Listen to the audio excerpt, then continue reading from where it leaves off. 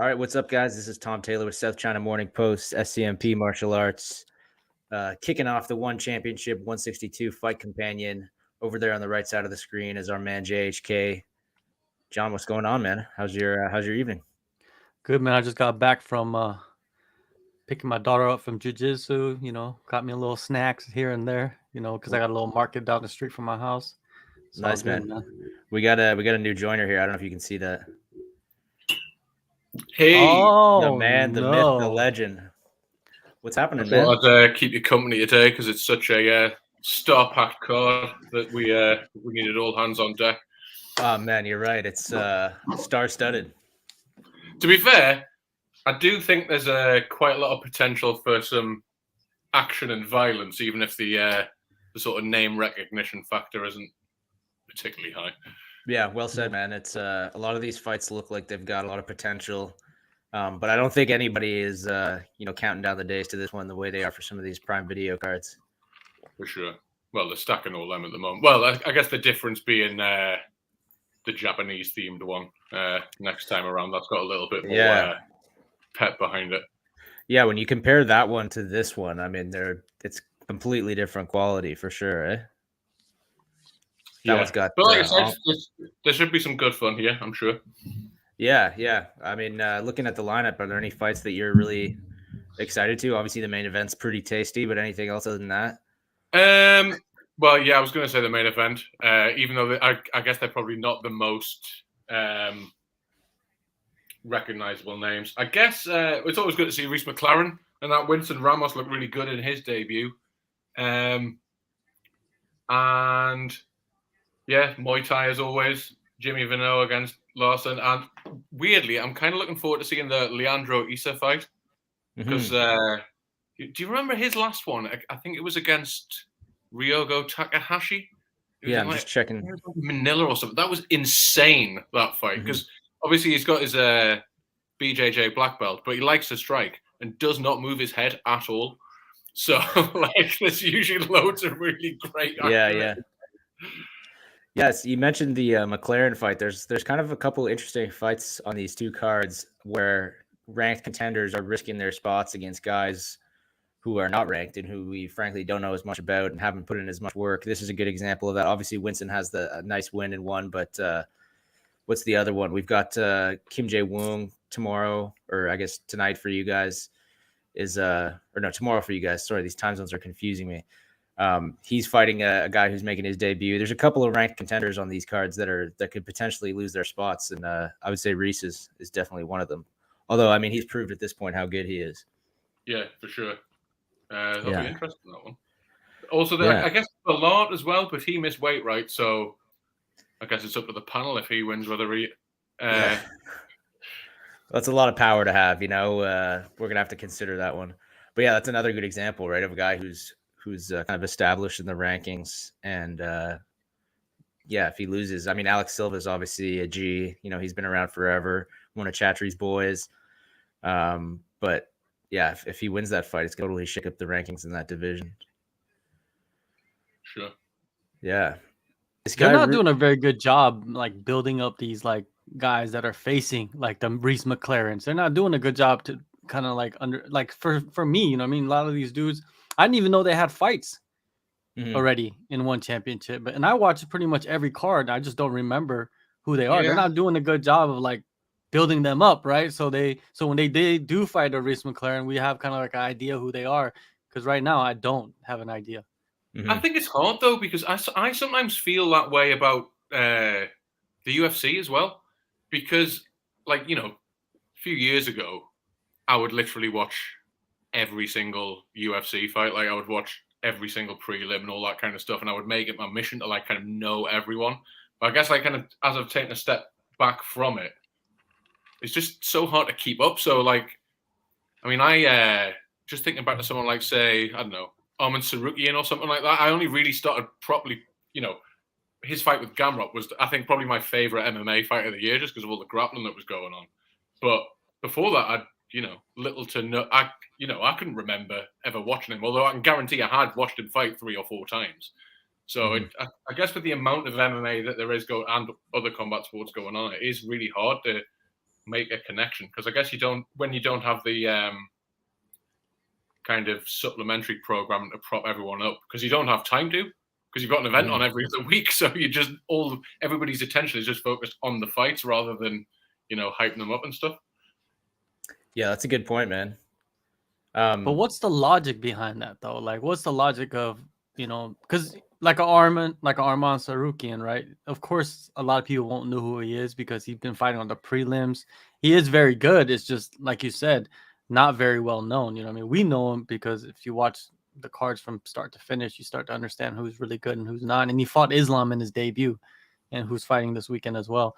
But in one championship, I wonder what's the logic, because you've built Reese into like this, like pretty much the best fighter. What is it? Bantamweight? He's bantamweight, right? He's flyweight now. Yeah. Flyweight, right? He's pretty much the best bantamweight or flyweight coming out of Australia that represents Australia in one championship, right? So you build him up into that. He's fought for titles, you know what I mean? Like, why are they bringing in these dudes? Like, like even with Martin, when he fought the guy he was making his debut as well against Martin, and he knocked out Martin. Like, now it's like, why are you doing this? Are the fighters just saying like, we'll just fight whoever you bring us to us, or is it the promotion pushing it on them? I wonder what's the logic behind all of this right now. Yeah, it's hard to say. Go ahead, Michael. I was just going to say, this seems to be happening a lot. Maybe there's a sort of a sense in one. It sounds a little bit kind of pessimistic, but maybe there's a sense that it's time to sort of turn over their roster a bit, get some new stars going as they push out onto prime. Maybe they've sort of figured that these guys like Martin and so on have kind of served their purpose, and it's time for a new era. So they're kind of throwing these guys to the wolves. I don't know. I mean, it doesn't make a ton of sense, but that's just kind of one theory off the top of my head. I guess part of it as well, though, is like, again, the size of the roster. Like, if you win a couple of fights, you're going to be getting pretty big fights in one kind of pretty soon. Also, again, like, I just wonder how they can, because if you're a guy like Ramos, who in his debut he beat that Korean guy Woo Sung Hoon, right? So I guess what do you do from there to really build him up? Like, what would you like to see them do, John? Just to, if you want to be like kind of elevated to this state, like, put out like highlights of them. You know what I mean? Like, do little interviews, because the thing is, like, a lot of these dudes, they don't really like. You need to speak English a little bit, right? Yeah. Or at least have the promotion, because if you don't speak English, the promotion has to kind of substitute it in some way, so we know who this guy is. Like, what is he about? You know what I mean? Because really, I don't know anything about Ramos, right? Even if he did fight one time, and he did have a good fight, still, I don't know really much about him. I don't even know what country he's from. Yeah. I'll find out tonight. I guess we've probably stumbled on the big solution there is they need to get them on Helwani's show. Really, loads of people as possible. Because I don't even watch Helwani's show, though. You know what I mean? So you see clips, right? Yeah. Well, because it's online. You know what I mean? So they need to have a Helwani show for one championship, right? They need to create something like that. So it's on social media. Because I follow all the social media for one championship. So whenever they put something out, I see it, whenever they're putting out, Stamp's only a dancer, and then they have a clip of her dancing the whole time, right? Like, stuff like that catches your eye, right? But if like Ramos was such a monster, or whoever else, you know what I mean? Because a lot of the dudes that they're matching up these like contenders with, or guys that have like long reigns at the top of the division, they're all from Europe. They're not really like marketable guys in America.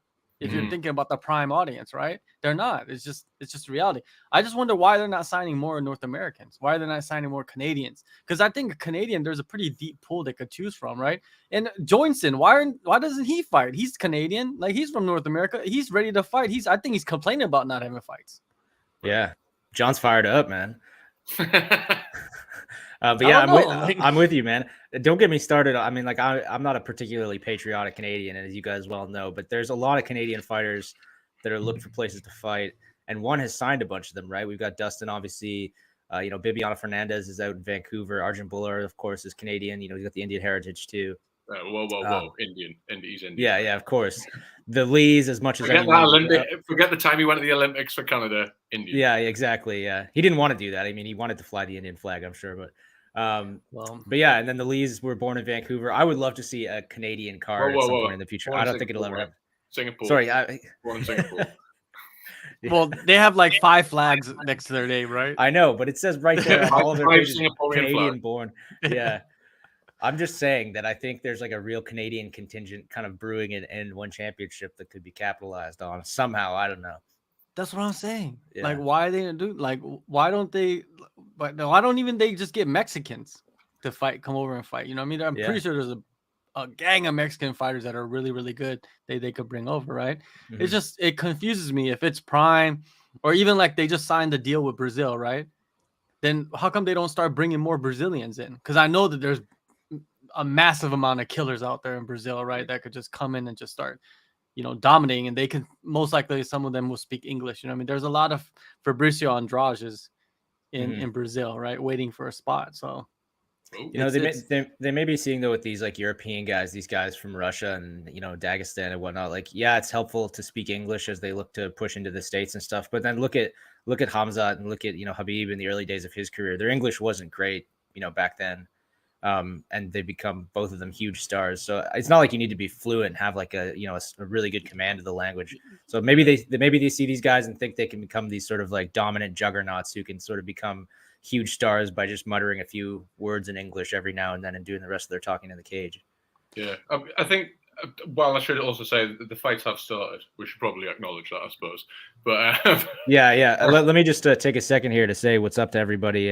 We've got a lot of comments coming in from some regulars here. AH, John KL, what's up? I saw Gordon in here. Yeah, good to see you guys. I've been putting some comments up on the street on the screen, but we as you see are in the midst of a passionate debate. So we're gonna stick with this. So if you want to continue, Michael, go ahead. By the way, is Alvin there making sure everyone's behaving themselves? No sign of Alvin yet, so it's it's chaos in the comments. Yeah, bloodshed, murder.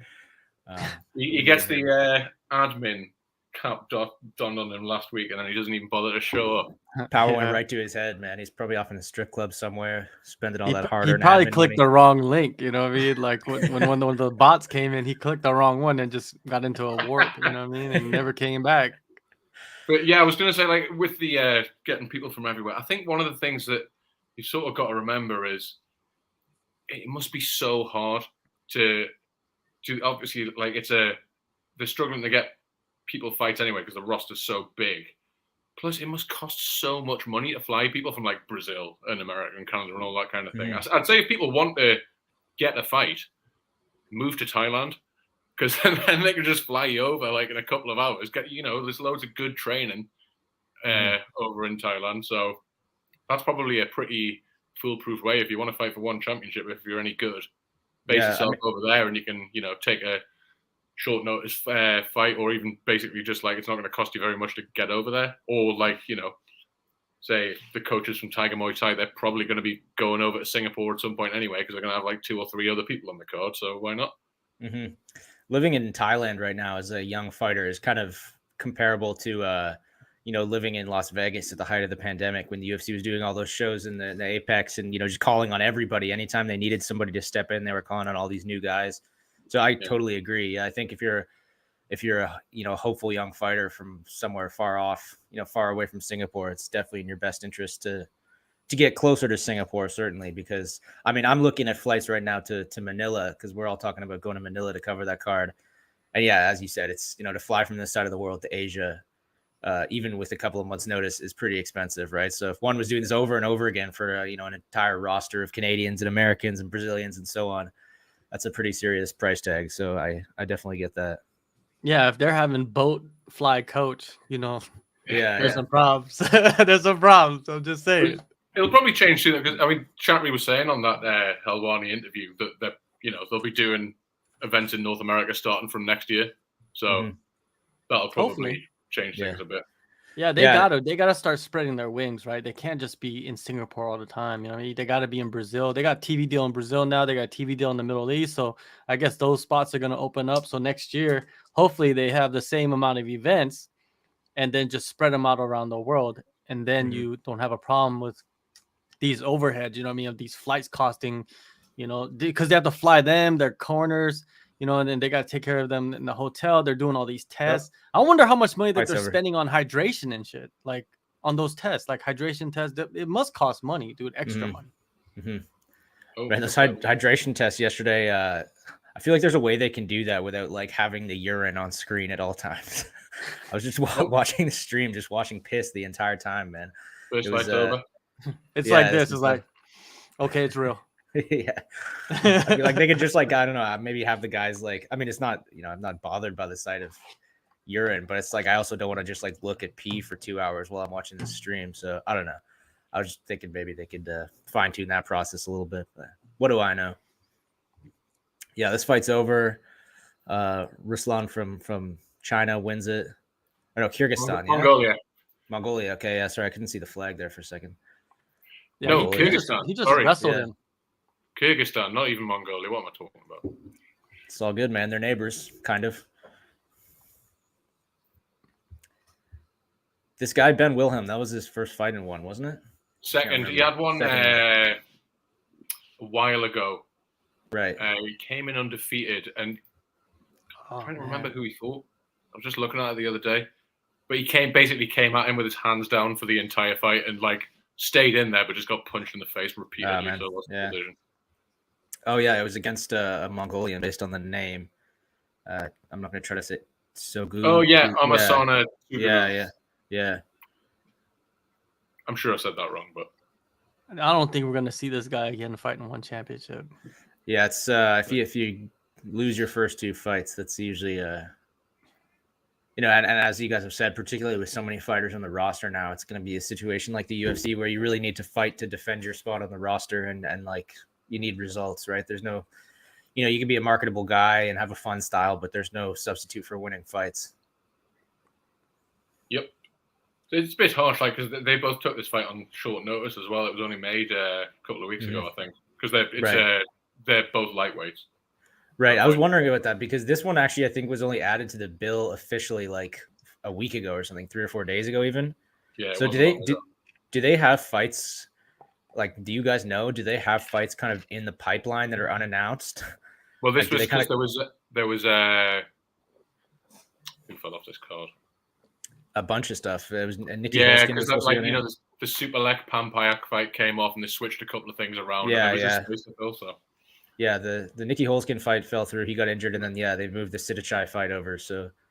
But my question is, for you as someone in the know, like, where did this fight come from? Is it just that both of these guys were nearby, or did they had they contacted these guys before and said you're sort of on like reserve for a fight if something falls through? Like, it's just I'm not that much in the know.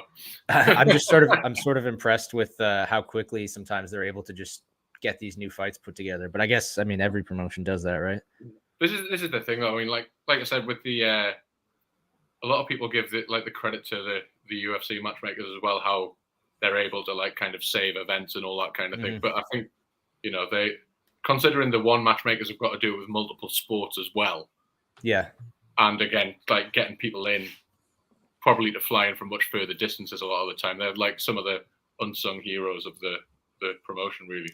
And I don't just say that because I know them, but for sure, flying them in and then also getting them up to speed on the hydration tests and whatnot. You can imagine if you're a new fighter used to the protocols elsewhere, particularly if you're from North America or somewhere further afield, you fly all the way, 18-hour flight, totally different time zone, 12 hours difference, and suddenly they're asking you to pee in cups all week and stuff.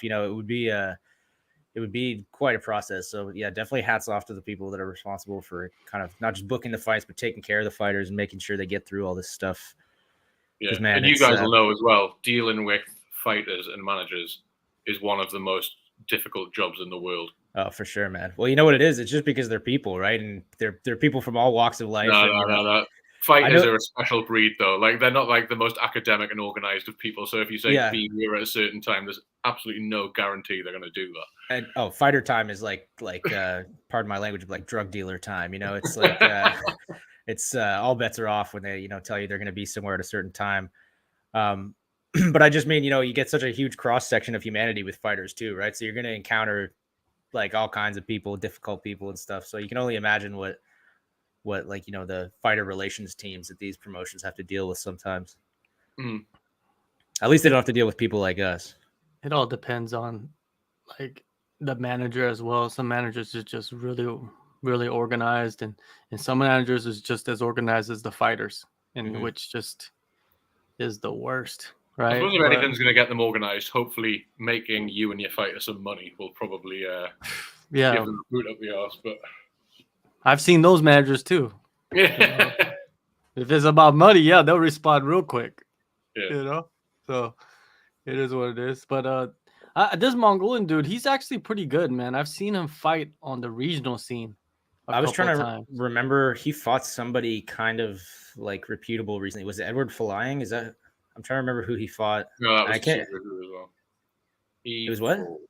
That was Sugahu who fought. Right, yeah. Oh, he fought Zhang Li Pang. I think that's what I'm thinking of, and Peter Boost or whatever his name was. Yeah, he looked quite. He looked all right against Baus because Baus was all right. Yeah, but yeah, he got knocked out straight away against Zhang. So yeah, he seems pretty good, John. What you were saying you caught him on the regional scene? Yeah, I think I've seen him fight on the regional scene, and yeah, he's been around for a while. It's not like he's a new guy. I don't think he's really like a prospect. He's a guy that's already pretty well seasoned. You know what I mean? Like he's got a ton of wins. Yeah, he's I believe that they were trying to get him on the Contender Series at one point, but then the pandemic hit, and you know that got thrown out the window, and then one championship picked him up. If he gets a little bit more experience at that the higher level, I think he's going to be a pretty good addition to that. He's lightweight, right? Yeah, and I'm just it doesn't say his age on Tapology. I don't know how far along in his career he is, but as you said, John, he's got a lot of fights. He was 18-3 before this. That's a nice record. I mean, presumably it's not all against top competition, but that's a nice record. And if he's presumably he's not like 36 or something, I'd say he can definitely make some waves. The funny thing is, like we thought is going off Tapology and Sherdog, we thought he was previously billed as something like 13 wins, but since his last fight, Tapology and Sherdog have added 5 more wins from Chin Wu Men organization because they just appear from nowhere a lot of the time. So he's actually got 18 wins apparently. Oh wow, yeah. It's got to be such a tough job, man. The record keepers at Tapology and Sherdog and stuff like that. I mean, I've heard them lament about it before, all these crazy stories about people trying to fabricate their records and stuff. But it's just more difficult as well. Coming from China as well, especially because it's just, I guess maybe they haven't always dealt with it, and yeah, there's just loads of stuff missing all the time. Like a lot of managers will tell us they've we're not actually 8-2, we're 16-3, and it's just well. Says In China, it's so isolated. The country is so isolated. It's like fighting in North Korea and saying you're 52-2. I actually am 52-2 in North Korea. I had a bunch of fights over there, man. Yeah, I snuck over there and fought 60 times, and I'm undefeated, all first round knockouts. Right? It's in China. It's just so hard to infiltrate and get the information because you got to be able to speak Chinese and write Chinese and read Chinese to go in there and search everything, right? Because they don't have the YouTubes and the Googles and the Facebooks and the Instagrams. They got their own thing going on, which sucks. It's China, let's get on the same track, buddy. Let's do the same thing. Come on, follow the world. Let's go. It's also a language thing as well, I guess. So yeah, so you got guys that actually really do go deep in there and use Google Translate and try to get the names and get the Chinese characters and search for them on the Chinese, what is it, Weibo and whatever YouTube thing that they got over there. And you see that sometimes, but man, it's hard to keep track. You know what I mean? What is it? Sherdog, man, they lost their position as the number one record keeping website, right? Tapology has just become the number one. A lot of people just because the name Sherdog has been in people's mouths for so long, they're like, oh, Sherdog. But really, Tapology is the best thing out there for record keeping. As somebody, well, John, you have the same problem, same issue. As somebody who's having to constantly consult records and just verify who fought who when and stuff. I always go to Tapology now. I used to always go to Sherdog, but at this point, it's not even I go to both. I'm kind of mixing it up. No. Tapology is just so much better. It's so much more thorough. They have so much more information. But Sherdog does tend to have a lot more details. Sometimes there's a lot more methods of victory, times and rounds and stuff that you don't always get on Tapology. But what I do like about show the referee is on Box Rec, you can see the guy's record when they fought them, sort of stuff, which gives you an idea as to kind of how strong the competition was and all that kind of thing. Yeah, But that's true. speaking of records, trying to verify, like, as part of what I do is like try to verify them. So to make sure no one's trying to pull the wool over or under eyes or anything like that. And obviously they help out the commentators and that. When it comes to Muay Thai and kickboxing especially, right, what's your record to this? All right, here we go. Let's try to see if you're telling the truth. 112 and 10. Yeah, you got to go check all of those fights. Come on, man. Yeah. So actually, and I will say for some of the athletes, they're very helpful. And some of them, like, I guess, keep their own record and that sort of stuff. Mm-hmm. Other ones, they're just like, I'm just like, how many knockouts you got? And they're just like, I don't know. Yeah. No idea. I can't really imagine that. Maybe it's just the kind of person I am. But if I was a professional fighter, I would just like, as a, maybe just out of personal pride, be tracking all of this stuff. I'd want to know how many wins I had and how many knockouts I had. But you're right. Some people just seem to be like, whatever. Like I've knocked a bunch of people out. I spent a lot of time doing that, like seeing exactly what records people have. I mean, luckily for, obviously, you can never check the entire records of like these Thai guys who've got like 200 wins and stuff. Mm-hmm. But I think for the most part, they are pretty honest about it. Mm-hmm. And whenever you see a Thai person with like a big extensive record on Wikipedia, apparently that's pretty much down to one woman in Bangkok who like keeps record of like everything. Man, that's awesome. I love stuff like that. Like I would love to talk to somebody like that who's just passionate about Muay Thai and is, a record keeper for the sport. There was a guy I know who's sort of been doing the same thing for Lethwei, just like updating Wikipedia pages for all these, fighters from the 50s and 60s and, even further back. And, you do this, there's no reward really other than, pride, I guess. And, just your passion for the sport. But it's pretty amazing, these people that are just willing to sink so much time and effort into, making sure all the information is out there. Yeah. Then even then, like, there's a chance, like, every now and again they'll miss like one or two fights because I mean, how can you keep up with the world of Muay Thai? Oh, when I'm writing stories for SCMP and stuff, if I'm writing about MMA fighters, I'll always try to include the records. But with Muay Thai fighters and kickboxers, I don't even bother, just because, first of all, I mean, who really cares if it's 130 and 50 or something like that, and it's just impossible to verify too, right? It's like, there's just no point. Because if you're in Thailand and you see like how many events are going on, just random events at like just outdoor festivals, just popping up somewhere, and there's like random fights going on, and you're like, oh, Saxeron's fighting this weekend at this festival in the middle of Phuket, and you're like, who keeps records of those things? You know what I mean? Like those fights actually are going on, and he probably won those fights, but there's no belts on the line.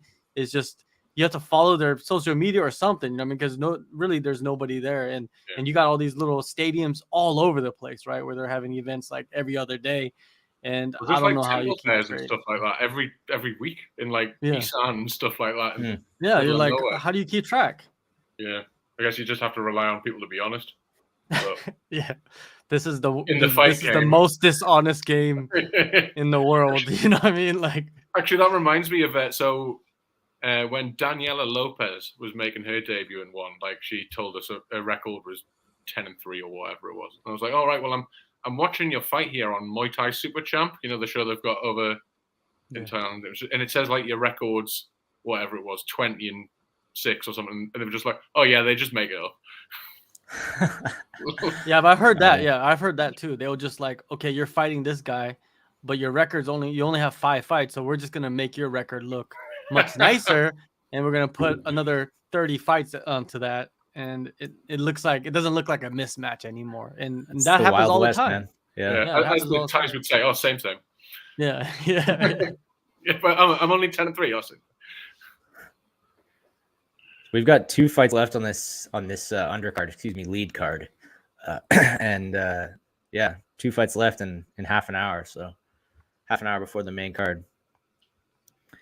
Here's a question. Zolsteg, I think that's Shine or whatever his name was, right? He was really exciting. He had that red card. I can't remember who he was fighting. And then, hasn't been seen since. I was supposed to interview that guy right after that. I was going to do this story about, the kind of Mongolian fighters coming into one, but couldn't make it happen. They were very difficult to get a hold of, obviously, and translators between Mongolian and English are, I think, few and far between. So I couldn't chat with him in the end. But I don't know where he is. Hopefully he comes back soon because people were pretty high on him, and obviously there was that hiccup with the red card, but he did look good in that fight.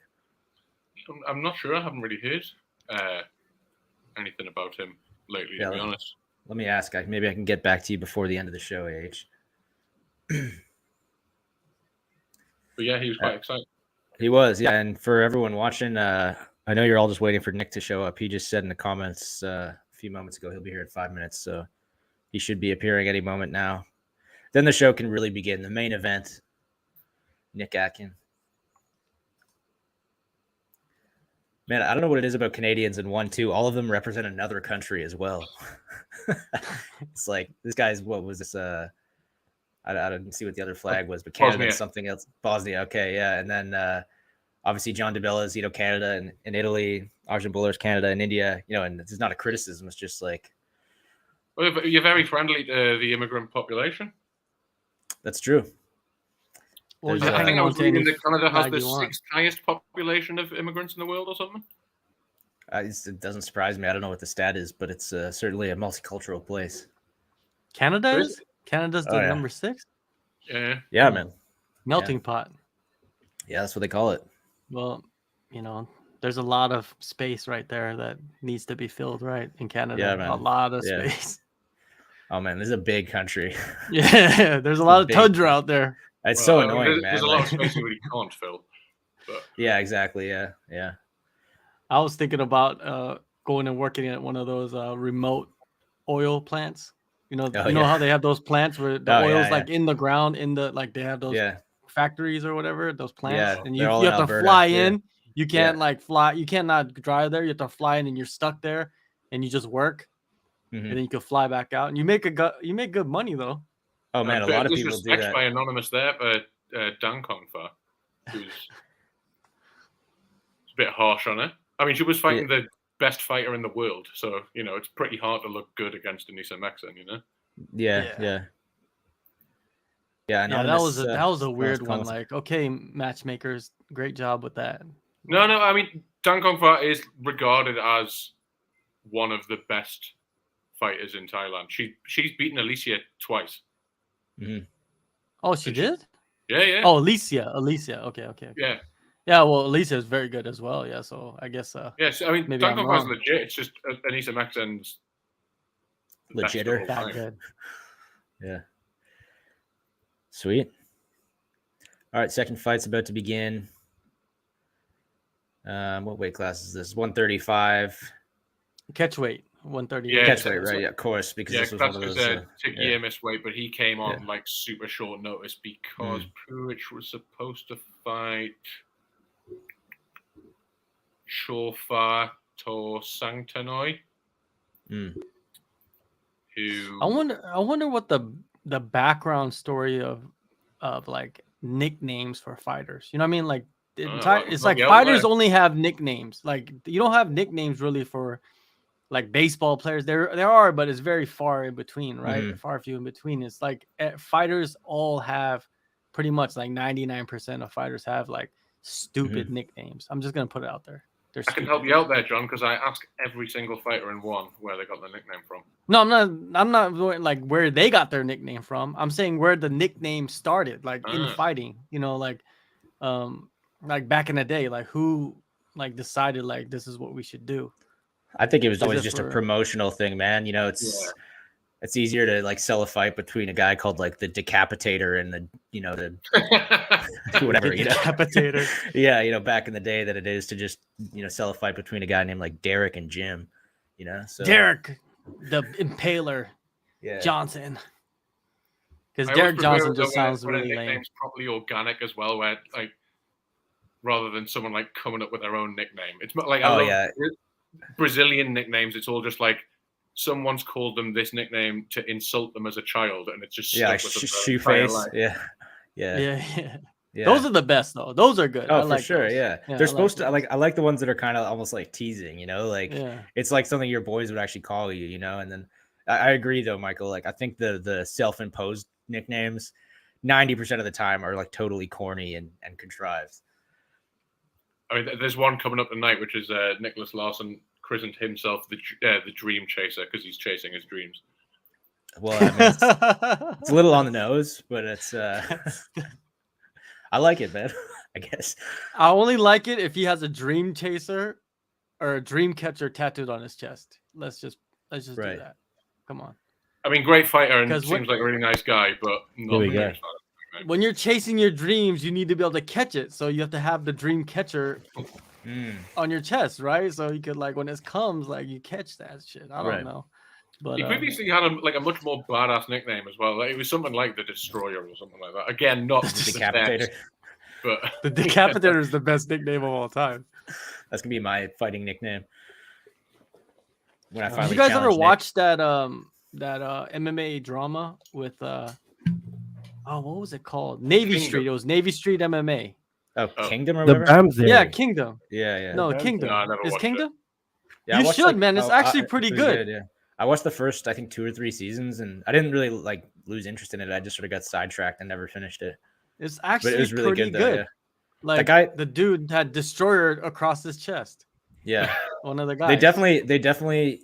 You could tell with that show that whoever was behind it was an MMA fan and did their research. Like it captured a lot of the nuances of the sports. That, like, Oh yeah. they had like Joe Stevenson was one of the consultants for it. Like, Oh, he you had, saw a like, lot of MMA fighters on there. Joe Like, you Stevenson, saw, I think, like, was actually had a coach. recurring He cameo. was the coach. Yeah, He was one of the coaches. Yeah. Yeah. You There was a saw couple Coach of, I think, Swanson a couple in of there. old Jackson's guys were like Yeah. full-time consultants on the Yeah. show. Yeah, I was sort of suspicious of Frank Grillo before that. I hadn't seen him in anything, and I just assumed he was sort of just like this veiny, steroid guy. But he was pretty good in that show, He's really like passionate. Like what is it? Yeah. Passionate about fighting. Like he had that show on Netflix as well, where he would go Yeah. and go to like I think he did Lethway and he did like Muay Thai and he did I like that show. Made me a fan of Frank Grillo. Before that, I didn't even know who he was. He was just some guy that was like a supporting actor in all the movies, right? But now if he's in the film, I'm like gonna check it out, right? So it's pretty good. What's up, I Nick? think this Nick's with fight us should be now. fun, by the way. Hey guys, Yeah. how are you? Oh yeah, hello. Nick. We're better now, man. Now that you're here. Oh, thanks. I see you've been holding it down. That's good. Thank you so Trying to, much. yeah.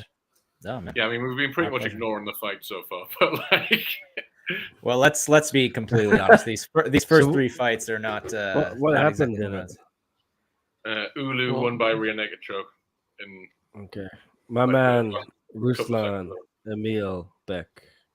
There's only been one fight, right? Yeah. But I Okay. think I think the main card's supposed to start at 8, right? And that's in 22 minutes. So these 2 fights are gonna. surely not. Yeah. Do you think this is not live? No, it's like 8:30. Main card 8:30. Oh, 8:30. Okay. Okay. Oh, Okay. damn. no more tape delays. Thank God, man. The Bosnian menace. Michael Owens is back, by the way. We need to make some sort of announcement there. Wow. I have to say, Michael, it was a shock when I saw you pop up here on StreamYard. He was mentioning to me earlier, a couple weeks ago, and I was hopeful, quietly hopeful. And I'm pretty glad much it doing came a to lot of fruition. while the events are on. All I basically do is like admin. So I Mm. figure instead of just typing at you the entire time, if you have us, I might as well. Ooh, come and these see dudes it. is throwing. Between you, Michael, and Drake coming on recently, and Dave last week, Chris recently, we're getting some a nice crowd on this show again. It's good to see, man. Bit of a Variety. sausage fest though, in it. We could do with some bit more diversity, I suppose. Yeah, Well, Yeah. another white male. I mean, Michael, come on, man. Yeah. Like, what are you doing? Well, I do represent Europe though. That's true. That's true. In That's Europe. true. Yeah, you're Team Well- Europe. I'm Team North America, I guess. Well, I'm gonna come back next week with a dress and a wig, and then we'll have a lot of diversity, then, right? Yeah. Have a lot of something. An I Asian think female. if anyone's going to try and stand in as the female representative, it's got to be Drake or Dylan because they've got the hair to do it, right? Right. Yeah. Drake's got the towel I mean, placement. he's too. got to maybe have a shave, Yeah. but like, Yeah. Drake's had a big old change up in his. Yeah. Was He's had a glow up, man, as the kids call it. these guys are absolutely going for it. Like, I mean, I was Yeah. expecting that from Puric especially, but Man, these dudes is throwing hard. This dude, Puric, is from like. Oh, Oh man, you're am I ahead of watching me. out a leg? Damn, Sam. I'm This guy- expecting something awful now. This guy Purich is from like 4 hours away from me. Oh! Oh man, I'm way behind. What happened? Man, he's checking the kicks really well. What? How did he get It's dropped? carried on. Oh He yes, got that's dropped. right, I thought, no. I'm I not tried gonna to- say what different happened. legs. I'm just gonna scream if something No, happened. I tried to skip ahead to get caught up, and I missed whatever happened. I just saw Wilhelm. Like what happened? Did he get dropped or something? Yeah. Okay. Left hook. Left Oh, hook. okay, and it was Purich that dropped him. Yeah. Nice. I like this But guy, Purich man. is doing a good job checking the kicks, though, man. Like really Yeah, I might add him to the list, man. We'll see. good. To the top Canadian. He mentioned Just to Tom's list. The list, man. Oh, here comes the dog. Oh, He's God. had quite a few fights on Bellator as well. Purich. Yeah, Okay. he's Oh, quite man, he's a martial throwing. arts Oh, renaissance this man. is a good fight, man. Like he's Has been he all just- over this place. Like because obviously I think he was born in Slovenia, grew up in Bosnia. Then there was a war there, so he moved. Hmm. Then he's ended up in Canada. Done a lot of fighting in Thailand and China. Then he did quite a bit of MMA, and that was back in North America. And now he's back in Muay Thai. So when he was in Bellator, was he doing the Bellator kickboxing or was he doing MMA? No MMA. I think he's had at least 10 fights or something. Damn, I like when one signs guys like this that actually have experience in 2 or 3 different sports. Like Daniel Williams is a great example of that. Obviously he's newer to MMA, but it's cool the guys that are actually able to jump between sports, and it's not.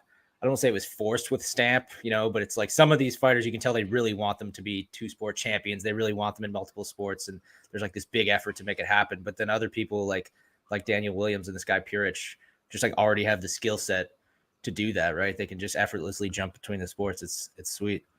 There you go. He's 8-5.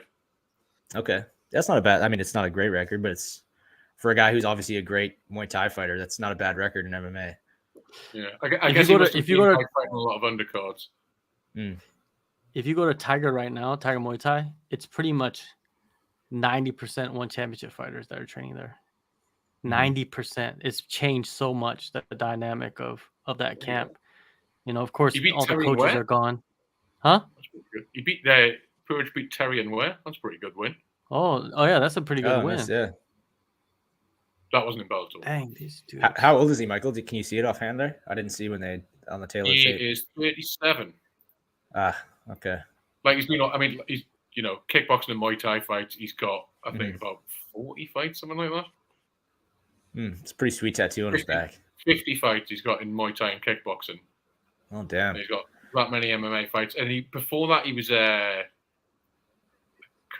Taekwondo. I think he won I don't know how legit it was, but he won like Taekwondo world titles and stuff. But obviously, don't get paid for that. So, well, that doesn't really mean. Wait, you don't get millions for becoming a Taekwondo world champion? Yeah. But like he was when I was like researching him for his first fight, he was talking about like one of the competitions he won. It was in like Australia or New Zealand or something. So I think that's when after he went there and won it. But it was such an effort to raise the money to get there, and obviously you got no payoff for doing. Obviously you got the achievement, but apart from that, he couldn't pay his rent off it or anything like that. So that's when he turned pro. Man, this is a fun fight. Purich is he's like a man. He's crazy. He's spinning and. I just wonder if he could maybe fight at strawweight, because when he fought that Kabutov, he looked quite a bit smaller than him. And the strawweight division needs fighters, so I think it'd be a good fit if he can make it. Mm-hmm.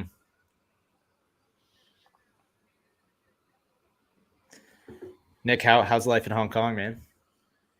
It's okay. Yeah, I just got my passport approved, and it's officially in the post. So I will be in Singapore next month, by the looks of it, for one on Prime Video 4. You can taste that Nobu breakfast buffet already. I can do. Although, I don't want to get ahead of myself. Who knows? This passport may not show up, and could take 4 weeks to get here. But it's a shame I'm not in Kuala Lumpur tonight. Maybe if I'd had one more week, I could have got there. But I'm having fun with the boys here, watching the fights on the live fight companion with SCMP Martial Arts. Sometimes that's all I need in life. I don't need anything else. I don't need to be there. It's with the boys. Here we As are. long as you got the boys, man. What else do you need? Who needs food Yeah, and we're- water? Ooh. Like and subscribe. That's it. And there's a hot pot being cooked in Oh man, the room next to me. I will be ducking out to grab some when it's ready. And I'm gonna do my customary ordering of breakfast that I often do when for these morning fights for me. Do that a little Ooh, later, spot but open there. man, that was a sweet sequence from Purish. None of that really landed, but it looked cool. He looks like a Tekken character. yeah. Oh, I like Tekken. Yeah, I love Tekken. Clark. There we go. There's the dog, Molly. So what did we talk about Lineker and all that? No, we haven't yet. So that was interesting, huh? John Lineker, Yeah, stripped of his bantamweight title. Who'd have thought, John Lineker?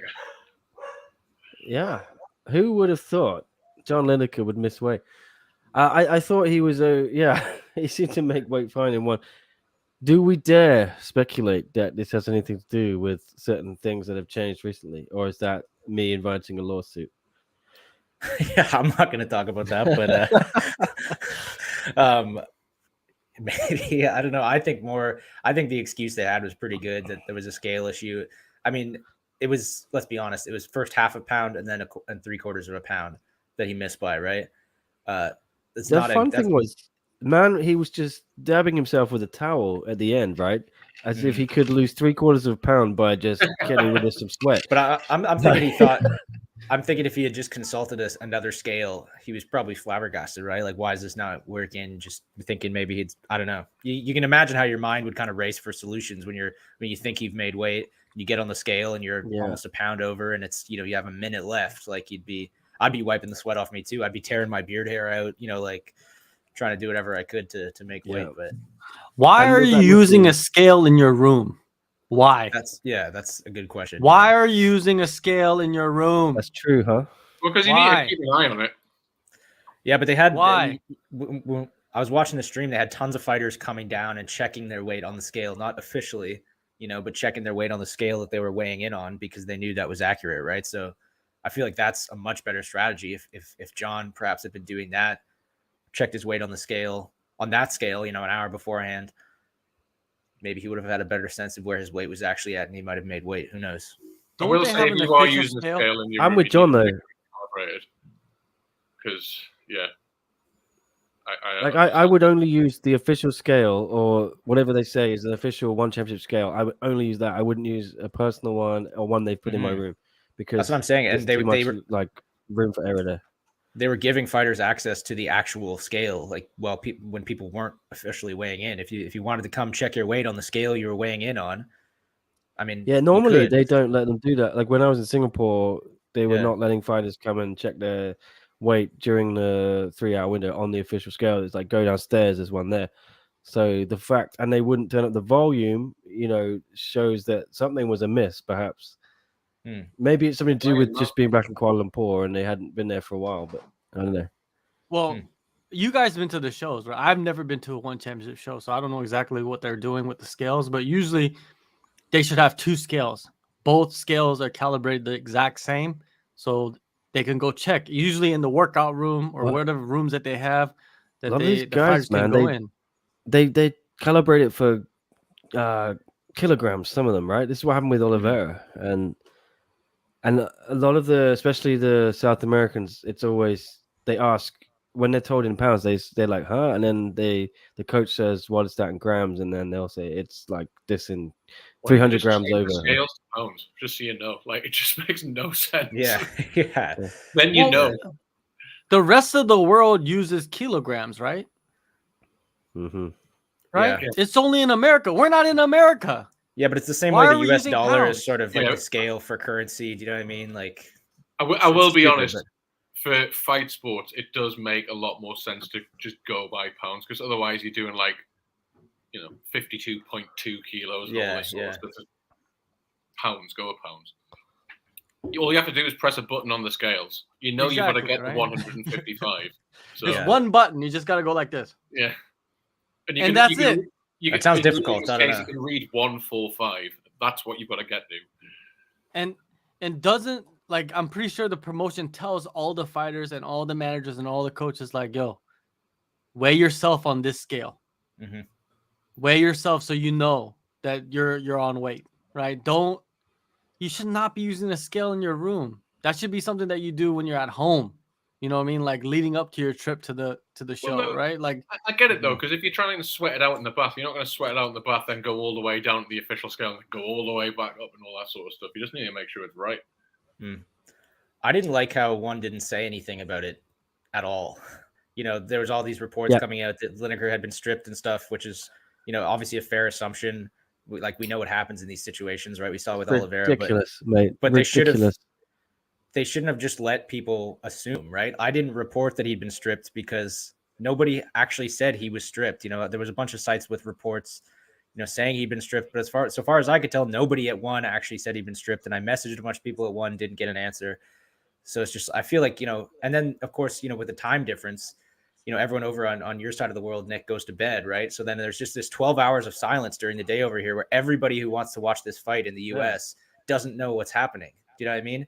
For an entire day, waiting for Asia to wake up, waiting to get answers on John Lineker. It would have been so easy for Chatry to just go on Facebook or whoever to go on Facebook and just be like, disaster strikes, Lineker won't be eligible to win the title, he's been stripped, and then just go to bed. And then everyone knows what's happening. They just don't want to publicize it, man. They don't want it to be... Yeah. And they feel like if they don't say it, people are still gonna tune in anyway, right? And yeah, I just feel like it would be so like people. This is the thing that one seems to forget, I think, and that I don't want to criticize one too much. But obviously, I'm a huge fan, but they seem to forget how quickly people forget about things in this sport. This sport moves so fast. There may be a bad headline attached to your promotion for a day, but within 24 hours, there's going to be something else that people are focused on. So just take the hit when something like this happens. Tell people what's up. And just trust that, you know, in 12, 15 hours, we'll all be talking about something else, probably this fight. You know what I mean? It's sometimes you just got to, you know, take the hit. I think it would have been much better than to just like just make it totally crystal clear what was happening from the get-go. But I digress. Well, wasn't it the manager of Lineker that revealed that he was stripped of the belt? See, but that was what was confusing to me. In MMA Fighting's report, which was the first one that kind of came out about this after ours, they spoke to his manager and he said, you know, he missed weight, explained the situation. But in his quote, there was nothing about him being stripped. And in fact, there was something that sort of suggested he wasn't sure yet. He said, we'll see what happens with John after or something like that. Right. So I don't know. I didn't like, it was just, I presume MMA Fighting heard from some source that he had been stripped and that's why they reported it. I'm not questioning like the legitimacy of their report. I just found it weird that there was like, nowhere on the entire internet was there anywhere in clear writing where it said that John Lineker had been stripped. It was just kind of weird, I thought. Is there a commission in Malaysia? No. Exactly. That's the problem. There's no commission. And that's the problem in the rest of the world, right? There's no commissions. And I'm not the biggest fan of commissions, but at least when there is a commission and there's something that happens like that, they do have to get the news out officially, right? Of what exactly is going on. And that's the problem. Mm-hmm. I don't know, man. John Lineker missing weight is like, what did you expect? Like, it's almost to the point of like, what did you? But it's weird because he only missed weight in the UFC for like 135, like going down to 130. In this one, you only have to go down to 145, right? For bantamweight. Mm-hmm. So he missed weight for 145. That's why I sort of believe maybe it was a scale issue because he made weight for his first fights without issue. Yeah. You know what I mean? I do feel like, you know, I don't know. I feel like I'm always giving people the benefit of the doubt on this show, but you know, human error happens. You know, it's especially when you've traveled across the world and you're doing all these tests and stuff. You can see how something like this would happen. And then, of course, it was less than a pound, right? So it's not like he came in 4 pounds over where he'd clearly mismanaged his weight. I believe what he said, that it was just kind of a mix up. Now, guys, while I have the mic, I just want to take a moment to announce that Alvin is here. Order has been restored to the chat. The sheriff has arrived. Where you been, Alvin? Drawn. And not only did he arrive, but he showed up with some beautiful wisdom and Alvinism, if you will. When things turn upside down, we as fans must look at the world from another perspective. Let's cheer and encourage all the fighters. I'm just perform well. dipping out for Wow. 5 minutes. I've got to update this story. Hang on. Dog is barking as well. He's got to go update this dog. That's what you got to do. That's a good point, EgoKind. Sorry. Is that Leon showing up at the door? Yeah. No, he's still captive in Bali, I think. Right. He's probably pissed that Nick is getting the hot pot and he isn't. Yeah, probably, man. Or maybe the kitchen's on fire because Nick left the hot pot unattended. The Lassie situation, the dog's saving the day. All right, what is this last fight on the prelims? I already forget. Oh, it's the Leandro Issa fight.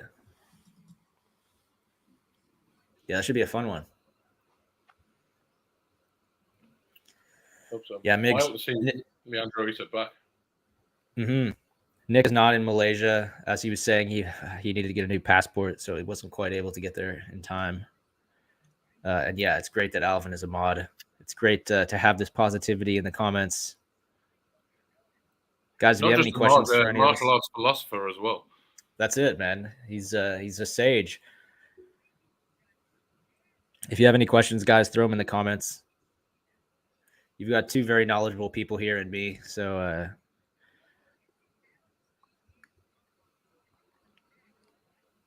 another nice quote here from Alvin, guys, if anyone needs some inspiration.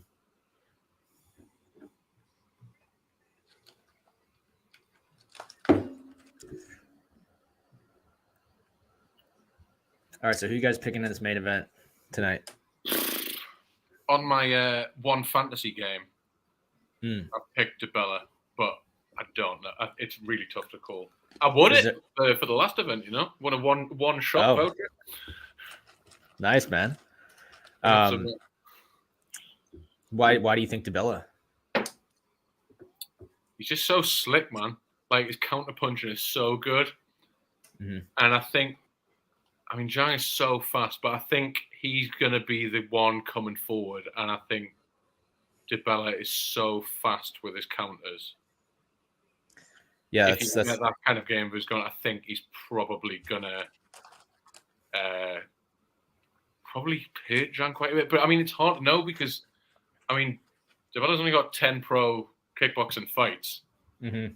And I'm not sure about how, he's looked great in the fights that I've seen, but I'm not sure how good the guys that he's fought are. Whereas Zhang's last fight against Zikrev, who is top, and he beat it, so which shows how good Zhang is. So I don't know. I've been going back and forth. Gun to my head, I'm going to say DeBella. Yeah, I'm going to agree with you. I think it's fair to say DeBella is a bit more of a mystery. We just know less about him, but yeah, like you said, he's fast. He's a good counterpuncher, and man, he's quite a bit bigger, longer. And at the weigh-ins yesterday, he looked like focused and determined and confident. Like he, not what you normally expect from a fighter making their debut in a big promotion, particularly in a title fight. He looked like he was totally enjoying the moment, totally undeterred by it. Well, he's one of those weird freak martial arts kids who's been doing it. Dad was a martial artist that's been training him since he was old enough to walk, and there's a certain degree of confidence that often. It's like the Lees, they're like that sort of thing. They just think they're untouchable, sort of thing, and with good reason for a lot of the time as well. So yeah, like I said, from the footage I've seen of him, he is ace.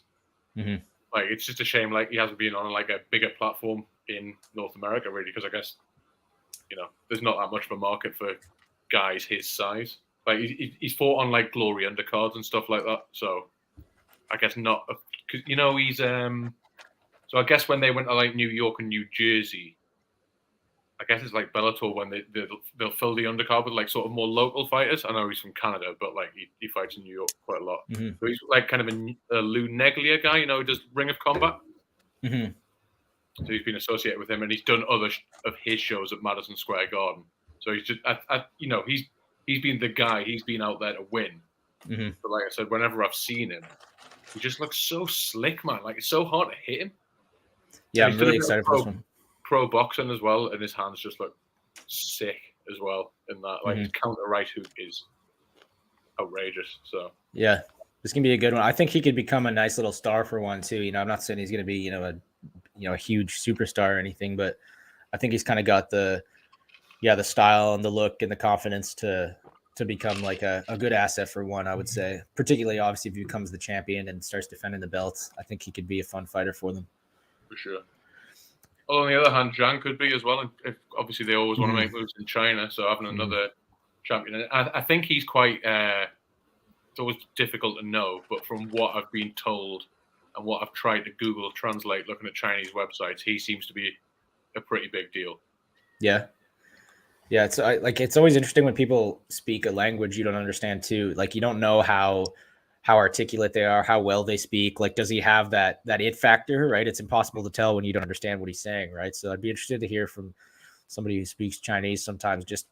I remember even back in the day with GSP, my French used to be much worse than it is now, and I couldn't fully like grasp what he was saying. And I was, you hear him speak English, but I'm like, I wonder, is this a smart, articulate guy when he's speaking his native tongue? How confident does he sound? It's something that you lose obviously when you don't understand the language.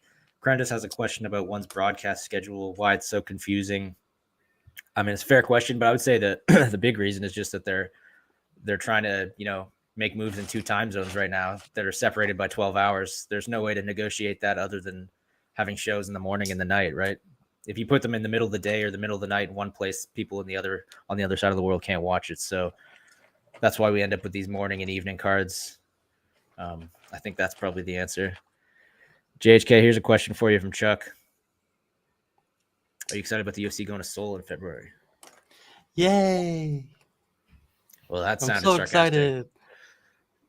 No, I'm not tripping, man. Like, I've been to UFC shows. Like, it's not, it's cool, but I get to see some fights. This guy, man, cool as a cucumber over here. And nothing gets this guy excited. But well, he knows he's not going to see like Edwards versus Usman 3 on the card. You know what I mean? Exactly. You know what I mean? Like, yeah. A lot of the fighters that are going to fight, I know them like personally. You know what I mean? Yeah. I was like, it's cool, but I've seen them fight before. Like, I've seen them fight at a younger age locally, and then now they're fighting the UFC. Yeah, I've seen those guys, but it's gonna be like I've never seen a Korean Zombie fight. So if he fights, cool. it'd be cool to finally get to see him fight before he retires. Oh man, they gotta do his retirement fight there, right? I mean, man. That would be so stupid if they didn't pull it off. Although, I guess they're working on a main event for him. Korean Superboy is gonna come back as well. Yeah. On that card. Yeah, so there should be some decent. Has he been doing national service or something? Because he's been out for. Nah, he's just been injured. Oh right. He's been injured. If Shogun and Frankie Edgar's retirement fights are any indication, they're gonna give Korean Zombies some like 22-year-old murderer or something in his final fight. Charles Jourdain. They're gonna give him Charles Jourdain. Probably, yeah. So he could knock out Korean Zombie. Yeah. Like he did Korean Superboy. Oh man, it wouldn't surprise me, man. But yeah, it's gonna be cool. I already got some stuff in the works, like some content in the works for that show coming up. Sweet, man. But nothing too crazy. All right, one fight left on the lead card. Right. That's the undercard if you need a translation. Fun fact for you about this fight. So Leandro Issa was on the first ever one show. And there's 2 other guys that are still with the company that were also on that show. Aoki? Edward Flying. Correct. One of them. And Aoki? Amir Khan or something? I can't. It's a bit of a trick question. It's Mitch Chilson. That is a trick question. That's a great question. I keep saying we got to do some one trivia on here sometime, somehow, have some prizes or something. But yellow shirts, that's what it is. Yeah, exactly. Or those like when Nick and I were in Singapore, they gave us little like the Toomey suitcase that the one championship belt is carried in. They gave us little like replicas of those. I have no idea what they're for, but we both have them. We have all this like one stuff that we could, hand out. Where did Nick go? He's probably fighting the dog. That's what he's probably doing. Hopefully he comes back after this fight, because I want to have my lunch as well. Yeah, cool, man. I can do it between codes. I just want to go to one show just to get some free stuff. That's it. To be honest, that's where I'm going. I've never been to one, so I'm making it my duty to go. Philippines, man. Yeah, I hope so. Fill not up even in the for free Philippines. stuff, just for the breakfast buffet as well. I mean, I know I go on about that breakfast buffet a lot, but it is absolutely sensational. Is this like at a specific hotel or something? Yeah, Nobu at the City of Dreams. That's what, like, when I went there, they that was, well, we weren't at Nobu, we were at, like, the hotel next door, but that's where you went for your breakfast buffet. All right. I love a good breakfast buffet. Oh yeah, but you've never seen anything like this. Oh damn, man, you're painting quite a picture. Have you been to the Singapore shows? Yeah, I've been to a couple of them. Yeah. So depending on what hotel you've been in, the most recent hotel I went in, the breakfast buffet there was fine. Nothing compared to Nobu. Mm-hmm. Like, it was like twice the size. The quality was better. It was just unbelievable. Were you at the Tokyo shows? No, man. Yeah, we there was a breakfast buffet at. We stayed at two different hotels there, and I can't remember if it was the first or second one, but there's a pretty substantial breakfast buffet there. It was like this giant atrium, like you could get lost in this breakfast buffet, but there was like 500 food items on tap and like one or two vegan things. So Leon was just eating like rice and like beans for breakfast every morning. Yeah, I once walked around the Mall of Asia with Leon for about 45 minutes trying to find somewhere where you get vegan food. It was like, can you get anything vegan here? And they were just like, this is vegan. And I had like pork in it. And it's just... No, man. But like, those breakfast buffet, I thought at one point, well, you know what it is? If there's curry in this breakfast buffet, I'm going to have some curry for breakfast. Because, you know, when in Rome, if people over here are eating curry for breakfast, thinking that it would be like some kind of mild curry, nah. Like, why are you having food that's spicy at 7:30 in the morning? It would wake you up, I guess. You know, maybe kind of get the brain moving, clear the cobwebs. Yeah, all right, here's curry your would be the last thing in my mind in the morning. Here's your boy Leandro. He's already got the the head movement of a fire hydrant here. Already a fun little fight. So this Belak, he's a BJJ guy as well.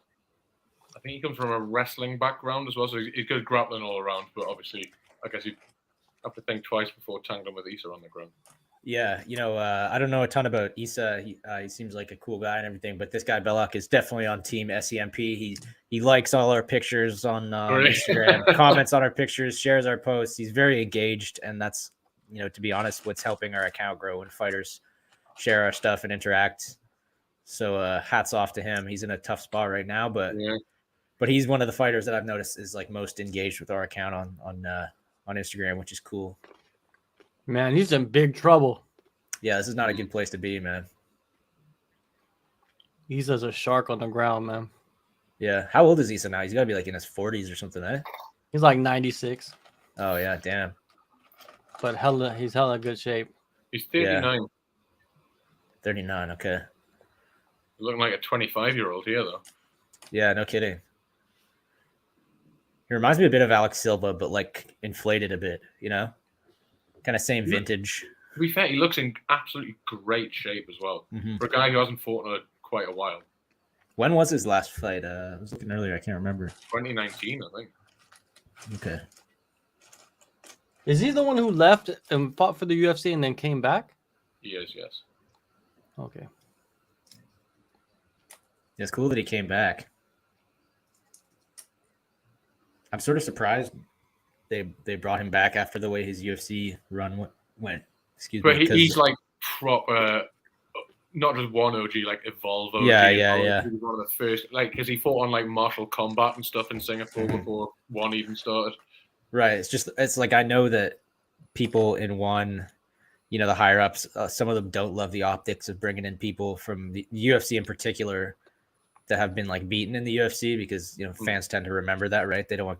It's just that I think they don't like the optics. Yeah. So it's interesting to see him get the call, considering I think he lost his last two in the UFC, right?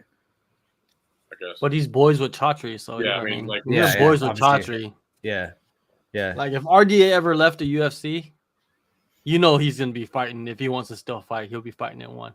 I was surprised they didn't make a play to sign Dos Anjos at some point because it would have been like a perfect fit, really. Yeah, I'm surprised that never happened. He was in Tokyo for I can't remember why he was there, if he was cornering somebody or if he was just there as like Chatri's guest or something, but he was there and he did some interviews and was at the press conference wearing an Evolve shirt. And I I thought for sure that something was in the works there, but yeah, clearly not. This is going to be a wrap in a minute, I think. Yeah. If it's not already on your stream. Mm-hmm. Not yet for me, but he's going for the arm. Nick, our boy. You got out. Our boy Artem Belak from Instagram, Nick, is getting thumped. Yeah, I'm watching. Yeah.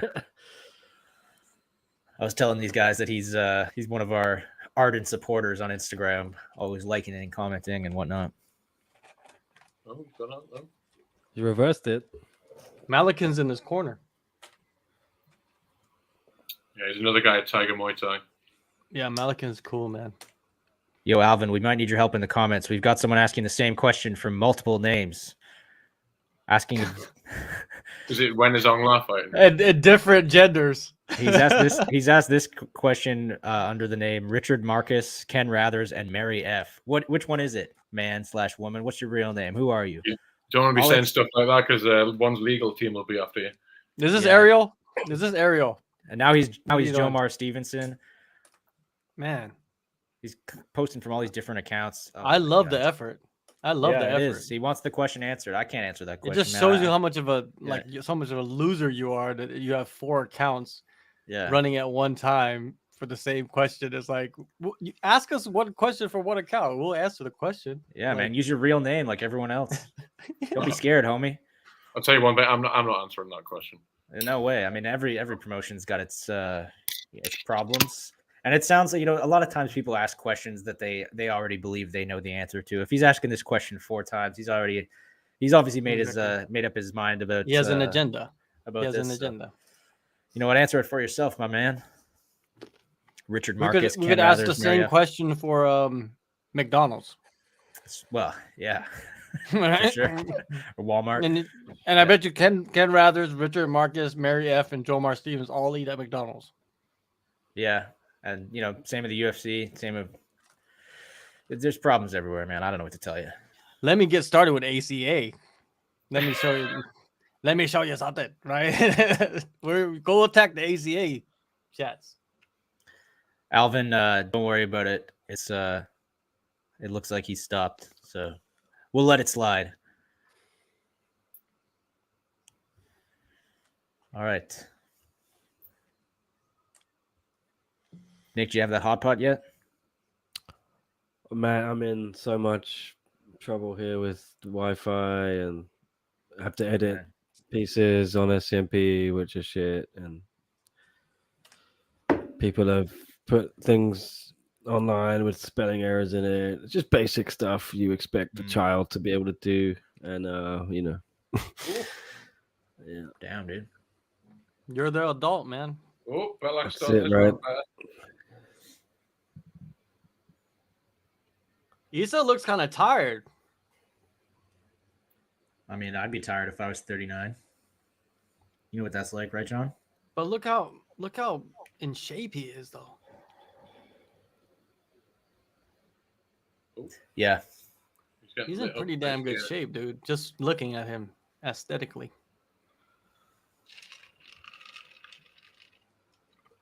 On my one fantasy, I think I picked this as a 3rd round stoppage for Belak, actually. So that was a bit of a sexy pick, though.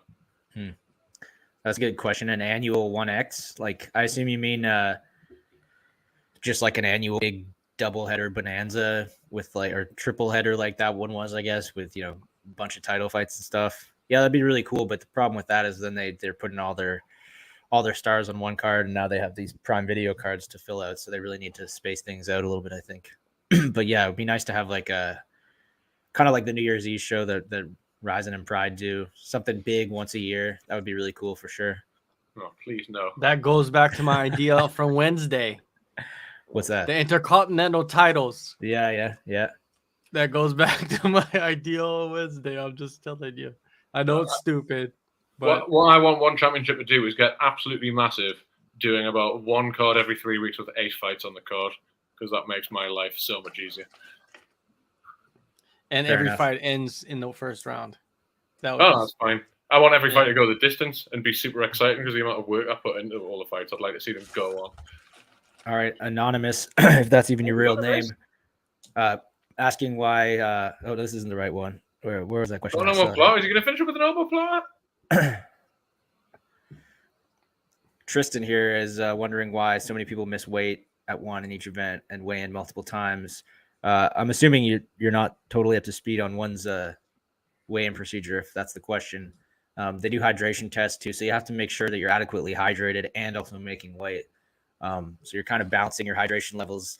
You want to keep those up as your weight's coming down. It's this very delicate balancing act that obviously a lot of fighters haven't gotten the hang of yet.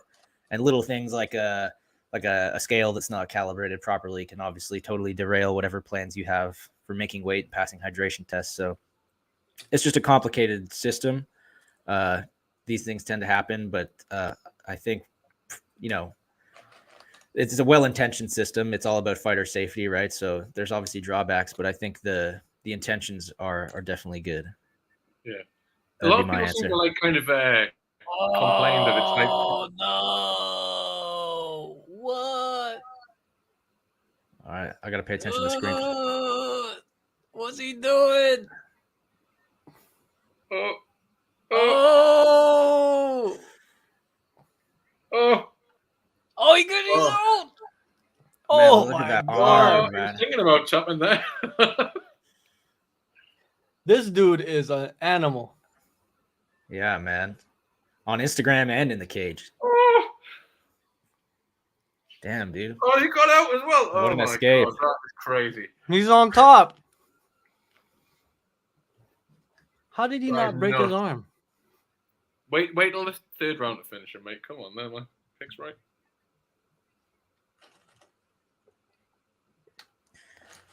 Alvin, if that's true, take out the trash, man. We won't have any of that here, man. What's trash? Alvin was saying that one of the accounts that person was using to pose all those questions had said something unsavory in one of Drake's shows. So let's get him out of here. Let's 86 him. I wonder if Alvin's gone a bit mad with power here. I'm not sure if he can knock someone off for saying something bad in another show. I think. Well, they were using 4 different accounts to ask the same question. I feel like, okay. Yeah, maybe I don't know. We'll see. It's a judgment call, Alvin. Do what you got to do, man. Oh god, this fight's great. It's so crazy. It's going. Oh man, I think the Russian's gonna win in the third round, dude.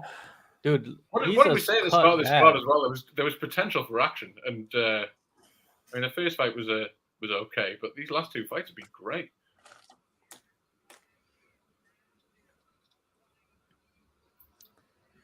Yeah, Tristan, following up on what we were just discussing, I think the hope for everybody is that eventually they'll be able to streamline this process and work out the kinks. The fighters will get the hang of it.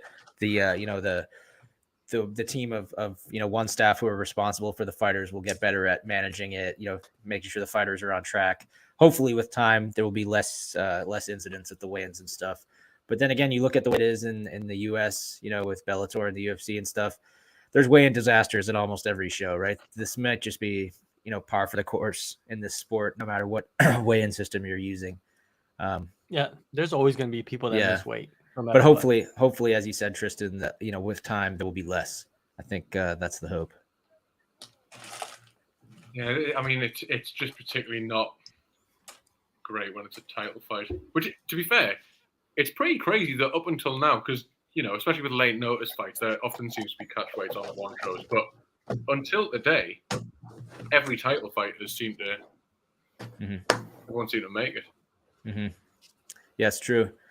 Shimazu, welcome back. Good to see you again. Shimazu is one of our regulars, answering a question for us in the chat. Yeah, this undercard is. Oh, he's gonna get TKO'd here, man. That put this striking from Issa, he is gone. Yeah, Issa is done. Look at him. He's got cuts on the back of his head, his forehead, under his eye. Look, you see that? He's got the dot in the forehead, just bleeding. God, he's gonna be gutted as well. Lit up. So close to finishing a couple of times as well.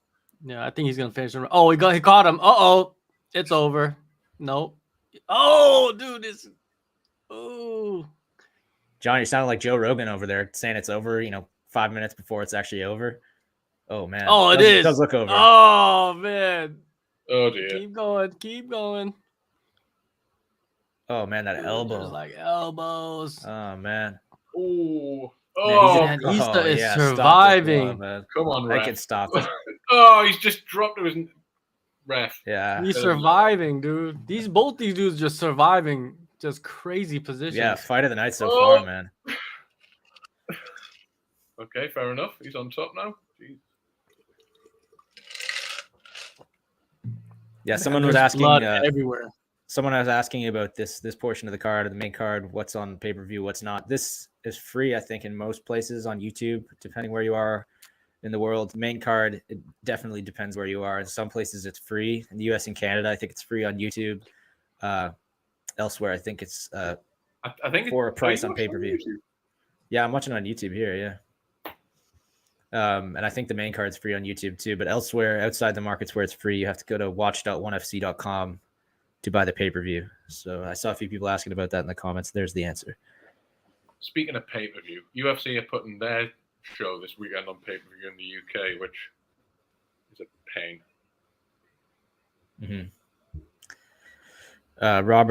Roberto, what channel is it on for pay-per-view? I can't answer that unless I know where you are, man. And even then, I probably won't be able to answer it. Watch.1fc.com.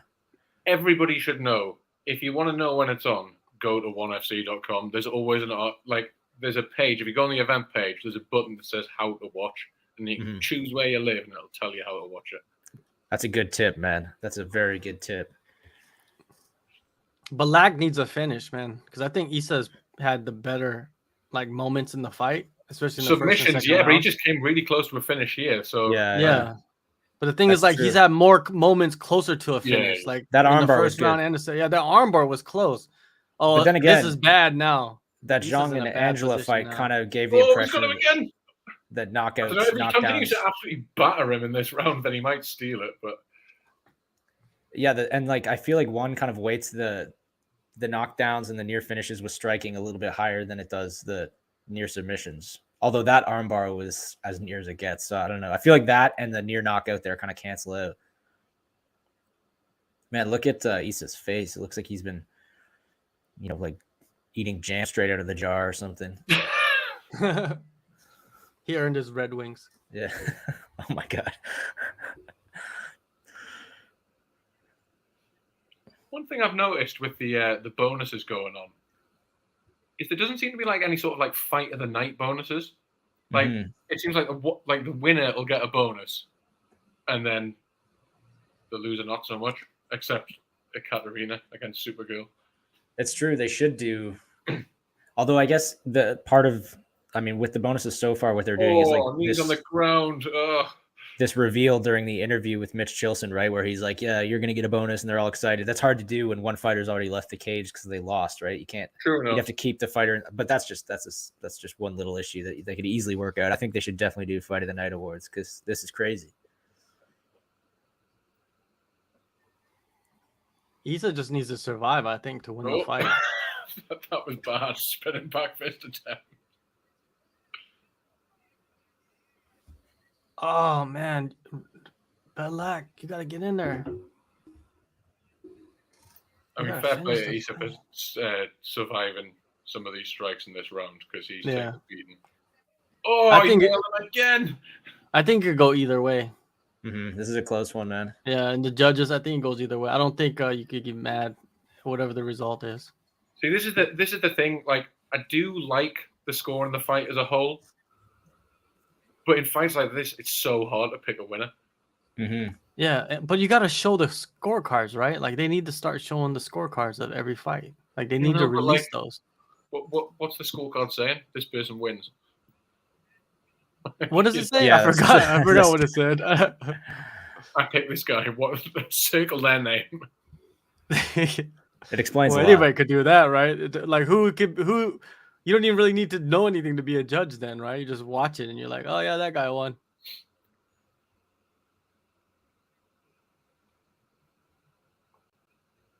But sometimes, they do seem to kind of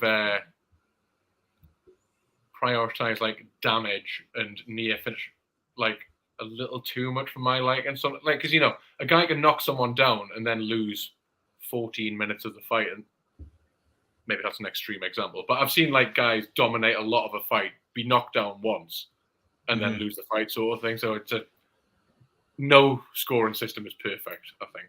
Right. Yeah, that's a good point, man. I sometimes exactly that. There'll be a knockout in the first, 30 or knockdown in the first 30 seconds of the fight, and then the other person will, not have much success for this. Have you seen Malikan's shirt? No. It's a chicken with Arjan Bullet's head off. Oh, that's awesome. That's awesome. Man, I feel like that fight for a while I was really hyped for it, and probably when it eventually happens, I'll be hyped for it again. But at this point, I'm almost tired of hearing about it. It's just been teased too many times. I've sort of we haven't seen Arjun fight in forever. It's lost a lot of its luster. I would like to see Anatoly fight somebody else in the meantime. Like, I know Arjun's supposed to be ready by January, but I just feel like they need to get this division moving. Like, I don't know. Maybe it's just me having a short attention span, but I feel like good win. Percy, this is a good question. Sage Northcutt still with one. Yes, he is still under contract. Who knows if he's going to fight again, though? I don't think he will, man. Was it a split decision or unanimous? I don't know. I didn't hear. Yeah, I've got the sound off. Yeah. I'll check in a second. But yeah, and presumably that was a hell of a fight. If Herb is in Singapore right now, he's not going to make it to Abu Dhabi for UFC 280 in 24 hours. I don't think he's reffed a UFC event in a while.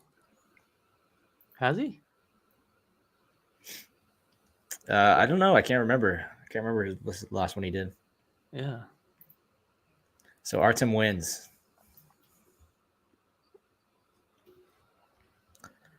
That was a fun fight, huh?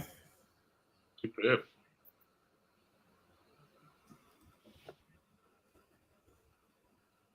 Unanimous decision. Did he just shout out SCMP in his post-fight interview? Oh man, I wish, man. Be the highlight of my week. I think he did. I think he said go follow the SCMP Instagram account. You're kidding. Shout out to the boys. Okay, I have the sound off. You sounded very sincere. I was really excited there, man. Yeah, I think that's the last thing on his mind right now after going through that. It should be the first thing, man. He owes everything to us. Good for him, man. That was a crazy fight. Yeah. He did beat the hell out of Issa in that last round. Yeah. Well, yeah. He landed quite a lot of good strikes in round 2 as well, to be fair, as well. Mm-hmm. Said as well, quite a lot. Is that the second round or the first round where he almost got armbarred? Second round. Second round, he almost got armbarred, but he had landed a lot of strikes. How did he survive that? Yeah.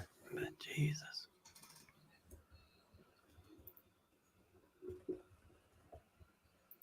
You know his arm's going to be hurt tomorrow. Mm-hmm. It probably hurts right now. Yeah, man. That was a good fight. Front runner for fight of the night so far, obviously, but we've got some pretty crazy fights coming up. I'd say the way with one, though, even these ones with no name value, they generally deliver some good action. It's true. That seems to be the way in a lot of promotions. It's the undercard fights. Sometimes on the UFC, you don't see a lot of name value on like a fight night prelims, and then there's a lot of pretty boring fights. Right? Yeah, it's true. This is a big weekend for fights, man. Between these two cards in the UFC, we got a lot going on.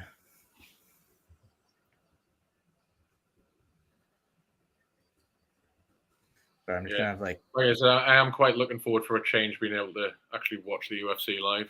But the card tomorrow starts earlier than normal, right? I'm assuming. Yeah, that's good. Yeah, it's nice for me that I'll be able to watch it like during the day. I'm getting older, man. I just can't stand these fights. The main cards start at 10 p.m. here. It's just like I don't want to stay up all night watching these fights. Well, once again, think of us in Europe, man. Of course, yeah. No, I know a lot of people have it much worse, but it's I guess there's no time they could put it at where it works for everybody. Somebody's always going to get screwed. It used to be, thing is, when I was a student and stuff like that, I used to go to the club, get home at 3 a.m. and the main card would be starting, and watch it when I had a cable subscription to the channel it was on at the time, and that was great. Right. But couldn't do that now. Yeah, no kidding. All right, so main card should be starting any moment now. What do you guys think of the Liver King? Oh man, I have no knowledge of Liver King. what he eats a lot of meat and like throws chains around and goes for long walks. Like, what's his? Is there more to him than that? Well, I went today to the market and bought 600 grams of beef liver just because. Are you gonna eat it raw? No, I won't eat it raw. Come on, man. I'm not that crazy. Are you a liver guy? Like, have you had liver before? Is it something you like? Yeah, I like pig liver. I used to hate in liver. Korea. Yeah. In Korea, they sell like pig liver, like with this like I don't know, blood sausage. They sell blood sausages here on the street, which are very delicious, and they also sell pig liver with it. So I eat the liver as well. So I just thought, I just read that liver is like the most nutritious part of an animal's body, and I was just like, what? Yeah, I was like, what are you talking about? So I was just like, let me go check this liver stuff out. So I'm all down for the liver. Like our black pudding, right? I don't know exactly, to be honest with you. JK, here's a question for you popping up on screen. Do you not remember Chris Dawkins on your show even complained about Herb being bad stoppage on Davis versus Martinez? I don't remember. Like, my brain is shot. But Bethany, if you remember, all the respect to you, because I don't remember, to be honest. Like, there's so much like MMA going on that I don't remember what happened like 3 weeks ago. And I do recap shows. And then after the recap shows, I don't remember even what I said on the show. And then people attack me in the comments. And I enjoy it because it's so funny that people get angry about things I say. Like I said, there was a you'll see people in the UFC now and just like, oh, I've never seen this guy before. And then it turns out like you've watched them fight like 4 or 5 times. Yeah, exactly. Whereas back in the day, again, like I could probably have told you every fight on UFC like 50 to 100, where it was, who won every fight, etc. Me, I don't like.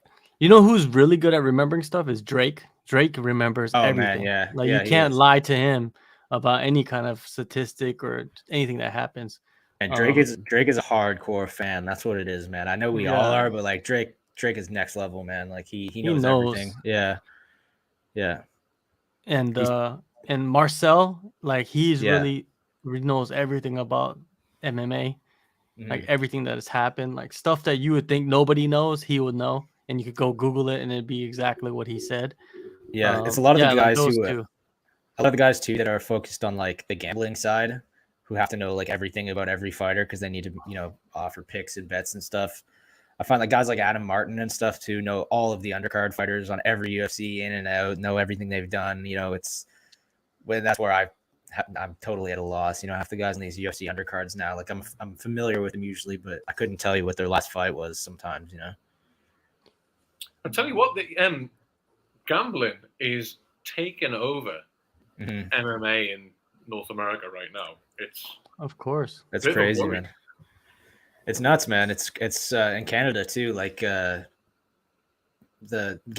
online gambling was just recently legalized in a bunch of provinces here and stuff. And since then, it's just been like you can't escape it. Billboards everywhere, bus ads. Yeah, it's nuts. Football's like over here. It's like it's a disaster, man. Like I know loads of my friends have had gambling problems. Like since of how ubiquitous it is with football, and obviously you can just do it on your phone now, and then you've got those idiots. Who's that guy that's on the Contender Series with the permatan and the white teeth, who gets all his picks wrong? That Gianni. Oh, the Greek, Gianni the Greek. The guy's so obnoxious, man. He sounds like he huffed a balloon full of helium. I literally saw him say the values with betting on underdogs. Like, no, you mug. That's how you lose money. Yeah, he's a guy that he talks without closing his mouth. He's like, I tell you guys, he looks like a guy from Las Vegas, man. That guy, like if I encountered him somewhere out in the world and had to guess where he was from, like Las Vegas would 100% be my first guess. He just reminds me of someone from the Jersey Shore. I don't know why. I just think He's like a bit of a fright, like, isn't he? Yeah, but yeah, maybe hey, a nice dude. Who knows? he must be doing something right. He's on the shows, right? He's And we're not. He's not. not. So. Not making his picks right. Yeah, but hey, it doesn't seem like anybody cares. Yeah, maybe that's maybe it's like other professions where it's good to have a little controversy following. It keeps people talking. Maybe it's in his best interest to have some losing streaks every now and then. Of course, then he could Not be as like, big "I of a told you lose- so." If someone was following his bets, they'd be bankrupt. Exactly. Yeah, and I'm sure lots of people were. Honestly, Lesson to all you people out there: don't gamble. It's bad. I mean, I gamble, but like, so do I. But don't do it. Yeah. I can't gamble. That's the sucky part. Like in Korea, gambling's illegal. Like any kind of gambling. Healthy. Somebody was asking about betting on one fights, and as I've lamented many times on these shows, I wish I could bet on one fights.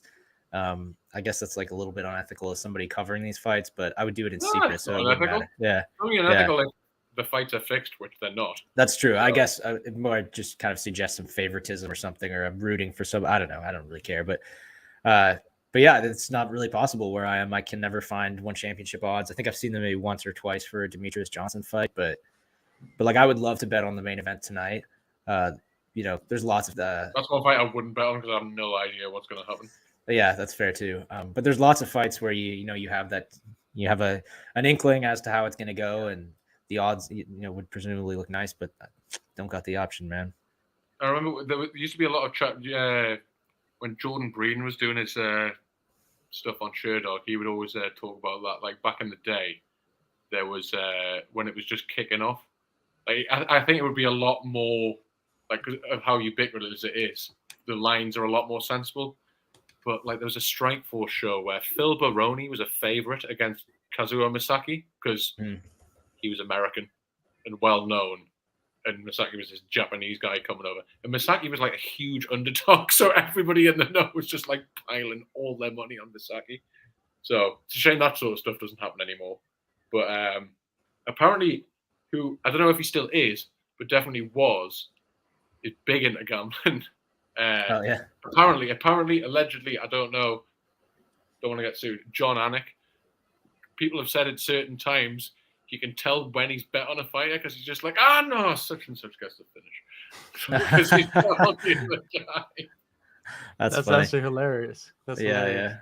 Yeah. Well, he's made no secret of the fact that he gambles a lot, and I would say he's consummate pro. Like he may have reactions like that you can detect if you're sitting beside him, but on the broadcast, there's never any indication that no. Yeah, he's I'm gonna throw up some comments here. Well, here's it's illegal to gamble, but here's a parlay that I have for tomorrow's night's fights. Mohamed Makayev, Manon Fiorot, and Gamrot. That's the 3-pick parlay. That's a good parlay, man. Gamrot a favorite? I got a bunch of bets on the fights tomorrow. Is Gamrot a favorite? I'm not allowed to bet, but that's a parlay that I have. That's one of the parlays that I have. The other one that I have, I'll let you guys know. I have Charles Oliveira. These are all underdog parlays. Charles Oliveira, TJ Dillashaw, Sean O'Malley. That's another 3-fight parlay I'd have. Just picking underdogs. If I win, damn, I win a lot of money. I got money tomorrow on Caitlin Chukagian to win by decision. Yeah, that's a fair bet, but I think she's gonna lose. If she wins, it'll definitely be by decision. Let's not act like she's gonna go knocking anyone out. Well, she'll win with sounds. Yeah, exactly. I did see another thing earlier this year. It hasn't worked out quite as well since, but like about halfway through the year, if you'd put like 10 quid on every woman's fight to end by decision, you only would have lost like the amount of money you'd be up was so high because there'd only been like 2 that hadn't gone to decision. Wow. Damn, that's actually a pretty good bet to make, huh? There's been quite a lot of finishes in women's fights recently, actually, but because I've lost some money. Bet. When you get a smell of like that statistic, that's when everything goes wrong, you know. I've won some money doing it as well, but I'm probably a little bit down. No, but Fiorot, she actually makes a lot of sounds herself too, so the sounds are going to be pretty incredible in that fight. Like she likes to scream when she throws punches too. So, but I think she's just will be more like she's gonna be more like of a killer in there. I think that's what's gonna happen. I think she's gonna win that fight. I think she'll maybe finish her. To be honest with you. Mm-hmm. Who's fighting up? Oh, Y2K's up. You know Y2K. Yeah, He's a wild man. This is an interesting fight, I think, because well, first of all, Echo is he's got 6 first-round finishes in a row. No one's ever done that in one championship. What? And Y2K is on a bit of a losing streak. Not Keys to great on the victory. ground, but obviously he's pure lethal striking. So, Mm. but one of the fights that, and also, did he beat Gurdishan Manga? Close fight. That was another one of those ones that could have gone either way. Are you at the local restaurant? I'm having some technical difficulties, so I'm relocated to the living room. Yeah. That's the hot pot is here. I had a little bit. Yeah. Some good stuff, actually. Yeah. I just quickly had a bit. And, I'm settling in now for the main card. Thanks, man. Welcome back. Yo-Yo's debut on the stream. Oh, hi. The famous Yo-Yo. What's up? She never watched one championship before. So. Hi, Tom. Oh, man. Buckle up. You're in for a wild ride. How excited are you for Echo Ronnie Saputra? Love his green hair. Yeah. Yeah. Nick, I assume you've told her all about the real-life superheroes and the greatness and integrity she's about to experience. Yo-Yo likes unleashing her greatness every day. Don't yell. And with that, she's gone. Yeah, she's moved like 5 yards down the sofa. Well, good to have a full house here. I'm just updating this. I'm still kind of finishing this little update in this article. So forgive me if I'm quiet for a second. Sorry, I had to. We had a little emergency on SCMP. Crisis averted. Formula E, remember that? No. It's like the electric Formula race. Okay, yeah. Right. Yeah, thinking about coming back to Hong Kong. But... Hey, there's an interesting question that I saw online today about journalism in MMA. It's like it doesn't exist. Like there's like a percent, like 5% maybe of like actual journalism happening in MMA. And I was like, if you really think about it, is it true? Is it true that like there's not much journalism really going on in MMA? Maybe, you know, there's media, there's MMA media. Yeah, there's reporting. But, there's not. Yeah. But like journalism, like actual journalism, like how much journalism is actually going on? You know what I mean in MMA? Mm-hmm. And I was just Fair like, question. it's a tricky question, right? Like, yeah, I don't know.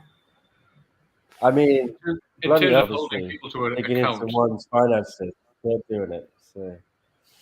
That's journalism. I'm just saying, like, but I don't know. It's an interesting conversation to have with people. You can, yeah. I mean, a lot of the stuff is, it's what gets clicks in it. Mm. That's for the most part. Who's fighting who next? Who said what on Twitter? All that sort of rubbish. Yeah, that's a good point. Don't do yourself down, guys. You're Newsjacking? Is that what's it called? Newsjacking? Is that what it's called? What's newsjacking? What's the definition of that? I don't know, man. I don't know that news can be jacked. There's news being jacked all the time. It's tough, man. Like, proper journalism takes a lot of time, and which therefore costs money at the expense of putting, you know, the 10 stories a day that you'd otherwise be doing, saying, you know, whoever's booked for UFC Fight Night 350 in Manitoba next week or whatever. Because I was watching that Manti Teo documentary on Netflix. Did you guys watch that? I didn't yet. No. Oh my God, you need to watch that because that was I remember actual like real journalism, and it's a trip, man. Like the guys that actually posted that story, they were trying to like show how ridiculous mainstream media like was, like ESPN, sports media, but it turned into this whole nother thing of Manti Teo, and I feel sorry for the guy because the guy he pretty much did nothing wrong, you know what I mean, and it just destroyed his life. But yeah, it's just I don't know. When I think about it, I'm not even a journalist like myself at all. I don't even know what I am. I see you editing now. You're an editor, the All-Star. Well, that doesn't really make me a journalist, right? That literally change does. some words. Yeah. It does? Yeah. Well, I think I'm still trying to earn my status. Nah, man, you got it. Oh, Am I behind? Oh, that goes straight after. I tell you what, Y2K can't underestimate his power on the feet as well. No. Oh, it's gone But for a ride. if what's his name? Saputra? Saputra, man, he has a good game plan going right now, though. This is the perfect thing to do to Y2K. And why would the stream start me on a 30-second lag? That's weird. I wasn't even live when I opened it. I'm so far behind you guys. I'm at 420. I'm not Are you on just YouTube? on it. That's the best time. Are you on Sure YouTube, Tom? I am, yeah. You? No, I'm on watch.1fc.com. But the best Official. way to catch up on the YouTube is stick your speed up to like 2 times speed. Yeah. Because if you refresh, it always refreshes you behind. But if you do the speed, it'll catch you up, hopefully. I'm watching on my Xbox, so I don't think I can do that. I've totally like rearranged my work area so that I can see my TV, get it on the big screen for these fight companions. See, I did that as well to get it on my TV, but then I can't watch it on my TV. So Saputra has just completely neutralized everything, anything that Y2K can do, man. But Y2K is getting up. This is also going to be a trial run for the World Cup as well. So I've like changed my table around so that my TV's just there, so I can watch 4 games a day. Trial run. DJ Jackson was their like grappling coach for a long time, and he left like a few months back. I think he left like 6 months ago. So a lot of these dudes or these fighters from Fairtex, they don't have their grappling coach anymore. So it's like, who's grappling with them? Who's teaching them all the grappling? You know what I mean? I don't know. I don't think so. I'm sure they've got someone else there as well, BJJ at least. It's hard to say. Dang, he's going for the heel hook. Oh! It's not. Oh, so far he behind. tapped. No. I gotta say it's nice. It's nice watching this on pace with John. Usually, I feel like I'm on a lag. Like that time you were reacting, and I can actually see what you were reacting to. A couple of seconds behind. Sensational. Seventh first round win in a row for him. Damn, dude. Echo Ronnie? Yeah. Oh, okay. Spoiler alert. Never been done in one championship. Wait, 7 first-round finishes in a row? Why are we not talking about this guy as like a title challenger, man? That's insane. Why isn't he fighting one of the top guys? Yeah, some of the guys he beat were not exactly top guys. Yeah, but still, man, he beat Chan Ratana and like, the guys that have been around one at least, like these are a lot of them. Win. Yeah. I would agree that, some of those wins on his record are questionable, but still finishing people in the first round, whether they're good or bad, that's impressive. Yeah, the ref. Did you see the ref? Goals, right? So guys like Y2K and Chan Ratana aren't the the best of the best, but the way he's like running through them is impressive. Hey, the ref, what's his name? He's like a jiu-jitsu legend. Who is that? Chevelle. No, the ref. What's his name? Vieira. Is Vieira? Is that him? Leo Vieira. That's him? Is that him? I think so. I didn't know he was. Isn't he like in charge of one's grappling? Yeah, he's vice president of grappling. that can't be him. He moonlights as a ref. Oh man. I think it's Is he actually? No, it's Hibero. I think it's Hibero. Ninja Hibero. Peter John Alexander. I don't know how Jack Slack got so smart. No, that's not Yes. Leo Vieira. Just Yeah. multivitamins and Is it studying. Leo I guess. Vieira? For real? No, it's definitely not Leo Vieira. Oh, okay. Jack Slack. Who is Jack Slack? I think Jack Slack is Michael Owens. I'm just saying. Wouldn't surprise me, man. I've never seen Because them in the same room. both guys know so much. You know what I Yeah. mean? Like, I would never want to compete with someone like Jack Slack or a Michael Owens. No, never, You man. know, never. A Marcel or a Drake, they would just crush me because I have the memory of a grasshopper. It's good to see a lot of familiar names in the comments here. Chuck from WMMA Scene Now's back. Dark Side, formerly known as Dark Sid. Dark Sid 33. Shimazu's back. Who else we got? Our girl Ashley's back. Peter John Alexander, another familiar face. Anonymous, that could be anybody. I assume that's one of our good friends. I hope it's our buddy from Anonymous. Because we need man. friends there. We need friends. do, man. Oh, it Yeah. is. WMMA Scene, it is Vitor Shaolin Ribeiro, the referee. Okay, That's so right. not Leo Vieira though. No, not Leo. But Vitor Ribeiro, that he's like a jiu-jitsu legend. Right. That's cool that he's reffing. I think I saw him ref a UFC show as well. What do you guys think Who about does road to the UFC show? events? What do you guys think about this? Someone want to answer this? What do you think about the road to UFC events potentially taking Asian talent away from one? Well, they do have a lot of fighters that should be fighting in one, to be honest with you. And now they're going to go to the UFC, Mhm. which, you know. I mean, there's too many fighters to go around. Let's be honest. There's enough fighters out there that, and there's a home for most of them. It's good to see these people, whether it's in the UFC or one. It's just nice to see them getting paid, I guess, right?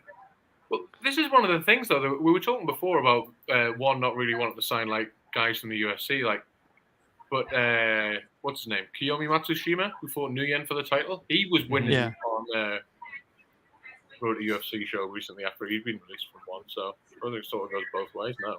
Mm-hmm. It looks like Surprise. gets himself a bonus. Another Evolve guy gets a bonus. Surprise. But okay, devil's advocate, he did just get a first round submission. You know what I mean? Right. Like, if you're gonna give out bonuses, it's 4 It's wins. Like, if he had just won, like, Evolve fighters are so good, guys. That's it. yeah, it's Why didn't they give a bonus to the last fight to both fighters? Because that was a fight both guys should have got. But a bonus. that's- And one that's of the what guys we're- was the Evolve guy.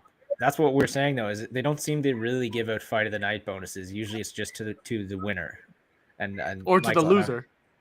right? Sometimes Michael and I were saying no, it would be cool for fights like that to give them both a bonus. But obviously, I guess you'd have to keep the other guy in the cage, so he can. And it have was the Leandro bonus. Issa as well. So if you're going to give a bonus to a loser, it's an Evolve guy. So, Yeah, yeah. Exactly. Well, maybe that would have been Balance too it out. suspicious. Yeah. Where's our Filipino, people, man? We're Like gonna in the go to the comments? Philippines. We need the Filipino peoples in the comments. Where are they at? I think Ashley's. We established she's from the Philippines, right? Anyone else from the Philippines in the comments? But there's no Miguel, Filipinos fighting, huh? Mick Migs, De La yeah. Cruz represents. Migs, Here he is. What about Red De La Cruz? Is she in the comments as well? I wish, man. No, Reddy's not in the comments. She's probably in Abu Dhabi, getting ready for. Oh, we do. Now people are starting to say like they're from the Philippines. I love the Philippines. I've never been there, but the people's great. Yeah, man. It's true. All the Filipino people I've met have been awesome, I have to say. We'll be there course, in man. December. Don't you worry. Manila. Well, you got to bring the box of teas so you could give it to all your groupies. That's it, huh? Do you still have the box of SCMP shirts? Oh man, there's about 100 in my office. Yeah. You gotta bring them. You gotta bring them and give them out. Yeah. I forgot about those. I'll stop showing Bibi getting knocked out 100 times. You know? Bibi's fighting, right? Yeah, who did they match him up with again? I heard he is. Yeah. Has that been? That hasn't been announced yet, has it? Yeah. No, I there's saw it nothing somewhere. They may have announced it already. I can't remember. One of the Filipino reporters like Yeah, he's released fighting. that. He's fighting soon. I can't remember who they gave him. He's fighting the guy from Team Lakai, Stephen Lohman. Oh, that's right. Stephen Yeah, Lohman. yeah, Yeah. yeah. The sniper, Stephen Lohman. Man, Good speaking of fight, John that. Lineker, one thing that is not getting mentioned enough ahead of this fight with Andrade, I don't think, is that Bibiano dropped him like decisively in that fight. And if that's like even a slight indication that Lineker's chin is fading a little bit, he's gotten by for a long time on his durability. Obviously, he has power, he has other skills too, but his durability has been like a real key to his success. I think that's fair to say. So if he suddenly doesn't have that against a guy like Fabricio, man, I think this could be ugly for him. Like that's I to don't me even the think most. it's so much of it is chin though. I think it's just that Andrade is just so fast and like so good on the back foot. He's just gonna be quite hard for him to catch. Well, I'm just saying, like Lineker has had a good chin in the past, which should give him some comfort against a guy like Andrade, right? Who's so accurate and so fast. Like he's gonna get hit. It'd be nice to know that he can take a shot, but now to me, there's some question that he can take a shot the way he used to, because Bibiano is obviously a powerful guy, but not a striker, not Fabricio. Do you know what I mean? He's So got if he can power, do it, though. he does. But if he can do it, presumably Fabricio can do it as well. So this can be a good fight, man. Yeah. When's Bruno Pucci coming back? Oh, he's never coming back. Title shot, man. He's. I've heard some. You might have an announcement soon about Bruno Pucci, actually. Okay. Really? A good one or a bad one? Oh, like he's not say. dead or anything. Like he's Well, you sounded a little bit somber, you know. Like I've got something else. It's not for me to say that to break by a news shark about in being Hawaii. broken, but I would love to see Bruno Pucci versus Shannon Weirchai. I think that fight's gonna happen. That'd be a good fight, man. I'd be down for that. In Bangkok. I'd like to see Bruno Pucci do a grappling match, really. Oh, that's right. He's actually a grappler, right? Originally. Who would he grapple then? Knocked out all the time. Yeah, I don't want to see him get knocked out anymore. Yeah, that's. We met his cute little daughter.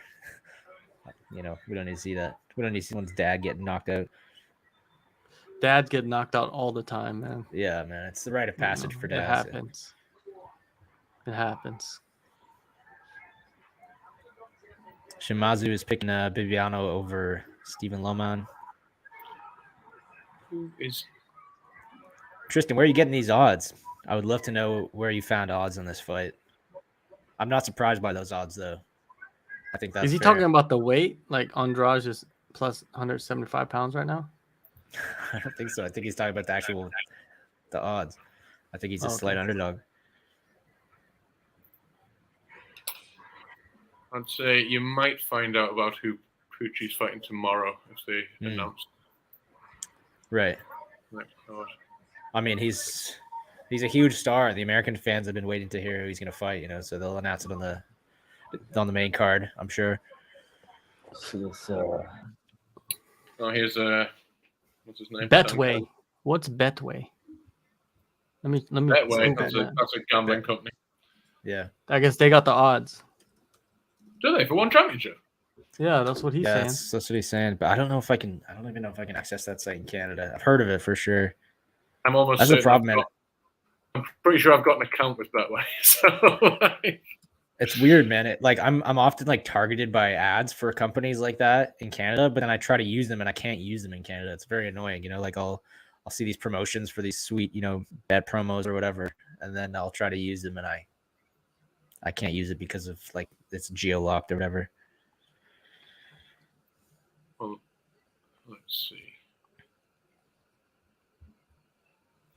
Of course, if it's under anywhere, it'll be, as all the British companies do, UFC/martial arts. Yeah, they do that everywhere too.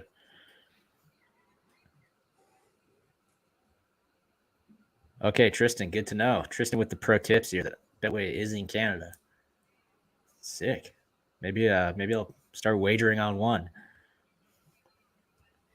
I'm going to start looking more and more destitute on these streams. Once upon a time, I opened betting accounts with like pretty much every company because I was doing this like match betting scam thing. How did that work out for you? Pretty good. Ended up with about £1,000 up. Nice, not bad. If Andrade is the underdog, I would put money on that. That's easy. Like I would put money underdog for sure. Yeah, for sure, man. I think he's gonna win. See, I think he's gonna win. I don't like to bet. I like to bet on stuff where I'm sure. Yeah, that's I would. That's actually like if I have money to throw away, I would put money on Andrade. But it's funny you say that. That's actually sort of like my unofficial rule for bets. Like I don't bet on fights. This is gonna make me sound like a total gambling addict, but unless I have like a really strong feeling, like sometimes fights come along and you'll see the odds and you'll be like, that's not the way it's gonna go, and you just have a hunch. This makes me sound like an insane person, but you know what I mean? Like that's kind of my hard and fast. I try not to bet on fights just because I can. You know what I mean? Yeah, you see a fight with kind of interesting odds. That's a good way to lose money. That's how you lose money. I try to hold out for the fights where I have like I feel like I have a strong sense of what's going to happen. And I feel like Andrade's going to win tonight. So, I mean, I would bet on that one if I could, but it seems like a lot of hassle to open an account and whatnot. With these accounts, right? Like how do they work? Is it like a crypto? Is that what you have to do? Is like all these sites only work with crypto? Real money. No. Yeah. Most of them, you make an account and then you deposit some money into the account on the betting site, and then you can bet with that money. So you could build the cash up on the accounts on the betting site. I've never gambled online, so I have no idea. Yeah, it's pretty easy, man. It's dangerously easy. They make it very easy, obviously, because they want people to do it. So would it be better if you have like a PayPal account? I think you'd have a hard time depositing with PayPal on a lot of these sites because they obviously there's such high security, Okay, here we go for one championship. There are 4 fights you can bet on. Only the results, no rounds or anything. So there's the main event, and then Jeremy Miado versus Daniel Williams, Kim Jae-woong versus Shamil Gasanov, and Leah Bivens versus Nicole Grandjean. Can you give me the odds? Who's the favorite in each of those matchups? I assume Daniel Williams. Daniel Williams, big favorite. It's on British odds here, so he's 2-7. Okay. That seems a bit steep. I mean, I love Daniel, but yeah. Linnick is the favorite, 4-9. Okay. So if you bet, Andrade is 7-4. So if you bet £4, you get 7 back if he wins. Noelle Grandjean is an underdog against Leah Bivens. Leah Bivens never had a pro fight. That's a toss-up, right? That fight. Yeah. I mean, we don't know anything about Leah. That seems. If I were an odds maker, I wouldn't even give odds on this fight, just because how do you possibly make accurate odds for somebody who hasn't fought before? Noelle looks like she's got some skills, like from what I've seen. Yeah. Well, and just the fact that she's fought 3 times, right, and won them all. Well, I mean, we at least know she can win fights. One of the girls she fought in Thailand was a punching bag. But no matter how you swing it, she's won professional fights. Yeah. She beat that Pakistani girl from One Warrior series who's not bad. Oh yeah, right. I can't and remember she didn't she's fought in Muay Thai too, didn't she? Like beat Marie Rumette or whatever her name is or something. I think she. Yes, I think you're right. And she's a national champion in judo in 3 countries as well. Yeah, I mean she might be good. I think her biggest disadvantage in this fight is obviously going to be that she's a lot smaller. She's like 6 or 7 inches shorter. But she's super strong though. If she can get a hold of Bivens, then. Yeah, but then again, Bivens is from what I understand, like a wrestler and a submission fighter first, right? Like so. Yeah. Here's one for John. Kim Jae-woong is a massive underdog. Yeah, that's because people are high on this Gasanov guy. That's what Nick was saying. But the thing is, though, Kim's got phenomenal takedown defense, and he can knock your block off. Yeah, that's the only thing I'm worried about is if he does get taken down, can he get back up so he could use his hands? Because I don't think he'll get knocked out by Gasanov. I think Gasanov will take him to the ground and just drain him. You know what I mean? And that could be a possibility.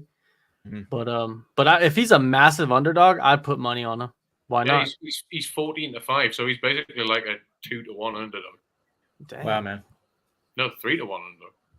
Put $10 on it. Put 10 pounds honestly, on that. Nice little parlay would be him and Noelle and John, I would say.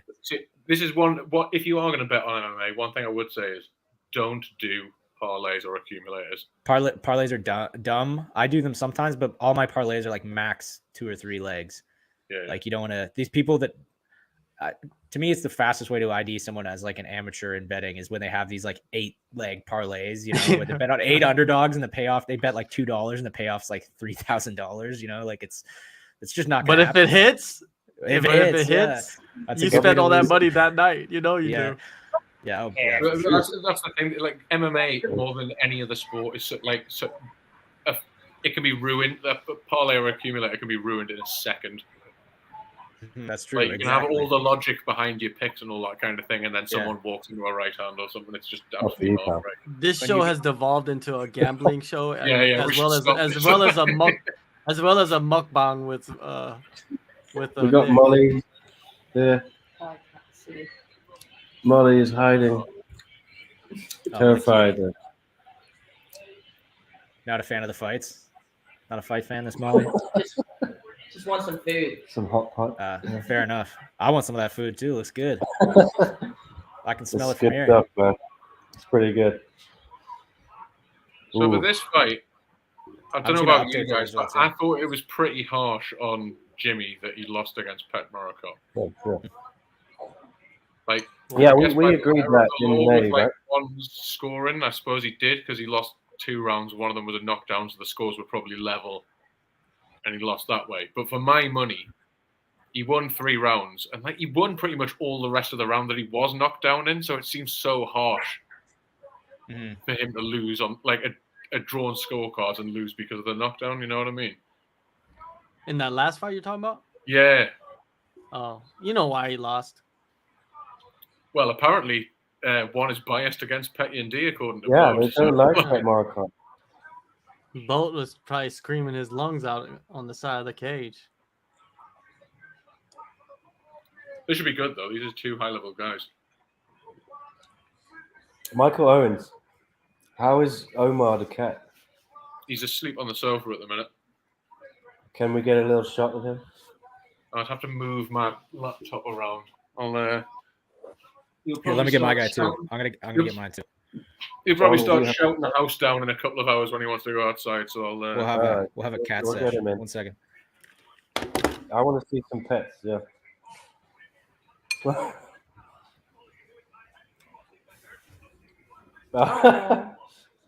That's a big boy. Oh my god. This is my cat. If anyone How- was wondering, He's a hefty This lad. guy's big.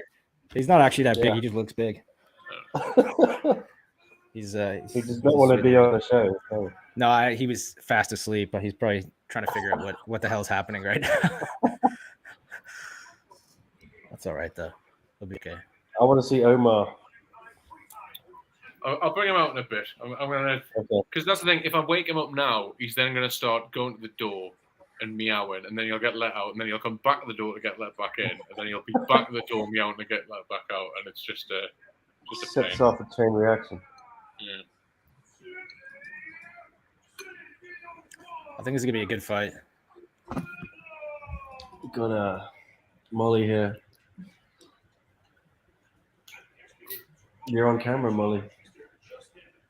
What's it like having a dog in Hong Kong, man? Not a lot of It's, space, surely. This place is quite big, yeah, but a lot of flats here are really small. It can be tough, yeah. Gotta take him out. Molly is not the biggest fan of me.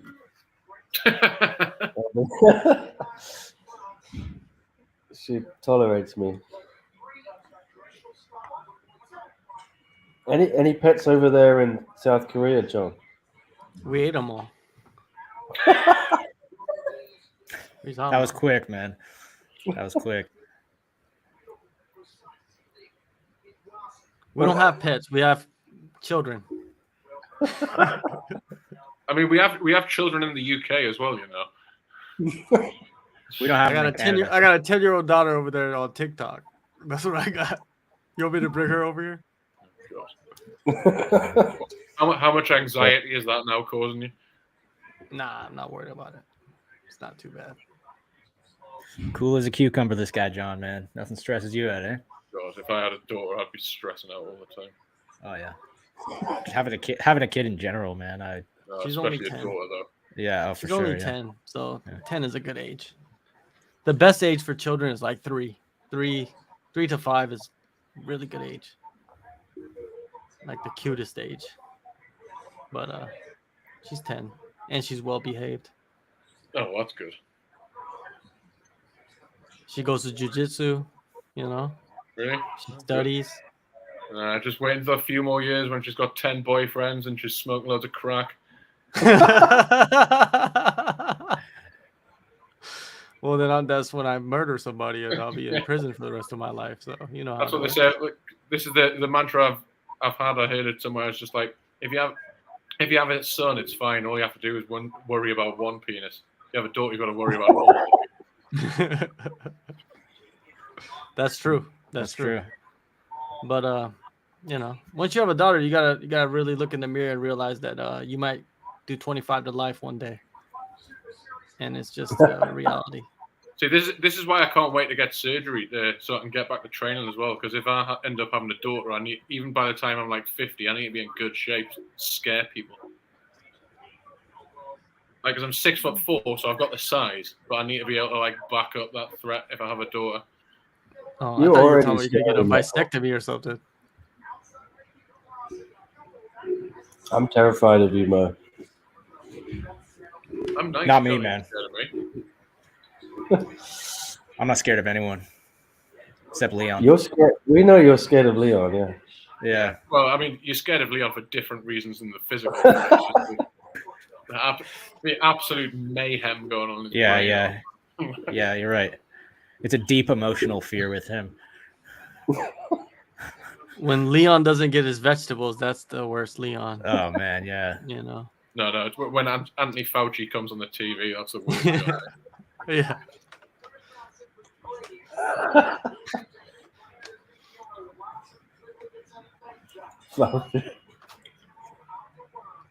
The boogeyman.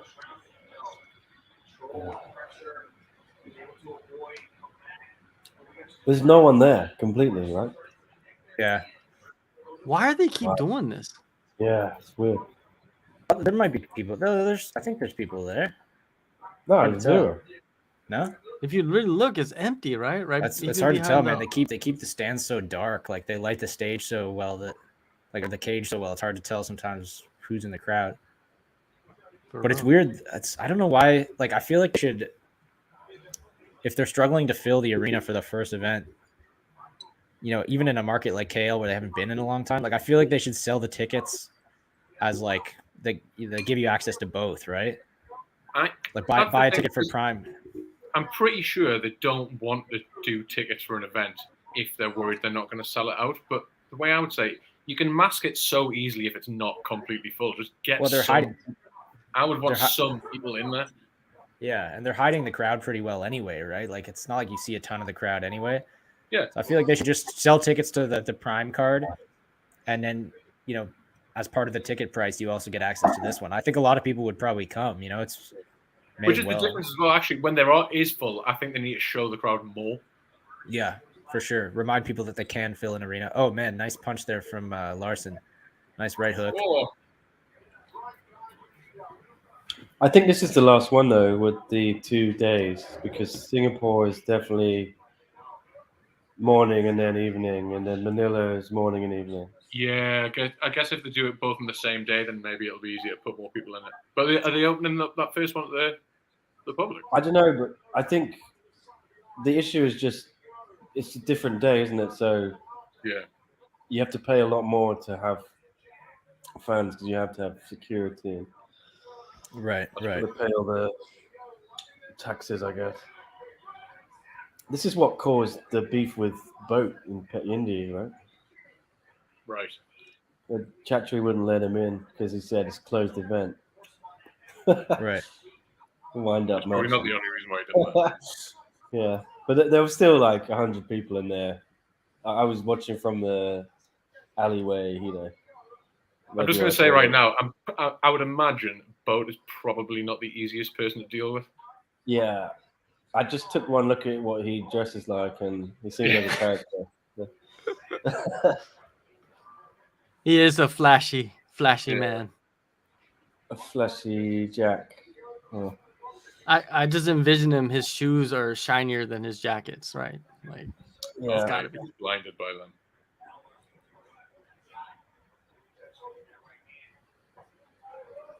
What happened there? Why did they stop the fight? Larson cut him with an elbow, so they were just checking it. Okay.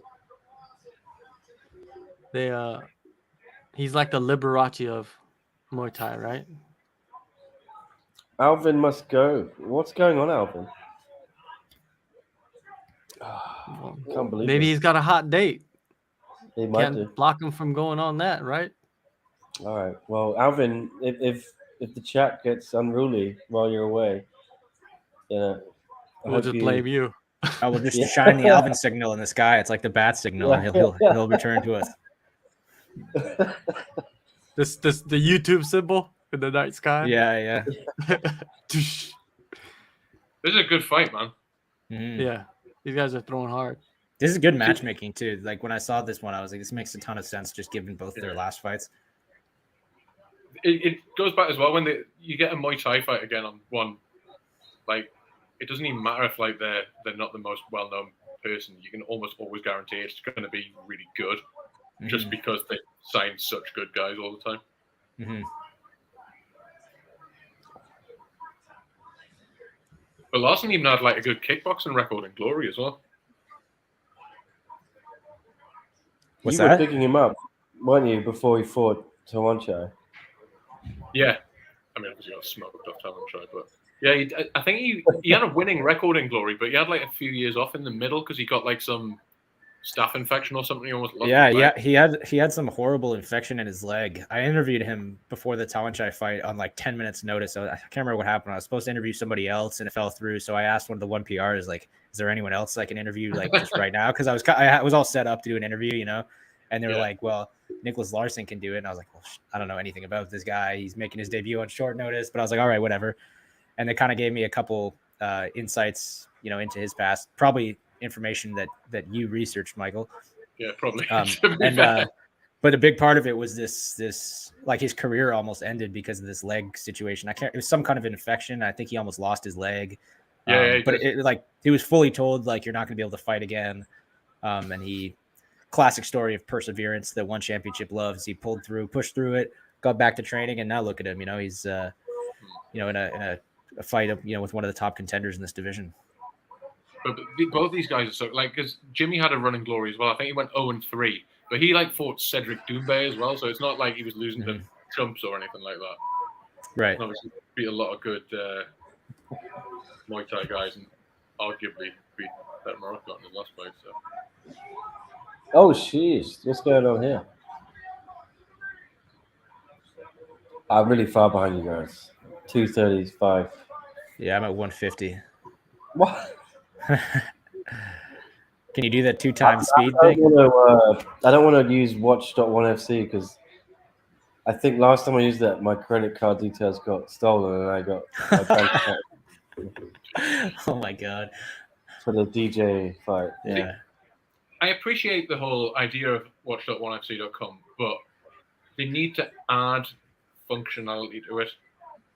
Like, because you can play or pause, and that is it on the videos. Like, you can't skip forward or anything like that, or back, or there's no like. If you look at the old events, like the fights aren't like kind of shown where they are and stuff. You just got to like search manual and all that kind of thing. Like, it's a good thing that they've launched because they've got like so many old events on back there, but more functionality, please. I tried. It took me about 15 minutes the other day to find the Warrior Series Philippines thing. You were able to find it There's in the end, though? search function. Yeah. It's really hard to navigate the whole thing. Did you watch any of it? I did the first episode a little bit. Yeah, it's not bad. I like the host. What's his name? Like something. Yeah, I can't remember Ron his name. Phillips. The What's bald his guy. name? Something. Yeah. Clearly made a big impression. Yeah, I What's watched his the name? episode that Oh, Jackie was on, and it was decent. Jackie's sure. on it. Yeah, like What as a guest coach. It seems weird to me that I don't think one have really made a big deal about her like Filipino heritage that much.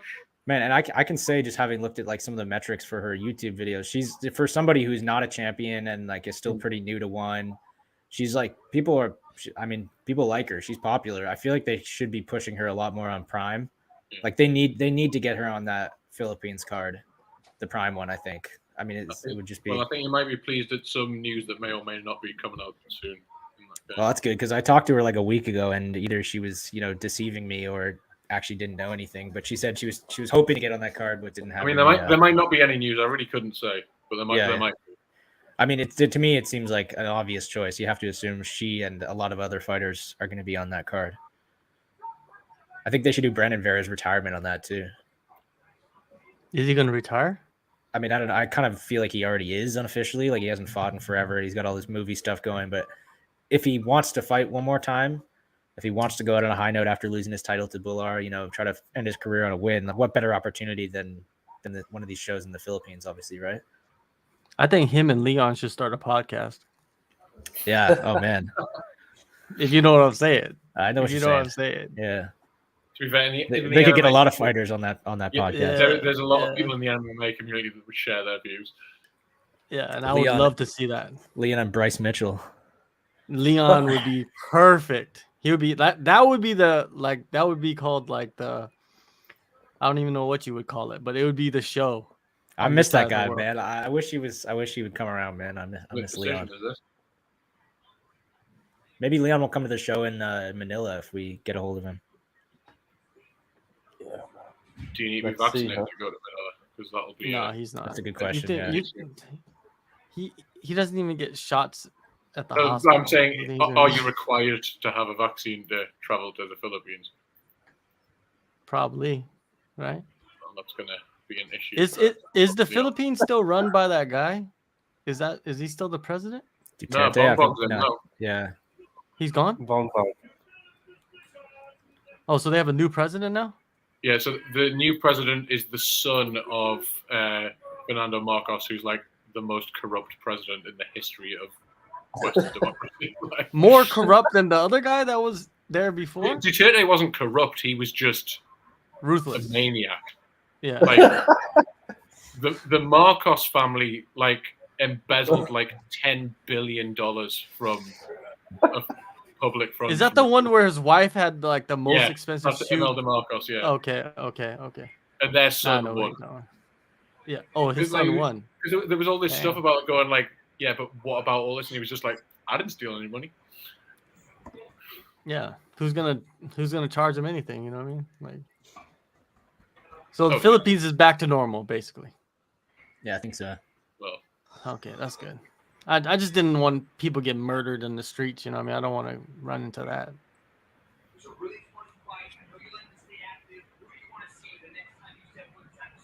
Well, big win for him. Good fight. I hope they keep Larson around, though, because he's obviously pretty good. So you need 2 vaccines to get into the Philippines. So I hope you guys are double vaxxed. Yeah, man. I'm triple, baby. Triple. Yeah. You're triple? I can get another one soon. I can go for number 4. I'm going for 4, 5, 6. It's going to be an issue for Dr. Jennings, I think, isn't it? Yeah.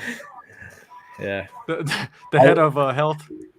The head of health in Asia.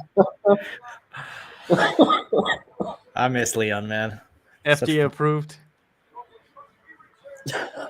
That's his name, Mr. FDA approved. Tristan was just in the Philippines a week ago. Tristan, you got any pro tips for us? Yeah. Yeah, I think we can start looking at our 4th vaccines now. I know someone who's got one. Although I got COVID after my 3rd one, and I was so ill, man. Yeah, I've had COVID twice now, but neither time was too bad. At least compared to other people's stories. Well, I got the 2 vaccines before because I wanted to travel. So at that time, you had to get 2 vaccines to travel, right? So that was last year. So I got the 2 vaccines because if I didn't travel, I probably wouldn't have gotten any vaccines, to be honest with you. But I got the 2, and then they found out like, oh, you don't really need to get the vaccines, and now you could travel. And I'm just like, what's the point of getting a 3rd one? To be honest with you, like I don't know. Well, I mean, the was idea it is to booster? protect yourself. Booster? Is it the booster? Yeah, if it's Yeah, free, it's a you booster, might as yeah. well. You know what I mean? Yeah, it's If you're not worried about getting microchipped, then Yeah, I'm not worried about that. it's so crazy though. In Britain, it's like it never happened. No, yeah. like It sort of feels were like in- that here now too. I was in Germany the other week for my stag do, and there was like obviously a big group of guys we got on the train, and people were just giving us such hacky looks. Like, because none of us had like the first time I got on the train, none of us had masks. And, like some angry guy came up to some of us and was just like, "Why don't you have a mask on?" I was like, "Whoa, sorry, mate." So Yeah. straight to the shops to get a mask. You know, I say like whatever the rules is in the country, you're the Oh, yeah. visitor. Just follow the rules. You know what I mean? Like it's no big deal. But man, when I was in Phuket, it's like nobody even. It didn't even happen. Like nobody had. Like I didn't even hear about people getting COVID. Like it was just like that's what I love about Phuket. It's like you're isolated from the world basically. Like you just live your own little life and it's just more peaceful. I don't know. It just trips me out. And I come back here and it's like the world's going 1,000 miles per hour. You know, it's a trip. Right, I'm gonna do a Nick in a minute, and I'm gonna grab something to eat. I'll be back for the silver fight, hopefully. Bit of hot pot. I've got some orzo I'm gonna reheat. Anyway, Oh.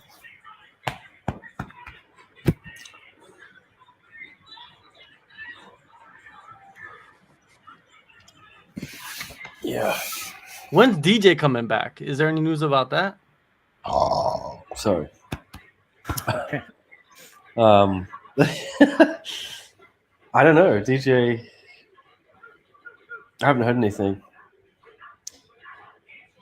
He had a pretty busy year, right? He was training for that Rodtang fight since like last September, and then because they originally were going to fight December 2021.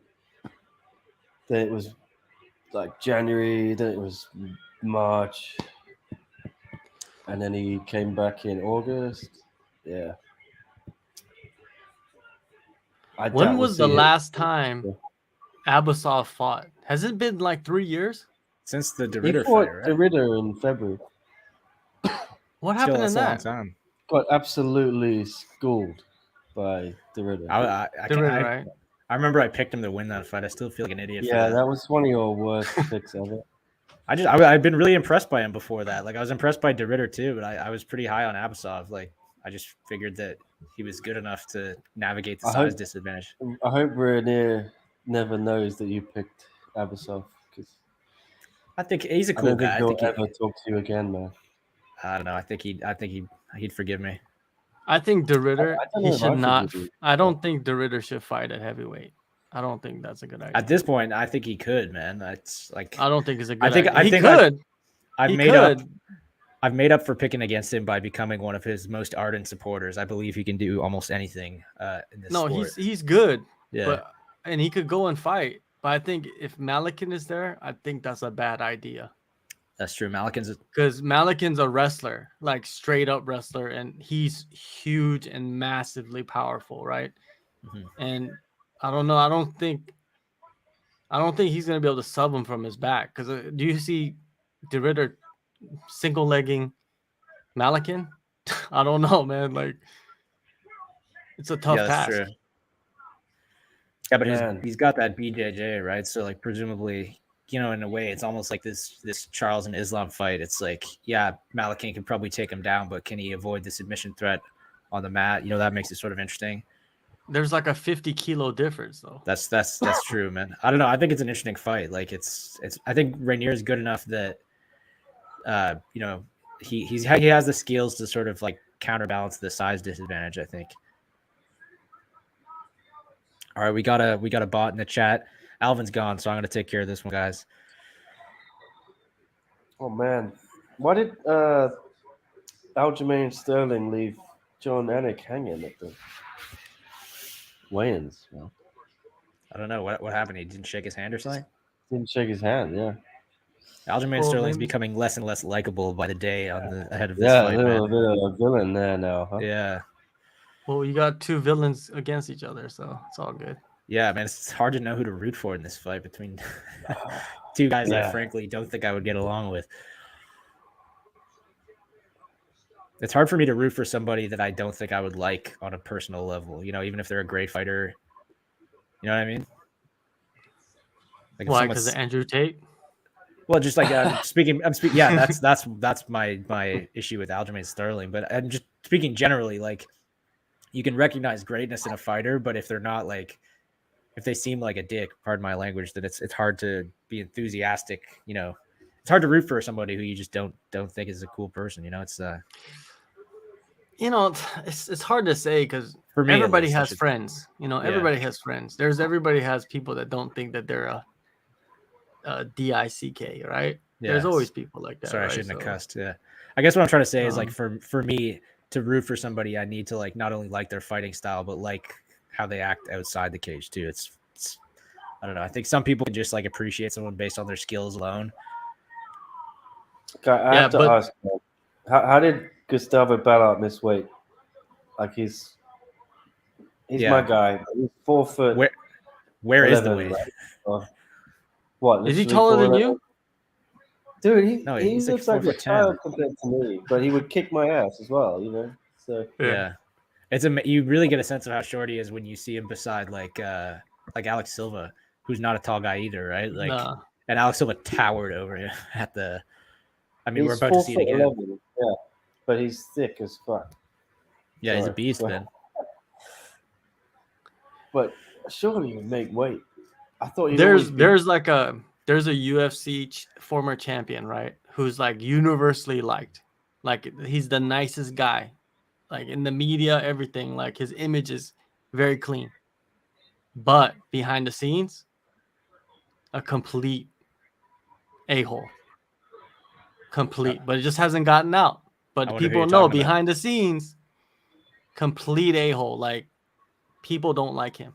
But in his image, he's squeaky clean. Like it's just people have to love him. DM He's me fighting that's- right now. He's fighting to- right now. Like on this card or on the UFC this weekend? No, I'm saying no, not on the He's UFC. fighting Currently, currently. I'm saying like currently he's fighting. He's one of Yeah. the best fighters in the world right now. Hmm. But behind the scenes, like the people that are the nicest people that I know Mhm. say like they tell me what's going on. You know what I mean? I'm just like, what? I can't even believe it. You know what I mean? Like this Mhm. dude is one of the nicest people. Like his image is clean, like family man and all that. Yeah, But I was just yeah. like, I what, wonder who it for real? is. I was worried you were going to say GSP.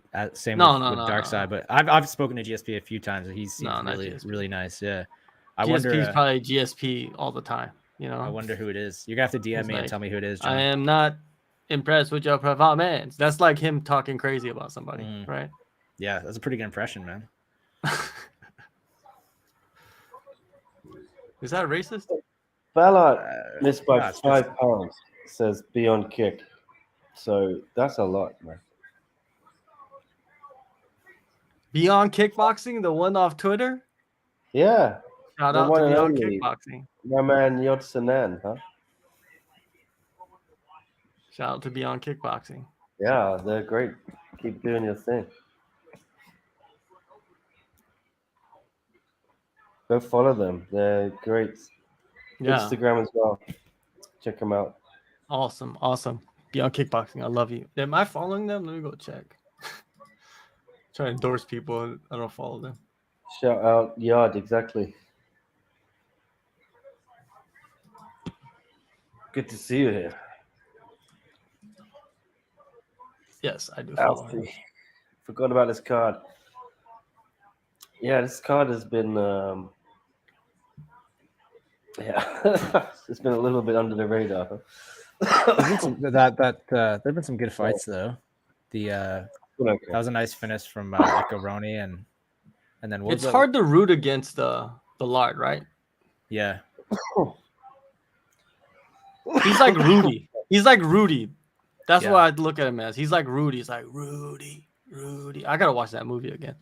That's a classic, man. I remember the first time I saw that was on TV, and I'd never heard of it before. I was like maybe 12 or 13 or something. Like, had no idea what this movie was, and I just turned on TV and it was on, and I watched the whole thing. I was like, oh my It's god, awesome. man. I'm so inspired. I felt like I could do anything after watching that. Man. It's awesome, man. Yeah. And the dude, the main character, what's his name? The one from Lord of the Rings? I can't remember what the actor, Sean Astin, maybe Sean Astin. Yeah, Sean Astin or yeah. something. Yeah. He looked the same for like 20 years, right? That guy he never hasn't aged, man. He still looks the same. He was on Stranger Things too. He just got a little fatter, man. He's like still looked the exact same.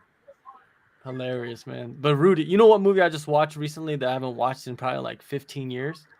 Is Good Will Hunting. I like almost cried watching that movie again. You know, Robin Williams was just amazing in that movie.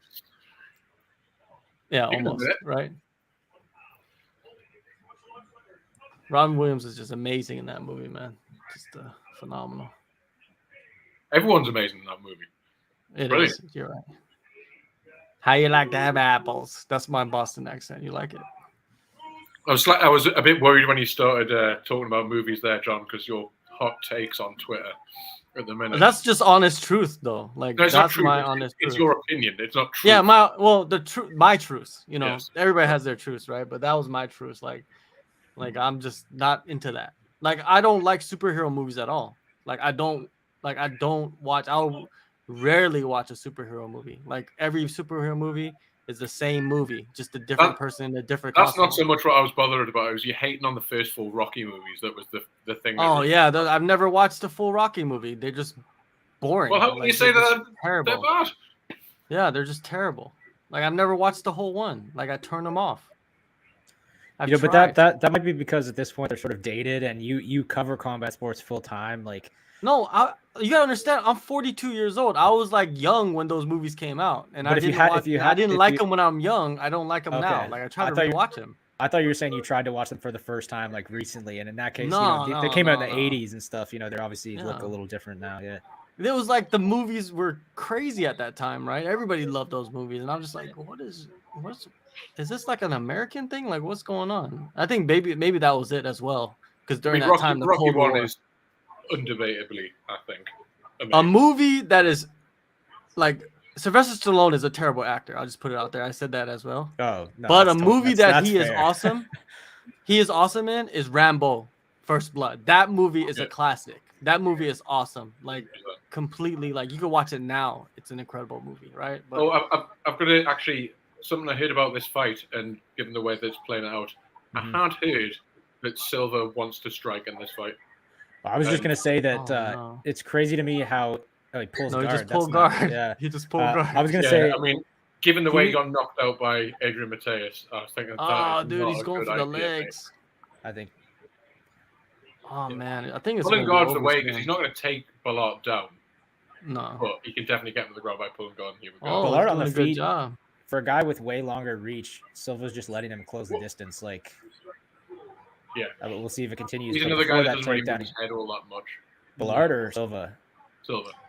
Yeah, I was gonna say he actually reminds me of Leandro Issa, not just because they're both Brazilian grapplers who are getting up there in age, but stylistically, like they kind of fight the same.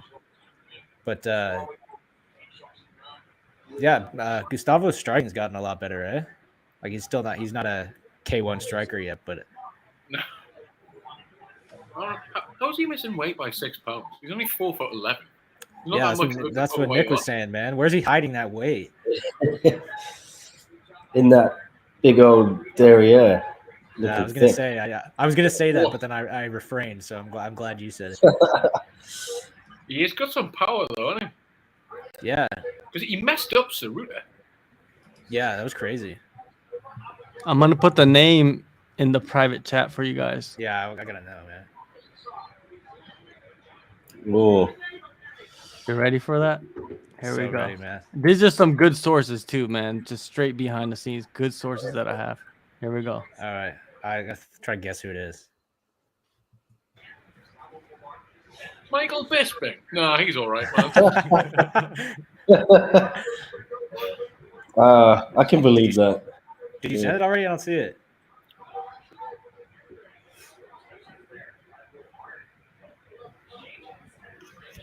It's in the private chat on over here on our thing.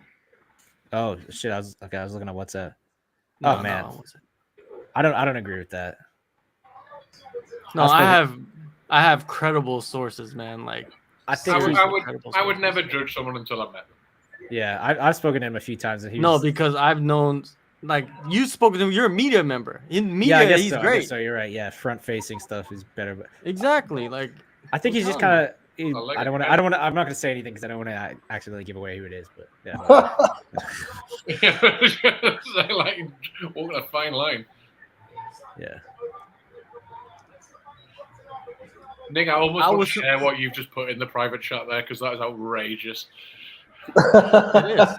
It is outrageous, but this is from somebody that I know who has a very good reputation in the sport, right? That knows the sport really well. That's been in many, many massive fights. You know what I mean? Historical fights. So that's been a good job of defending me. And I was just like, what? Really? And I was like, yeah. And I was just like, damn. It's too bad. I've got to say, I can see it. I can see it. Yeah. I guess everyone's usually on their best behavior anyway because, there are media days and stuff like that. Like, fighter Q&As, all that sort of stuff. But I can't honestly say, like, I've ever really met a fighter that hasn't been nice. Oh, actually, that's not entirely true. Some fighters have been dicks to me, man.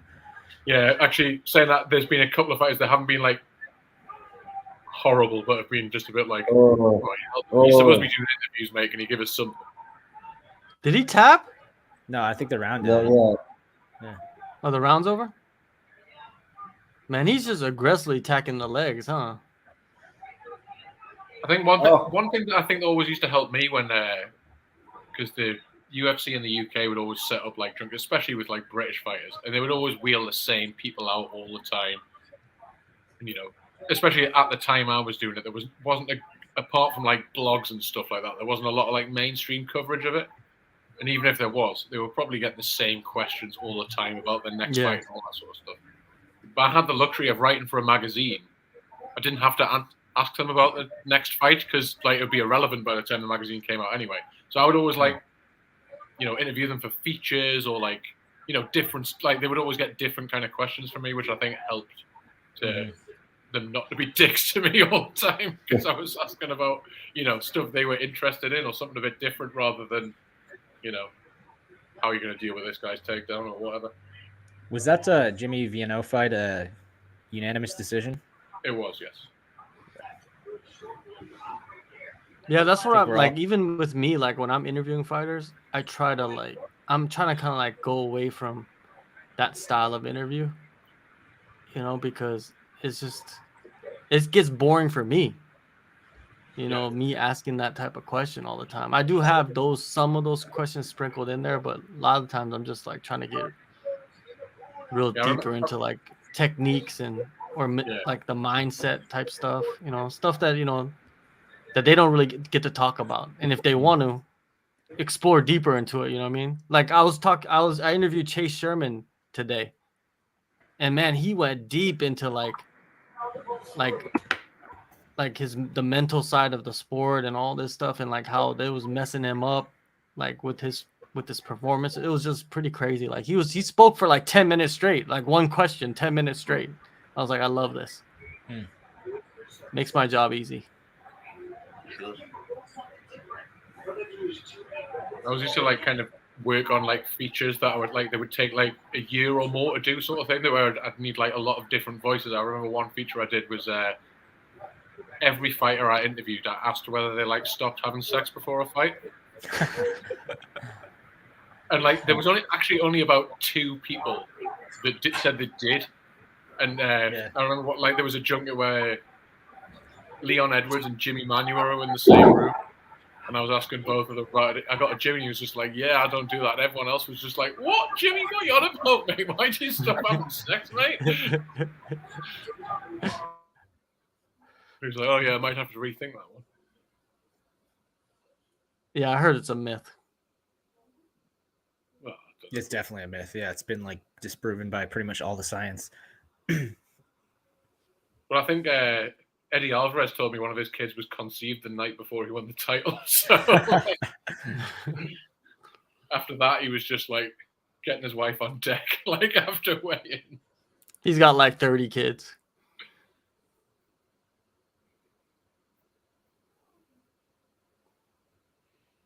Did we lose Nick again? Yeah, Ballard's doing a pretty good job keeping off the floor, though. Yeah. It almost looks like a middle school student is fighting a elementary school student in this one. Yeah, it does. It's crazy how much because Yeah. I don't think Alex Silva is more than like what 5'6" or something. Yeah. Like he's not a big guy. Yeah, if Michael Owens was standing next to both these guys, Yeah. it'd been like his class field trip or something. Like he's taking the kids to a field trip. Right. Yeah.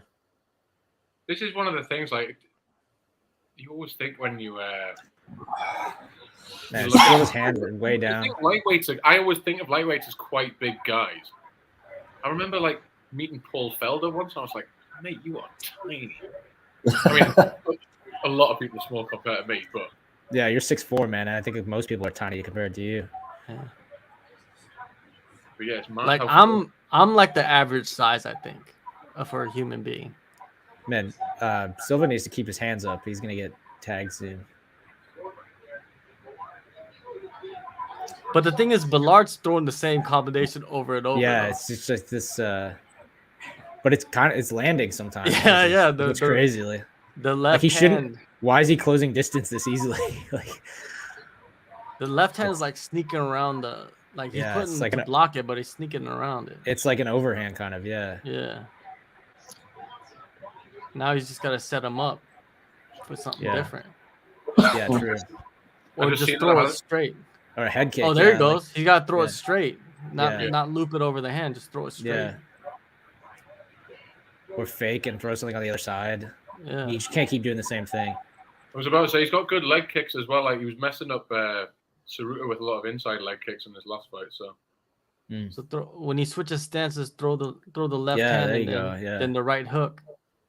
Oh man, see, yeah, Oh, he's getting him now. It's sneaking Yeah. through, man. I think for a guy who's 4'11", he's got some pretty. Oh, he got stung. Oh. man. oh, he got him. Oh, I was gonna say he's got some these good dudes power. just throwing. Yeah. See, Silva needs to be throwing more kicks, man. Like when you have this much range on somebody, why are you? And you're Yeah. taller than him. Yeah. Why are you not bringing your? Also, use your jab for God's sake. I just feel like Exactly. Silva being a BJJ guy with so much reach, like why not throw kicks, even if you get taken down off a kick? Oh, he Doesn't hit him with the matter. elbow though. Yeah, that was close, Yeah. man. He stung him. He stung Ballard a lot at the end of that round. I just had a look at my fantasy as well, and it looks like I had enough points to pick Ballard by decision as well. So Oh, nice. missing out on What some are of the- them points. Fantasy in one. Yeah, they're like the little fantasy game that they've got on their app. Oh, they're still Oh, doing that's that. right. Mate, I won it last one. I got a you get £54 anything? voucher for the one shot. Whoa, You have to pay for really? shipping. It was free shipping. I got myself some new gloves. Nice. nice. Well, I had to pay more on top of the voucher. Right. Yeah. Yeah. Still, that's sweet though, man. Yeah, I want to get some one gloves, man. Which I That'd be cool. can't use because I need surgery on my elbow. But you know, Yeah.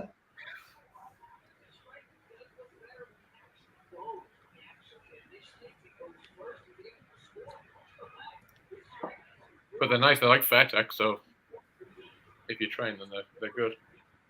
Yeah, Fairtex makes pretty good gear. hmm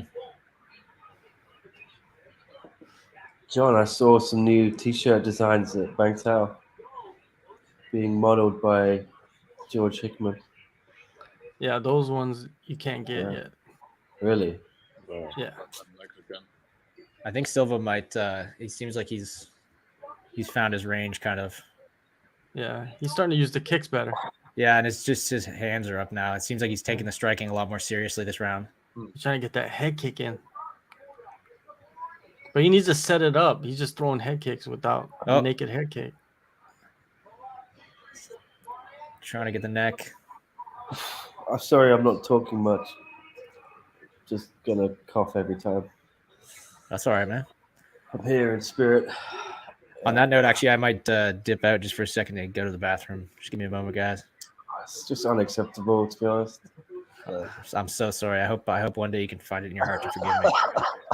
Yeah, I would just go. Like I was waiting for a break in conversation to go for a loo after I drank an entire pot of tea before.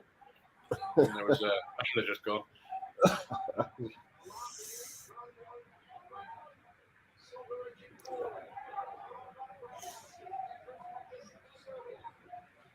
Oh, I gotta say, I'm quite impressed by Silver's striking now that he's striking more smartly.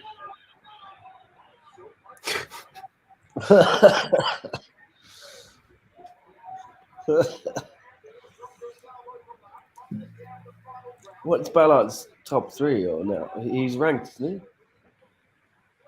he? He's ranked number 4, but I Silver's guess not. there'll be a shake up in the rankings, I guess, from you guys, because there's this fight and then there's Williams versus Miado as well. I like that you pretend that our choices have any weight on the rankings. Of course they do.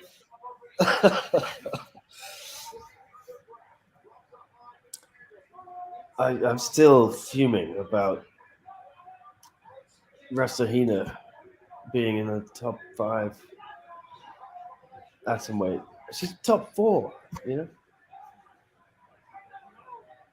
She 1-1 in 1, and both fights stamped fair ticks.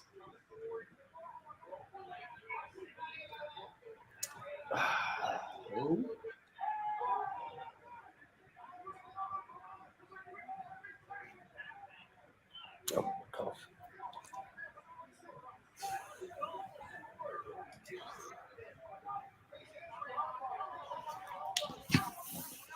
I think Ballard's got to knock him out to win this. Or knock him down. Yeah, I think so. Might as well go full wrecking ball from now. What's Ballard's record in 1? It's not very good, is it? It's He lost 2 and 3 in a row. 3. He's won 3 in a row? No, He he's lost won 3 2 in in a a row, row. and won 2. With 3 losses, but his first 2 fights were at flyweight, so I just remember seeing him getting absolutely face planted by Catalan. Catalan in Manila. Oh. Like, he was completely against the whole fight. He was winning, and then he just got. I don't understand why he doesn't use his wrestling as much. So you could only lose so many fights before they don't bring you back, right? I guess you don't want to go at the ground with Silver too much.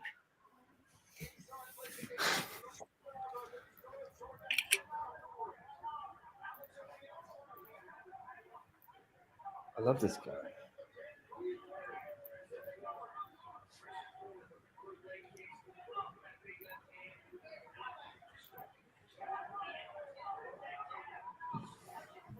Oh, here we go. Oh.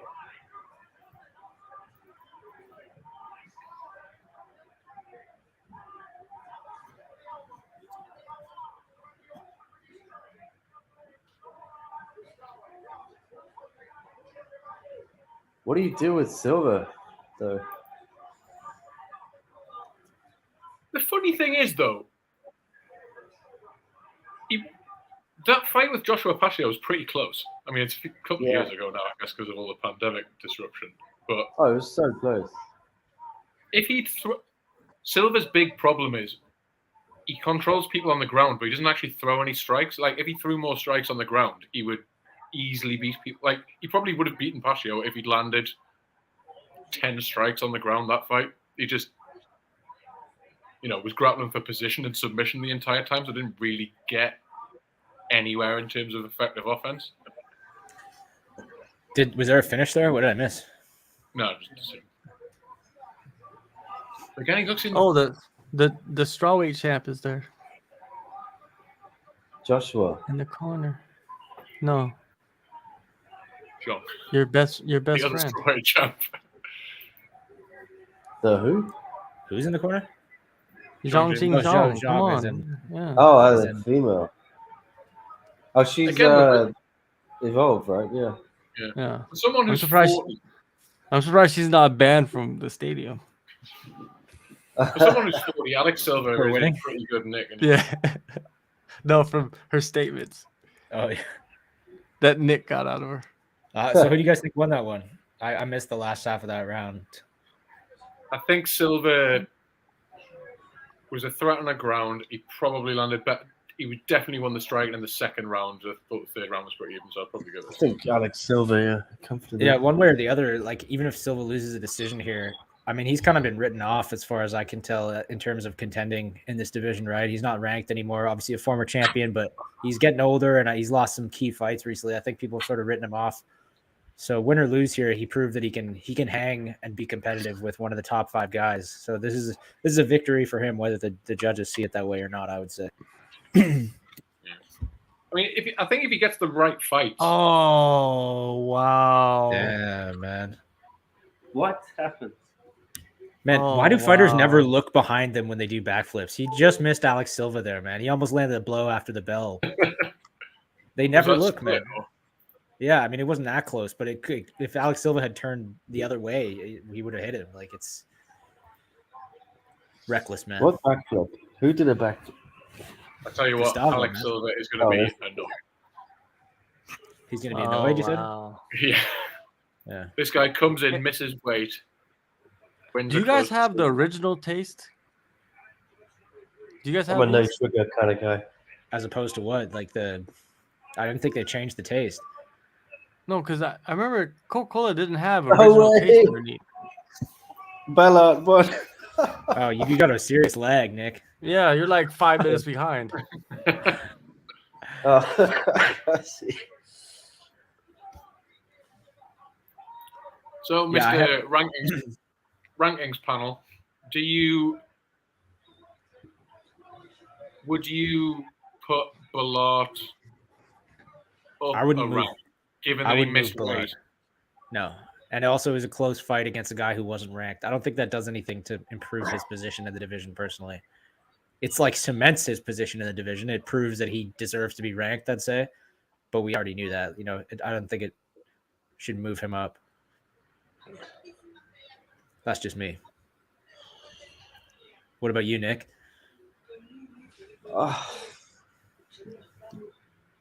I don't know about Gustavo, man. I don't think he's gonna do Say anything. if Williams beats Miado tomorrow, do you move Williams above Ballard? I'd kind of keep them Yeah, both where I'm- they are. Yeah. Honestly, because they're fighting unranked guys. Yeah, I'm- but like they're fighting unranked guys that, like, if there was like a, Good point. 5 and 6 ranking, that 6 Right. and 7, 8 ranking, they'd be around there, sort of thing, wouldn't they? So, This is one of the divisions you could have a top 10 justifiably. Is think, it safe to say yeah. that this division is one of the best divisions in one in terms of just depth of talent? Maybe the best men's division? What do you guys think? I think so. Yeah, it's this. It's got to be this or like Flyweight's got lightweight. quite a few. Yeah, lightweight and flyweight are good too. But I think this is the best just in terms of like, yeah, I would say this or lightweight probably or flyweight. Yeah, they're good divisions. I mean, there's very few divisions in one where you've got people outside the top 5 you can actually tell off the top of your head, who could deserve to be in the top 5. Like, Mhm. I'm just being straight up honest there. Nick, do you still have your I mean- tiny Toomey suitcase? Oh, somewhere, yeah. Oh man, I showed you the swag I got last time. Now I got 2 bags. Sorry. I just stop Poor guy, talking. man. Hey, if we don't get bags in Manila, I'm gonna be extremely pissed off. You Yeah, got 2 me same. back. And I said Nah, 2 this is bags. bad. We better get at least 2 bags each of stuff. I want shin pads. I want gloves. I want headgear. You're not even close. You might get yourself a honor respect T-shirt, but I don't want a t-shirt. I want autographed Honor. gloves from each champion. Man, there's only 3 fights left. This has kind of flown by. Yeah. I like this though. I like when there's no messing around with the pace. Like there hasn't been a ton of filler on this one. this is it, man.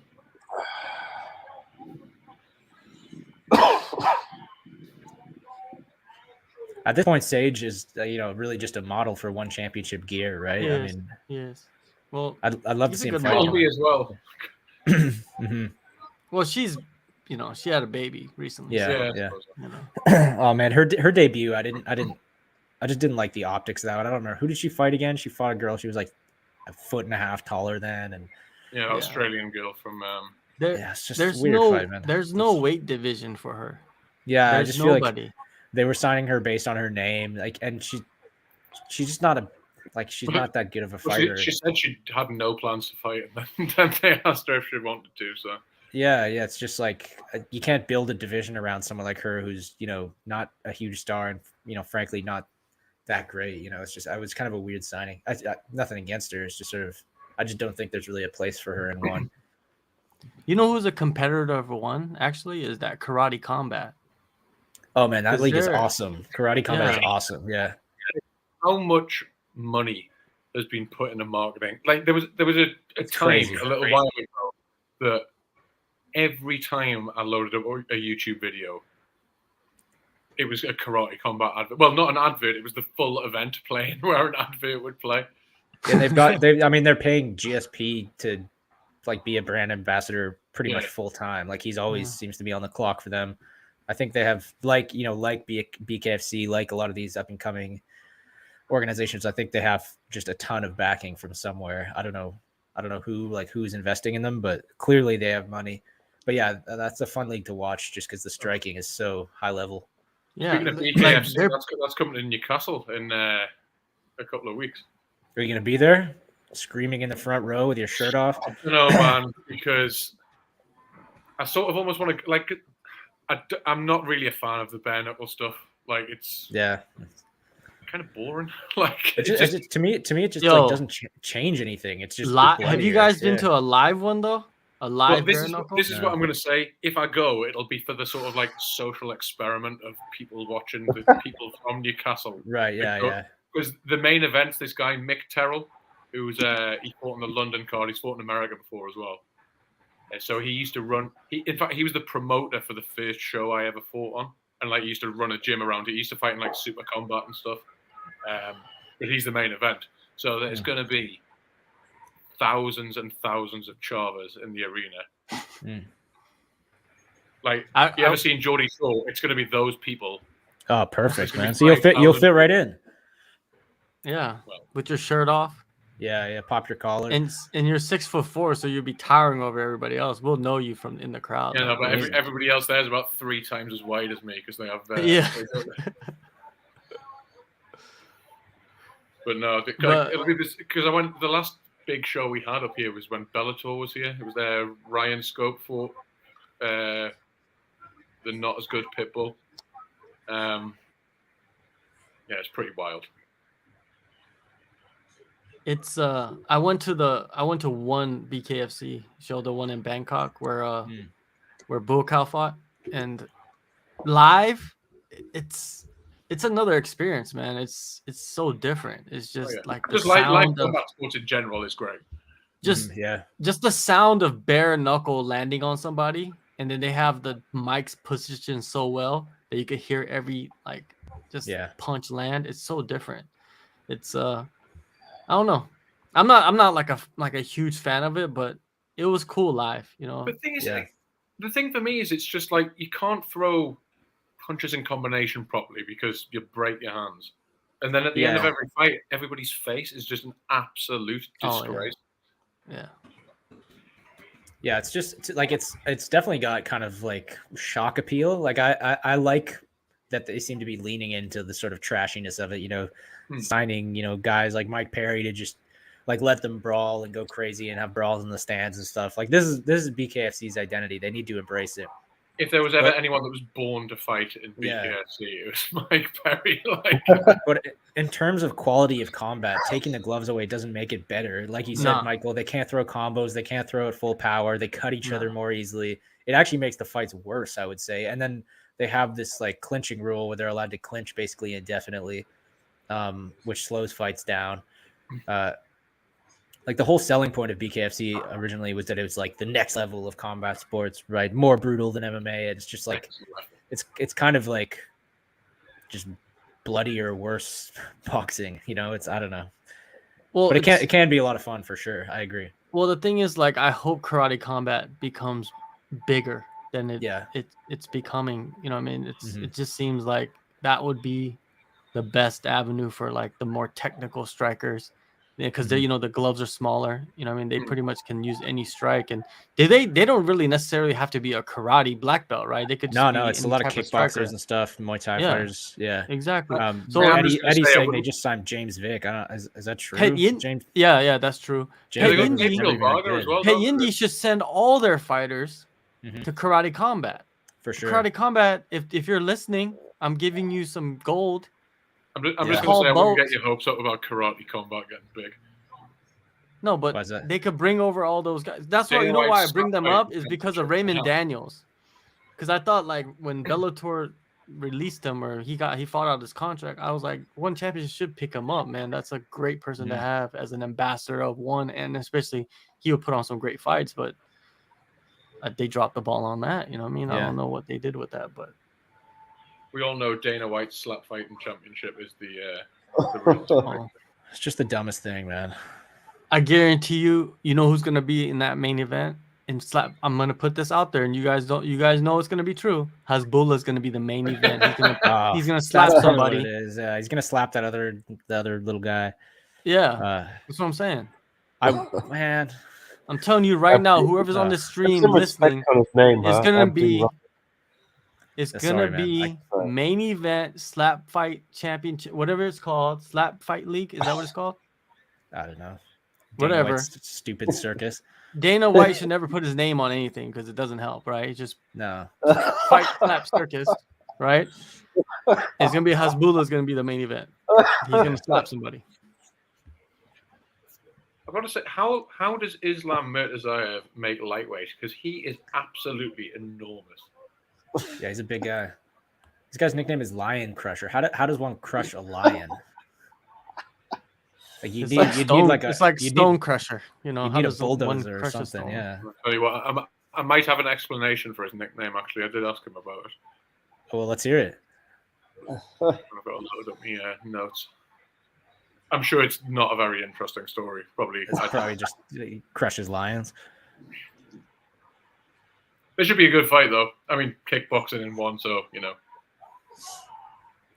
Gotta say though, whichever judge scored the Murtazayev ESL fight for Murtazayev, I don't know what they were watching in that fight. Sorry, which fight? Islam and Murtazayev's last fight against Reggie and ESL. oh yeah. That was a bit of a stretch, in my opinion. Fair, yeah. That's the other thing. Reggie and ESL's fighting tomorrow. I feel like, obviously, because I guess the North American fans won't really know him. I'm really hoping he puts on a show tomorrow because he's, I love him. Yeah, man, it's it's a weird thing, right? Because like he doesn't on the surface seem like a guy that the US fans would connect with just because he's not American, you know. But he's definitely a fun fighter to watch, and Sinsamud is an amazing fighter to watch. Like both of his first fights in one have been incredible.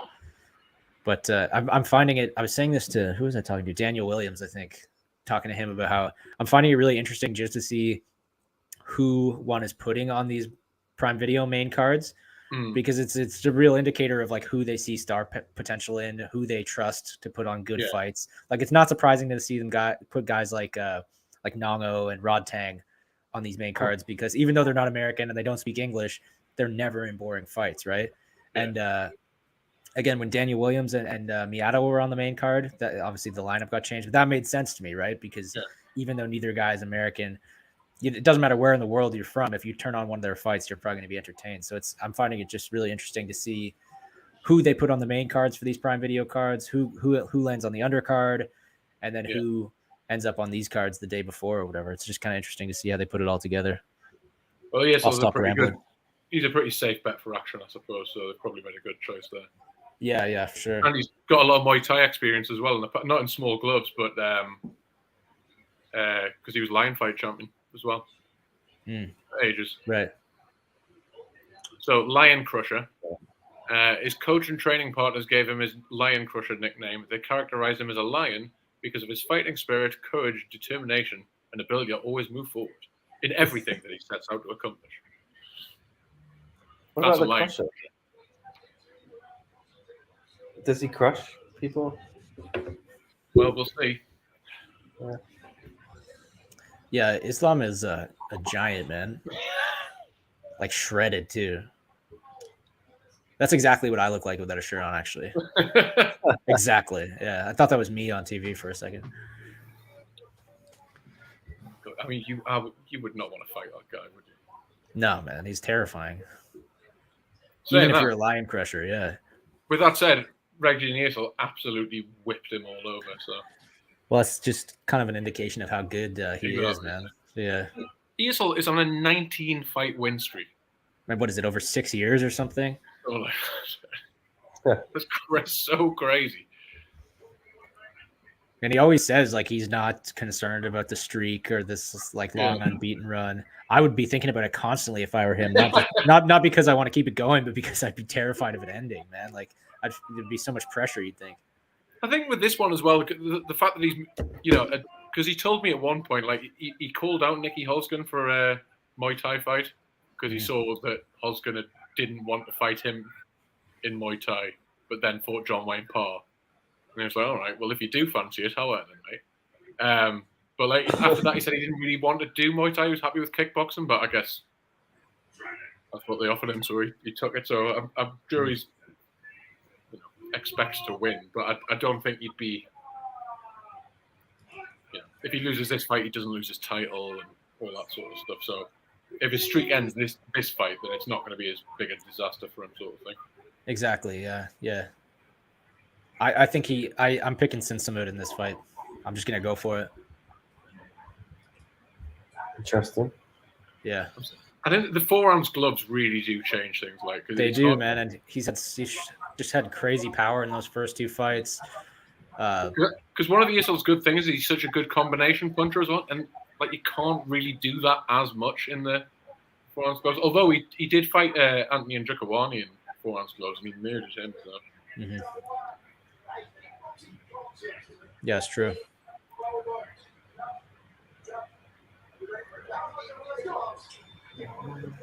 Oh. How you doing over there, Nick? Silently dying. But also silently swaggy, according to Mr. Tiddlewinks here. Swag? Swaggy guy, man. We definitely don't deserve it. Swaggy. Too beautiful for this world. I'm not sure about that. Tiddlewinks. Thank you. Yeah, take the compliment, man.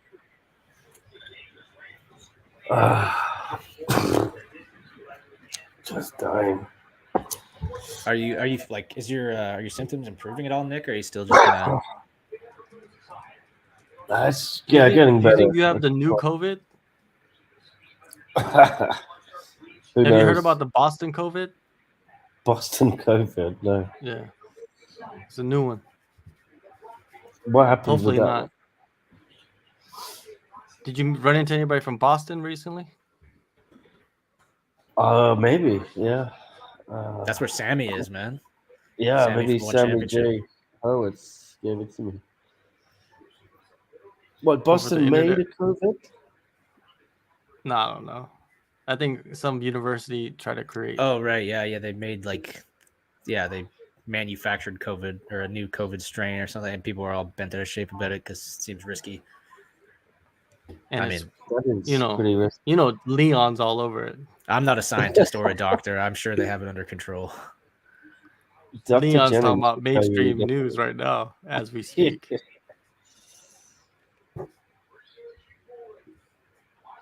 Kind of a slow fight so far. Yeah. But Murtaziev is a massive individual. I'm sort of surprised they kept this on the main card when Nikki pulled out of the fight. Like, I think Nikki was the A side of this matchup, you know? Yeah. And you'd think when they made this fight on short notice, they would have moved it onto the undercard and maybe put, I don't know what, on the main card, something else. Well, the only thing I would say is like maybe if this Rusu can win, he's probably going to end up fighting ESL for the title, I suppose. That's a good point. Yeah, this might be a #1 contender fight. That's a good point. Man, look at the traps on Murtazaev here. How the hell is he making this weight class? I don't know, man. I don't know, man. Is I thought it said Rooster on Constantine's shorts too. I was like, we already have a fighting Rooster in the main event. We can't have two Roosters. But of course, he's the Lion Crusher, not the Rooster. Well, I'll tell you, I don't include it in my notes for the commentators because it's not something we can really talk about. Do you know why Zhang Piaman is called the Fighting Rooster? No. Because he used to like cockfighting when he was a kid. All right, fair enough. I mean, it's a fitting nickname, I guess, that way. All right, Murtazaev looks a little more aggressive this round, or maybe not. Whoa. He's so much longer. I suppose if he wins, they just make that Nicky fight again, which has been because that was supposed to happen at 1X as well. Right. Yeah. This Rusu guy, Michael, is this the weight class he normally fights at? Yeah. Man, he's like he has a good game plan, man. He's not giving any room to breathe. Yeah. And that kick to the midsection is working. He's actually outlanding. He's landing a lot more. Yeah. He's throwing combos. That's the difference. Is Murtazaev's just throwing 1 or 2 punches, 1 kick. He's giving away rounds. Yeah, man. And a short fight like this with short rounds, you can't be fighting like this, man. These kickboxers need to start listening to us, man. The real pros over here. We know how to win fights. Well, the other thing is that Murtazaev is more of a Muay Thai fighter. Like I think most of his fights are Muay Thai rules, whereas Rusu is a kickboxer.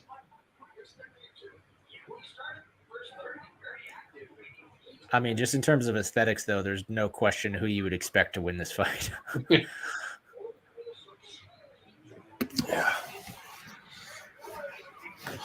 I thought Nicky was going to get messed up by him. So on this evidence, I would say Nicky's still probably got enough in the tank to. I just wasn't. Nicky was probably beating Susma until he got his head taken off. Yeah, but he keeps getting like these nasty knockouts. I just don't want to see him happen again. Nicky, you mean? Yeah, you know, it was Sinsuma. I mean, yeah, get knocked out by anyone else. Really effed him up, right? Yeah, that was a bad knockout. Yeah. Speaking of aesthetics, I just thought the perfect Brandon Vera retirement fight. Oh yeah. Oh yeah. What is it? Line, the big man. No, Alan Galani. Yeah, that'd be good. I mean, that's as far as like freebies go. I mean, that's kind of what that would be, right?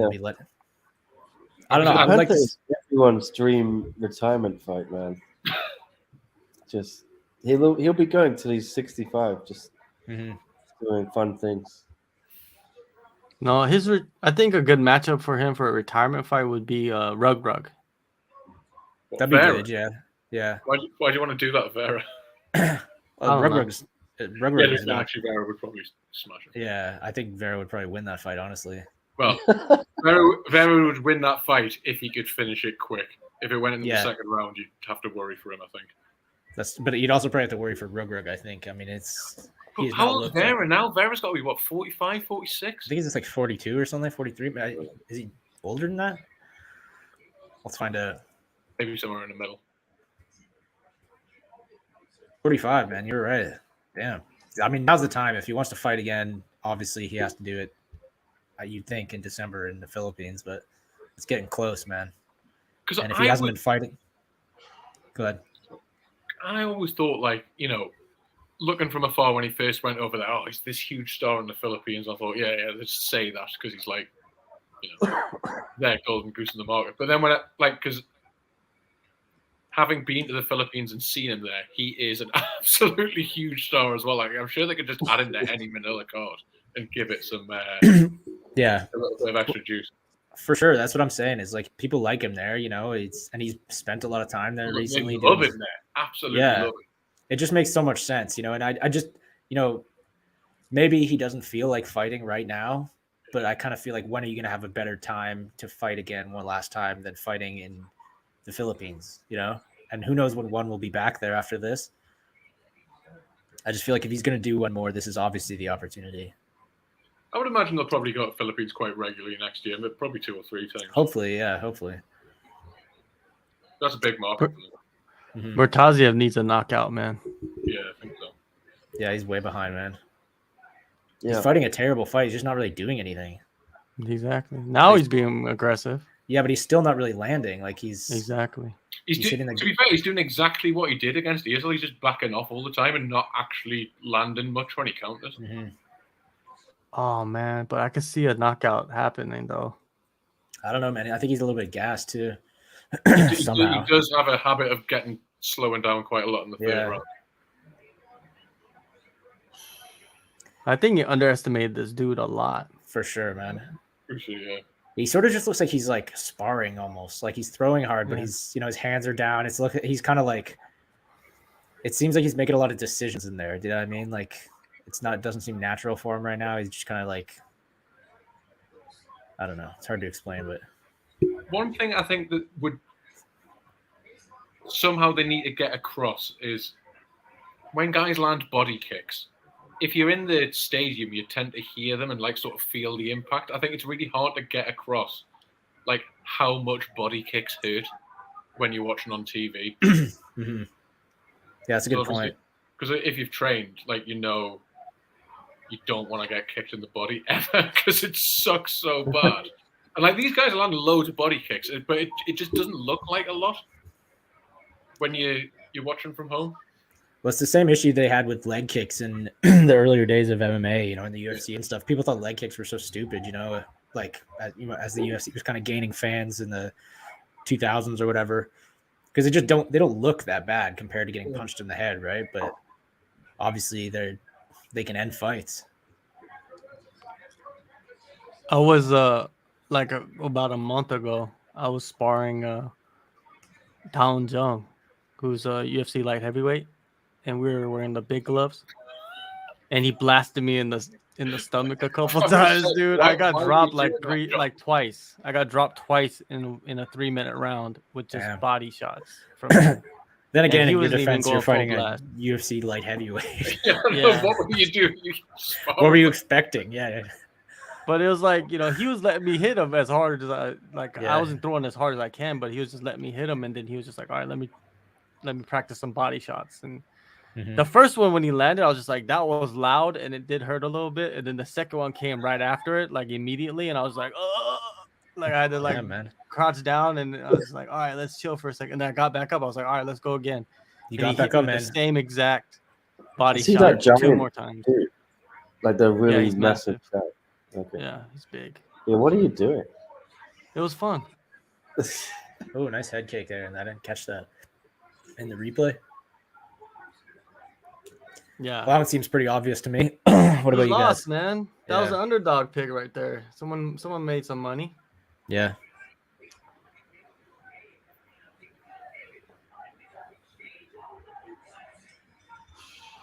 No way he thinks he won, though, right? I hope not.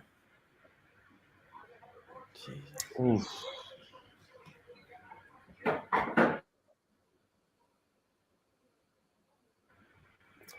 I'll have to get the ice cream out. The chat on the watch.1fc.com doesn't seem to be going quite as wild as the usual YouTube chat does. That's good. Nick, all that work you did at Bag Towel. Come on, Nick. I got some low-calorie ice cream here. Did you see Islam when the decision was being announced? He had his hand up, like, but then he looked at his own bicep. It's like he caught his eye. He's like, "Oh shit!" I mean, sorry. I'm really far behind. Who won? Rusu. Rusu, yeah. Wow, That's a hilarious. shocker. Good win for him. Rusu missed weight though, so Did he? Oh, he did. he was struggling yesterday or the day before. I don't think this was a catch, right? Everything on this card is catch weight.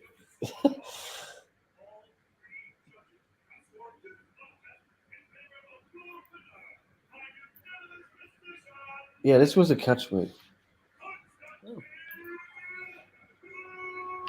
He kind of missed looks weight? like Jim Carrey in Rusu missed Me, weight. Myself, and I. Yeah, they both missed hydration, or no, Rusu missed hydration, and then Murtazaev missed weight. Murtazaev came back and made weight. Rusu came back, failed hydration again, like twice.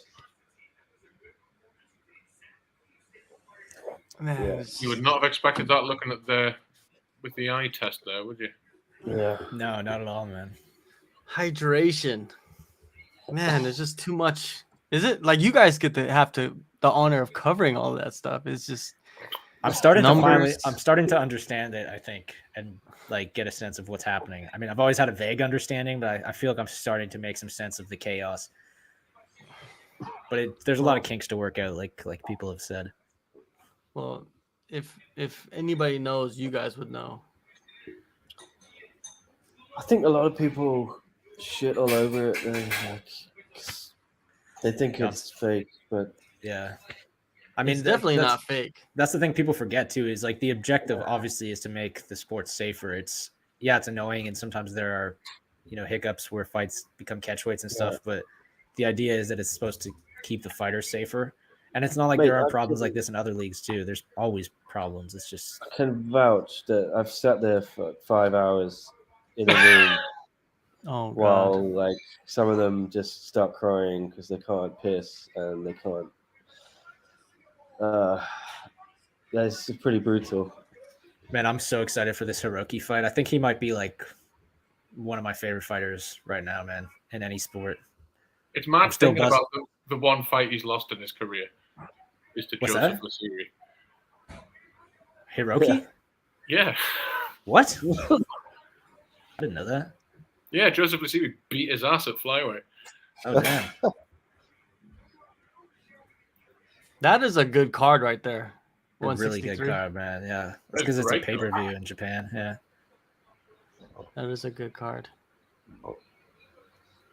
Damn, yeah, I totally did not know about that Lasiri fighter. I'd forgotten about it or something. But he's so good. I love watching him. Oh, Fabricio's brother's fighting. Really. It looks just like him. There's JWP.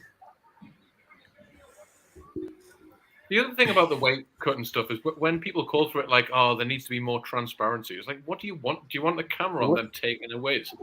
Like, Yeah. Well, a lot of people would just always say, "Oh, there's smoke and mirrors." It's like you can see it. That's- You will watch it. These people literally fail all the time, and they come back Yeah. and they fail again, and then they fail again. Like, what do you want? Yeah. Some of them the make other it. thing Yeah. is with the hydration thing, it's like the numbers that they give out. I don't know what that means. Like, so any fan that's wanting for more transparency or like kind of it to be clearer, well, you need to understand science for it to be clearer. Like, I mean, Yeah. what do you want? Well, some of them come in, they fail a little bit. Like the number is close to 250, Yeah. and then they get But down, again, like- and then My point like, being okay, is these people don't know what 250 is. yeah, and then they make it, and they're like, "Oh, how did they make weight after this?" Because they were on weight, they were just a little bit dehydrated, and then it makes sense, you know. And I some of gotta them, say- I used to be very questioning because like Bibiano would miss by a few pounds, right, for the last fight with Lineker, and then he miraculously lost 3 pounds overnight. Like that is, I think it's different. Literally in the last few months, they have changed things. It's no coincidence. All this stuff is happening at the same time. Prime Video, new drug testing thing, more transparency, let's say, on the weigh-ins. Like you're seeing everything. People are failing more. People are getting. Well, you had one drug test positive. I think I some think things have definitely changed, man. You're seeing Lineker struggle to make weight. Yeah, he was You doing can definitely very lose fine in one weight. a few pounds quite easily and not be that dehydrated. Like, I mean, I've done it before. Like, if you don't eat for like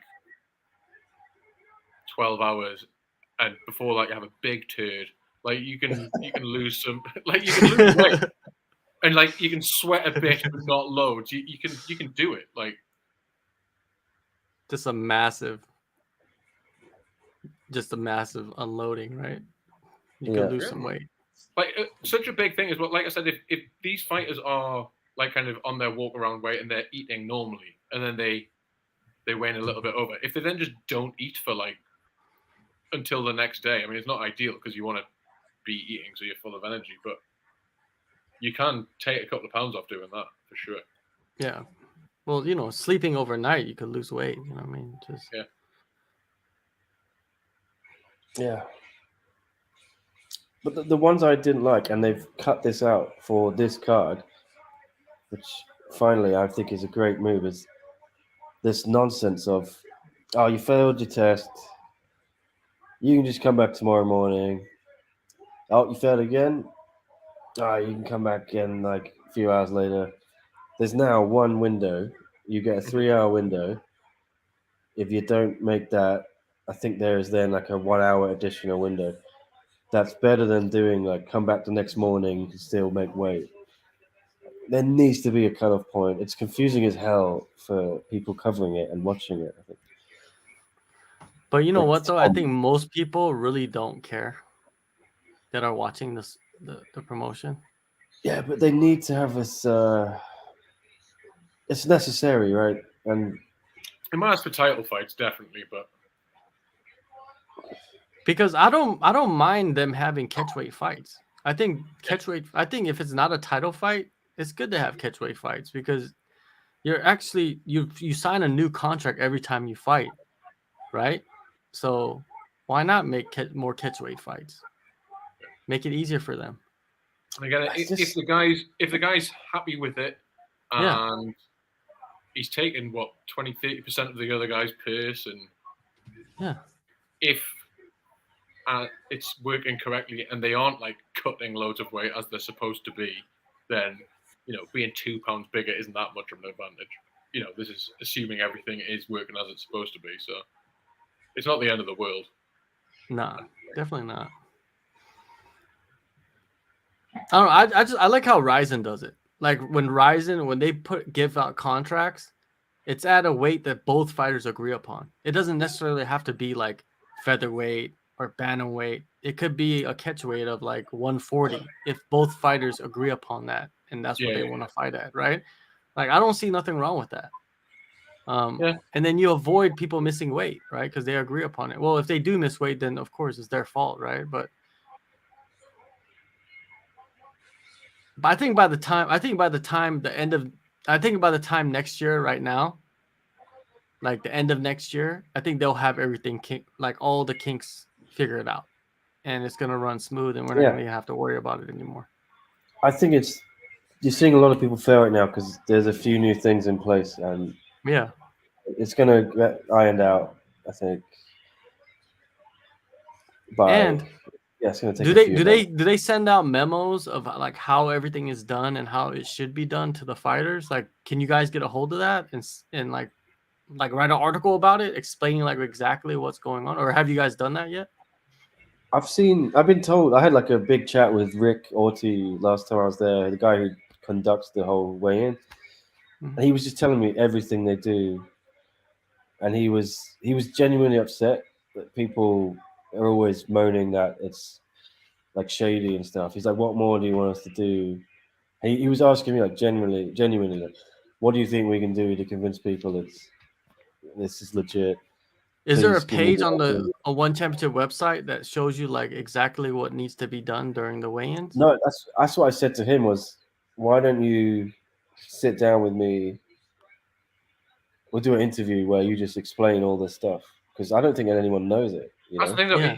It's hard to like. There's so much to it. It's hard to just explain coherently. Like, well, they're a multi-billion-dollar company. They can't sit down and like put out a what is it?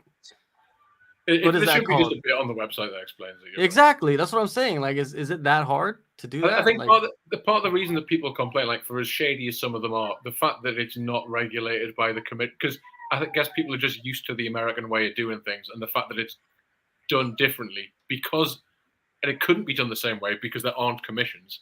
exactly. So And especially American North America, I commissions guess, mess it's up not- all the time. They mess up all the time. Yeah.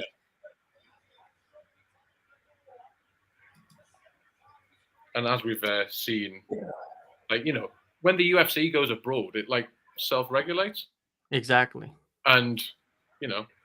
we've had people do. We've had Khabib and Cormier doing the towel trick to make weight. Yeah. You know what I mean? So like, There's some like shady stuff going on. You know what I mean? I'm not saying that there isn't. There's gotta be. Yeah. People are in cahoots. If Although- one really wanted to, they could have flubbed that yesterday with Lineker. Yeah. But like, because it's not in their interest for bantamweight him not to champion make was weight. stripped to the belt. Yeah. That's your proof that there's nothing shady going on. Because like, Yeah. if they wanted to, they could have brushed that under the carpet. He's their champion. It's a disaster. Like It's he's a- supposed to It's be. an unmitigated disaster for a card that is already light because it lost another title fight. And it's first event away from Singapore in 3 years. They need to put on a show. It's on Prime Video. And they stripped their bantamweight champion of the belt. Yeah, they haven't trumpeted it loudly. It's not all over the website and stuff, but the news is out there, right? I asked, and I got an answer that yes, this is the case. So that is Tell you something. what, it could be a really good day for Andrade tomorrow if he wins the title, gets 30% of Lineker's Yeah, as well. Like, you got to imagine Lineker was on a heftier Yeah. purse than him. he's going to be the king of Kuala Lumpur tomorrow night if he does that. Yeah. And why didn't they Yeah. put out a press release of the whole, like, to clarify everything? That was another question, because they're the king of press releases. That's what Right? annoyed me. That's what annoyed me is, yeah, they just kind of wanted to bury it, and I understand why for the aforementioned reason I said, but you have to clarify. You got to be clear. Mhm. No one knew what was going on. You know, I think MMA fighting. They were asking Andrade and Lineker's manager what's going on. I was trying to find out after the first weigh-in in the morning or the afternoon, like what happens now to these guys. I think I asked Mike as well. I was like, who should I ask? And Yeah, I was just like, Yeah. PR. You don't want to hear this, but probably PR. and there's no clarity. That's the thing I'm annoyed about. It's like they're taking some good steps towards transparency, but then Whoa. there's just that missing final piece of like, God, Nick, you are so far behind us. Like, Ramos has got a takedown straight away there. He wasn't messing around there. Man, Ramos is Oh, yeah. like, he's controlling this fight really well. I'm really far behind you. Herb is bringing them together for me. It's interesting that Reese is working with John Wayne Parr now. I'm back. Yeah, Reese loves that camp, man. He at like any Yeah. chance he has to talk about Wayne Parr and the influence he's had, he'll go off, man. They have a Yeah, really but- good relationship, I think. I don't Hope he's think he still working on needs. his grappling as well. Yeah, I'd hate him to be one of those guys that falls in love with his striking too much and just stops using his jiu-jitsu. But I suppose he Yeah, didn't do 'cause- that in his last fight, so that's probably a good sign. Because in this fight, I don't think he needs to be worrying about his or his striking. I think he needs to be worrying about his grappling here. I don't know, like, because Ramos has got some good striking as well. Though in that third round against Wu, he did pretty well on the feet. Both these guys are really fast. Mm-hmm. Ooh. Look at the movement. They're so fast. This is one of those fights I was talking about too, where like, you know, right when we started this, there's a couple MMA fights on these two cards where one guy is like obviously defending his place in the rankings against somebody who's not ranked. Like if Winston wins this fight, it's going to dump the rankings on their head. It's going to totally change the complexion of the top five. Well, Reese will definitely be out the top 5 if he loses this fight. I don't know if he'd be out of the top 5, but he'd probably Because drop he's down number to- 5 right now. I think he's higher than that. I think he's like 3 or something, isn't he? No, it's right there on the screen, number 5. Oh, damn. Oh, of course. Yeah. Right. Right there in front of me. I thought he was a little higher than that. Nah, Wakamatsu's above him. I Right. think. Yeah. Obviously. Yeah. Well, I guess if Ramos wins, then he's number 5. Was it Reese? Yeah, that makes sense, yeah. Wakamatsu.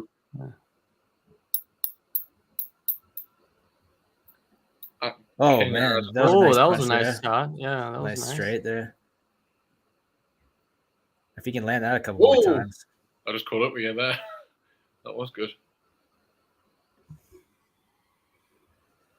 Both of them landed leg kicks as well. They both. You'd think Reese would have learned to check a little bit at working with John Wayne. Oh. Oh. The right hand is looking crispy. Yeah, it is, man. Whoa! Reese's striking looks Yeah. a lot better, eh? Yeah. You can see exactly how far behind you I am with my delayed reactions there.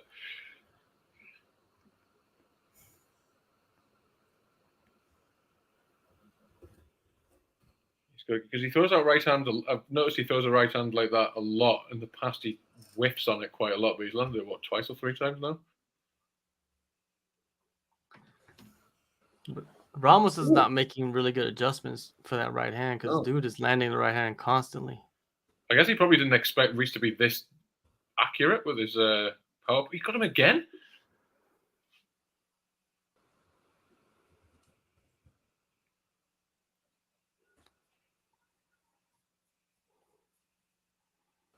Ramos is beating up the legs really well though. Man, that's imagine the pain of just hitting leg, shin to shin bone, calf kicks. Man, just it must So be what, Reese disgusting. fights really well out of southpaw as well. He's pretty good at Switching. things up. Oh, another one. So I'm just adding some photographs to this article Nick and I have been updating. I'm still paying attention, I promise. I guess the issue for Reese is if he does win, like you were saying, I'm glad someone's doing it. I've completely forgotten about that. Article. All good. the issue with him is that he's fighting all these guys that are just out of the rankings. But the problem for him is he's lost to. Oh, Don't lost do that. To Wakamatsu, he's lost to Akhmatov. He's lost to King. Whoa! Oh no, I'm so far behind. I guess Something's about to if come he wins this, you could maybe give him a rise. This has been a good round though. Yeah. yeah. What's coming? I think he's gonna survive. What's coming? Oh god.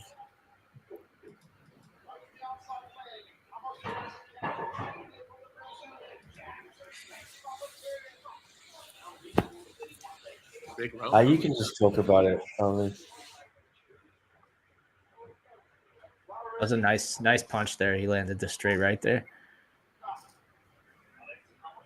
The thing is, Ramos is turning away from these right hands every time as well, so it's catching so clean on the jaw. Oh, there it is. Nick, I think you need to refresh your stream or something because you're far behind. Nick's I'm actually not watching 161 from last month. I'm Hey, not Mike. risking it. Michael, they just announced that they're putting together Covington versus Hamzat on that London card in March. No way. Really? Yeah. That's a kind of a weird one for London. Oh, No, because it's the backup for the Leon Usman rematch. Oh yeah, okay, yeah, right. Oh, is that going to be in London, actually? I wonder if they'll do it at a stadium, because they could do it in Cardiff, because Cardiff's got a roof. Right. There's a Tottenham stadium. That must have a roof as well, because Fury's fighting there as well. I think it's just going to be in the UK somewhere. I don't think exactly if it's going to be London. But Well, I think they would have to do it London. I think if they're going to do it bigger than if they're going to do a stadium, they need to do it London. But yeah, if Fury's fighting in December at Tottenham Stadium, you have to be able to cover that up because there's no other way you could do a stadium show in England in December unless it's going to have a roof on. Yeah. Some bad weather right around that time. It's cold as much as anything, really.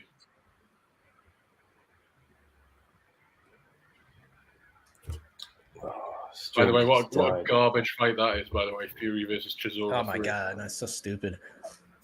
Like, what's... whatever. That's boxing for you. Yeah. I don't even watch boxing. Especially heavyweight boxing.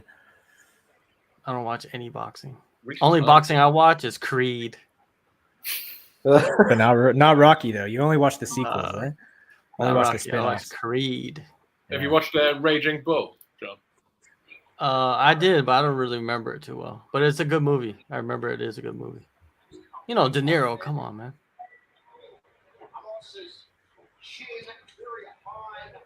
Some people weren't too happy with your hot take, John, on Creed and Rocky. Yeah, we were saying. Yeah, people are angry about that for no reason. I mean, people don't need to get angry about it. That's what they're so emotionally attached to those movies, you know. That's not just that. If you're gonna get angry at anything, don't get angry at anything on Twitter. Like, have a word with yourself. Oh man, that's why I tried to stop using Twitter for a while. Every time I opened the app, I was closing it like angry. I was just getting so pissed off and depressed every time I opened it. So I deleted it on my phone, but the problem is if you delete it off your phone, then I can't see loads of football memes. Yeah, I've kept finding myself needing it, so I'm just kind of sucked it up that I have to. It's just a part of life, man. Twitter and all the nastiness on there. Twitter's just people getting like angry, and also just people clout chasing. Big time, man. And just ass kissing, and that's all it is, man. And then MMA. Yeah. Oh, fun little sequence there. Reese's hands are looking great, man. They do. Yeah, he looks good. He's fighting like from a different.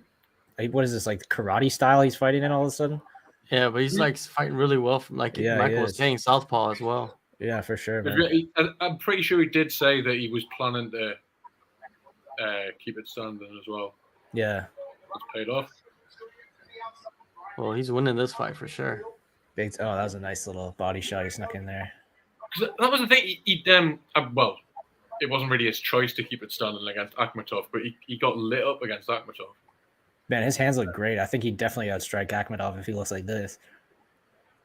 It's just such a shame that Akhmatov doesn't fight so often because he is great. I know, he really is. And I feel like there was sort of obviously he lost some fights, but for a while there when he was on like a 20-fight unbeaten streak, like I feel like it was just what's that? Yeah, I know, and they were close fights too. I just sort of feel like there's been a missed opportunity with him to. Yeah, well, he got injured all the time. Like he was. Yeah, I think DJ was talking about him as the next contender, though, right? So like. Well, yeah, he shut out King Ad in his last fight, didn't he? So but having DJ say your name sort of adds clout to your brand for sure. I'll tell you one thing: he's probably not going to out wrestle DJ. What's the story with Eustaquio? Don't know. I guess he's probably going to fight in Manila, but he's coaching on the Warrior Series thing. That's what he's been doing. You'd think they'd be making a fight with him first. Oh, this thing is locked in. Looks like it. Yeah, I wonder if I know any news that I can't share with you about him. Because Reese versus Eustaquio would be a good fight. Yeah. They haven't fought yet, either. In fact, I do know whether he is or isn't fighting in Manila. and who he may or may not be fighting against. Look at the screen if it is. He's not.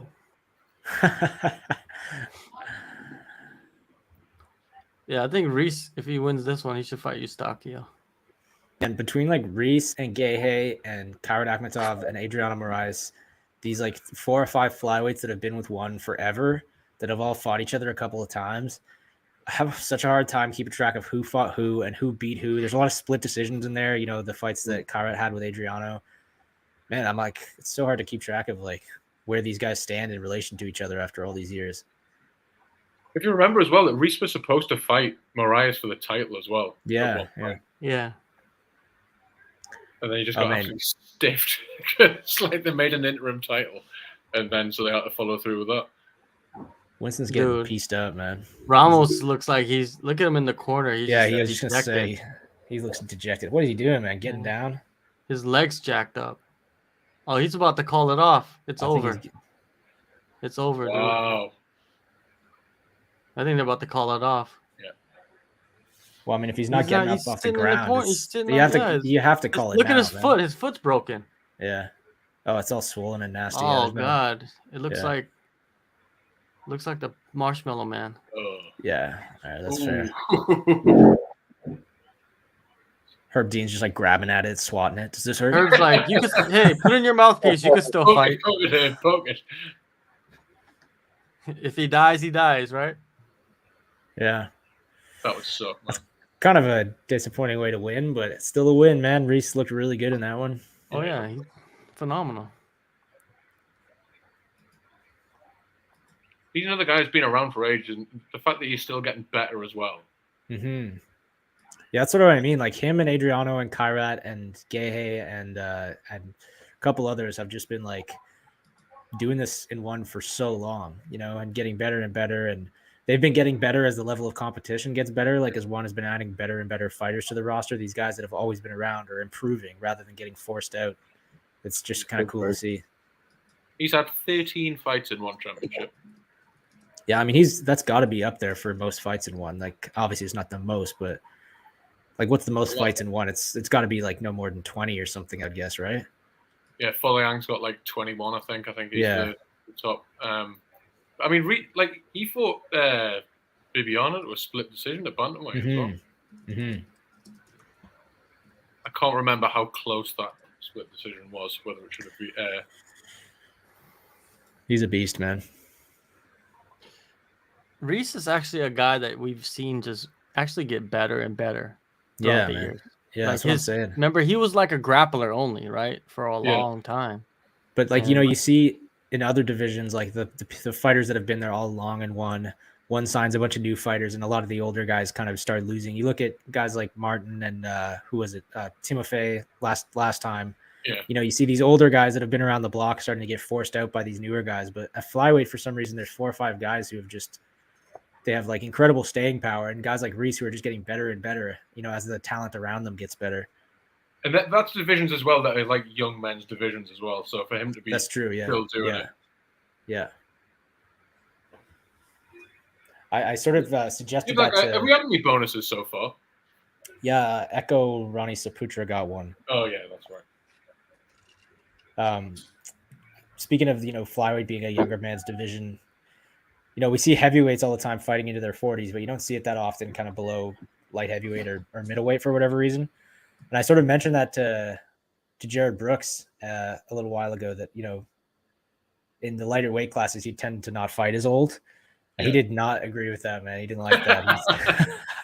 Like, I mean, it wasn't a criticism. It was just sort of, I mean, I would say it's fact. There's just not that many old. Yeah. But he wasn't mad at me or anything, but he vehemently disagreed that younger fighters or that smaller fighters don't fight as long. So more power to him. He said he wants to fight into his 40s. Yeah, well, I suppose Figueiredo's getting up there a bit, but he's champ at the minute, so. Yeah, man, it's hard to keep track of who's the champ in that UFC division. The belt's just been bouncing all over the place. People getting stripped, people split decisions and rematches, and that's going to be a good rematch.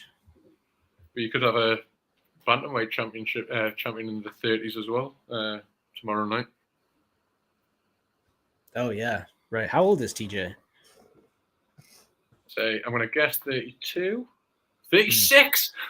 Oh man, shit, man. I mean, damn. I mean, crap, man. I put some money on TJ. I didn't realize he was so old. I'm just not sold on Aljo, man. I mean, I know there's no reason for that to be true. He's looked really good in all of his fights. I can't forget all the knockout lost to Marlon Moraes, and I don't know. Well, that was a while ago, and it was a long time ago. But the thing is, the way he wins is getting the takedown. Can he take TJ? Yeah, I don't know. He keeps doing it. I mean, it's he's the champ for a reason. Yeah. Yeah, Darkside. This is what I kind of thought too. I sort of figured that Reese had sort of reached his ceiling in one and would beat some guys but lose to others. But right now, he's clearly never been better. Obviously, changing gyms was a big thing for him, and he's not. I mean, he's been working a lot while he's training too. Like he has a job. He's doing demo for a while. Yeah. So like the fact that he's improving this much well, presumably still working a bit on the side is a testament to him for sure. Right. As I was saying before, I always think it's good to match up winners with winners and losers with losers. But I think the only guy in the top 5 he hasn't fought, well, apart from DJ, obviously, is Moraes. So make that fight next for Reese. I think that makes a ton of sense too, assuming that they do DJ and Kairat. Obviously, Adriano's riding a loss now. That fight with Reese was supposed to happen a while back, and it didn't. There's sort of like a storyline there, a score to be settled. Obviously, there's not really any bad blood between them, but there's a score to be settled. I'd say they were supposed to fight and they didn't. Now they can. And I think I agree with you. Matching winners with winners and losers with losers is the way to do it usually. But I think where that doesn't apply quite as often is when you're talking about a champion that's just lost their belt, right? Because, Dog you don't want to match the point there. But yeah, I had to agree with Dog said after he lost against Kyra. I'd wondered if he had reached his peak as well, but he seems to be just getting better. Exactly. Yeah. Time for the main event, man. This card is. Do you feel like this has flown by? Maybe it's because it's the morning. We've been online for 4 hours, but they generally do seem to do that. That's what I love about one cards. Mm-hmm. Like a UFC card with 5 fights on will take 3 hours. Yeah, for some reason the evening cards always seem to drag on a little longer for me. This one obviously is in the morning for me. It's not even 11 o'clock here. Maybe that's why it seems like it's gone so quickly. Well, you've got such stimulating chat as well, all the way. That's it, man. Around, that's it. What is it they say? Time flies when you're having fun. It's felt like about 7 hours to me. So. Well, yeah. So you're just having a nightmare over here, yeah. Okay. I couldn't blame you. This goes all 5, right? What's that? I don't know, this man. Probably goes all 5. I think probably so. Probably, but I don't know. But again, it's so hard to tell because. Yeah, like the competition that DiBella's faced, I don't know how good it is.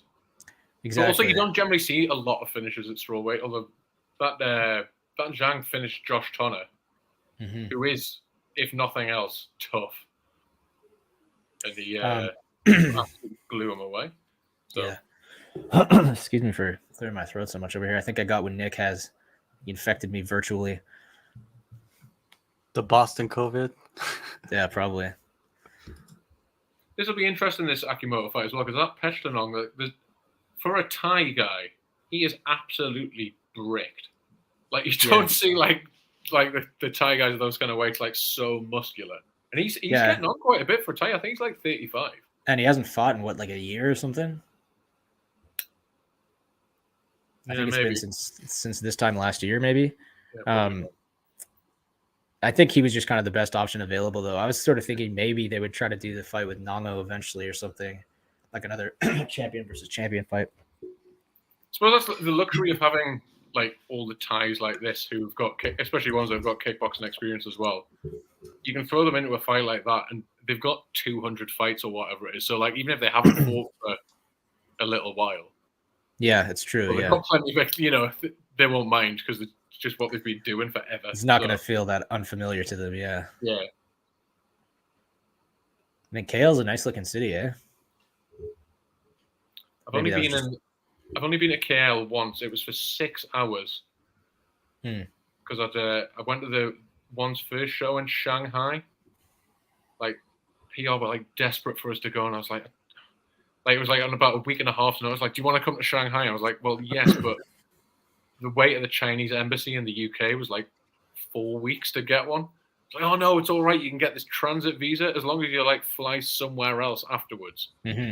So they arranged us to go home via KL, Bangkok, and then London. It took like something like 40 hours or something like that.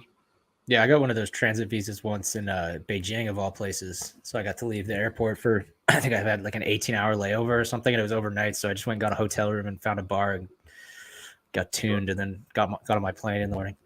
Well, I had 6 hours in KL, and Tammy Chan gave us a whistle stop tour. It was pretty good. Yeah, nice. Yeah, you can always count on Tammy for stuff like that. Shout out to the great Tammy Chan. I got some food around the corner from her place. Then we went to the Petronas Towers or whatever they're called now, and then back to the airport. and then did some serious duty free in Bangkok. Nice. You gotta. Man, I'm really fired up for this fight. Because Zhang is on my list, but now DiBella is on my list too.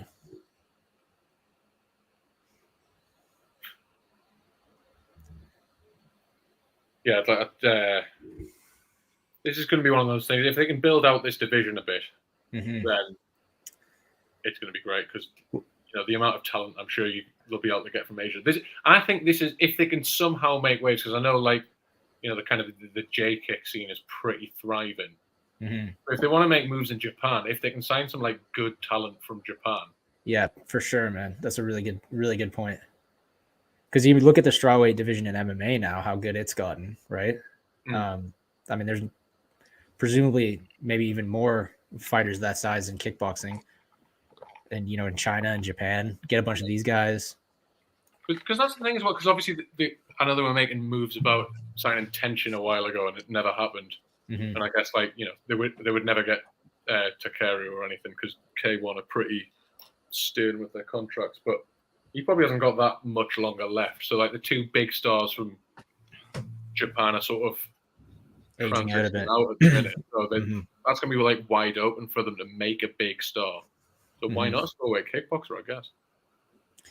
Yeah, I think this division has a ton of potential, man. And it's, if one of these guys wins the title here in decisive, flashy fashion, gets some kind of highlight reel finish, or it's a sweet war or something, I think that'll be really good for this weight class. Man, DiBella looks like he's done this a million times, man. Walking out to the cage here. I mean, this is the biggest show he's fought on, I think, probably. Yeah, no doubt. Well, like I said, he has fought on Glory, 5 fights in Glory, yeah, or 5 wins in Glory, at least he said. But I think those Glory shows. I don't know. I think this is probably a bigger deal than those, just in terms of buzz. But the thing is with it is Glory fights. Like I said, when Bellator goes to a market, they'll have a stacked main card and then a big undercard with full of a lot of local fighters. Mm-hmm. I think that is sort of what those Glory fights were sort of like. Again, they'll probably farm out a Lou Neglia and said, right, Lou, you fill this many fights on the lower card. Because, there's not, because I would search for him on the Glory website and, he doesn't have a fighter page or anything like that. Right. But he looks ready, man. Yeah. 100%. I think he's the real deal for sure. He looks super focused. But, like you said, he's been kickboxing his entire life. He's one of these kids like the Lees who, his dad was training him for the time he was in diapers, So it's no surprise that he's undaunted by this kind of spot. Oh, speaking of king of press releases, I've just got a press release about them doing their partnership with Global. But yeah, he's I watched his because he's had a couple of boxing fights in the past couple of years as well. I don't know about the level of the guys he was fighting, but his hands are just so tight, man. He's a tricky southpaw as well. Zhang's going to come flying at him, so. But he's got that range too. If he can keep him at bay. Yeah. Oh yeah, his footwork reminds me a lot of Petrosian, the way that his feet are always his footwork is just brilliant. His hips and his feet are always underneath him, so he's never out of position when he's moving around as well. He's just such a flawless technician. He's great. Yeah, I'm excited to see what he can do in one, man. I've been pretty hyped for this fight. Right, I tell you what, I'm gonna visit the little boy's room before this kicks off. Yeah, go for it. It seems like based on the comments, people are sort of divided on this one. I've seen a couple picks for people picking the Rooster, people picking DiBella. Let us know who you're picking, everyone. Nick, who you got in this one? If you can muster a few words for us. I'm gonna go for Mr. DiBella. I think he seems really dialed in, and there's something about him like an X factor. I can't really put my I'm sort of sensing that too. Yeah, he seems like a really stylish dude.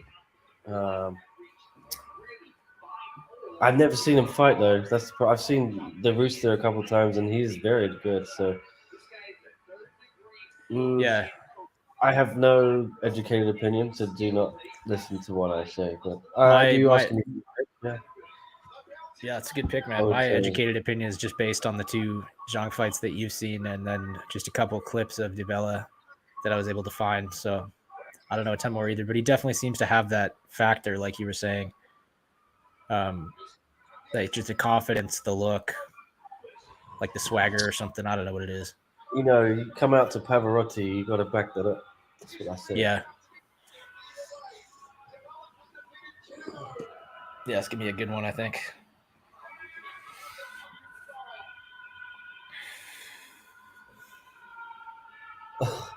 Pavarotti in an empty arena should be banned. No, Yeah, that's that's just a crime.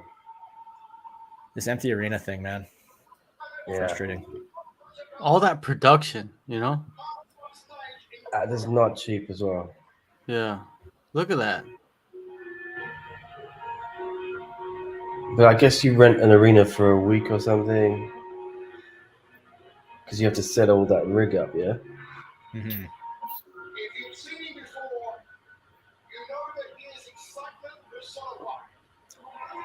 She's probably not different. They're not probably not losing any money on just having it there. Well, isn't the Singapore tourist something involved with one, anyways? Yeah, This in one is in Singapore, yeah. KL. Oh, this one's in KL. That's right. Yeah. But like I said, I think we're seeing an end of this starting next month, where you're going to have both cards on the same day. With That's crowds. much better. Yeah, because I guess you can just they're going to have the prime card in the morning, so they're going to want crowd in early, and then they'll probably find it easier to get people in the building later on if they've already turned up for the morning, right? Is that what they're gonna do in Manila as well? Manila will be packed. Don't worry. No, but I'm saying, are they doing like a morning and the night card? Yeah, 2 in one day, and it's like arguably the night cards are better for Manila and the next one in Singapore. You got Manila, you got Jared and Pasio headlining the Asia card, as they call it now. So I think that card in Manila, the evening card will just be Team Nakai guys. They haven't announced the main event for that prime one yet, have they? Have they? They announced the Soldich fight. No. Not, yeah. And the I Soldich think- fight is on Prime, I think, right? On the Prime. I don't card? think they've announced it. No, No, Yeah. they have not. I know what it is. I don't They think I do announced know. Soldich though, right? They announced that for that card, yeah. But that's all they've announced, I think. I think Gary Manget's fighting on that card as well. I think his coach slipped that one out when I was interviewing him. Oh yeah, Yeah. good Darshan. Who's his coach? Eddie Baracco, Extreme Couture. Right. Mm. He's another Canadian in one, right? Yeah, but he's Indian. Yeah. But like lives in Canada.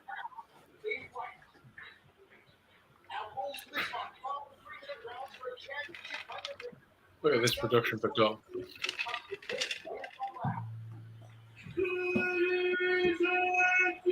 Well, I'm excited for this one. I'm excited to see what our guy JDB is all about, man. Mhm.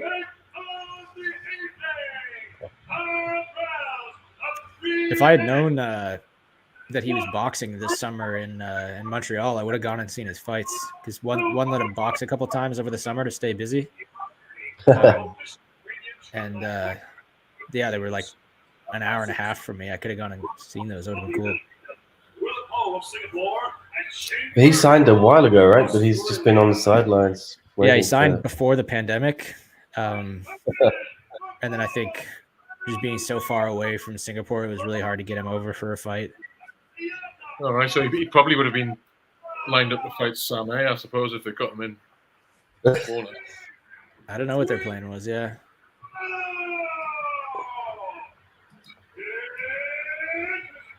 But he said he figured he'd fight Zhang since Zhang knocked out Josh Tana. Okay, it's not that much of a height difference.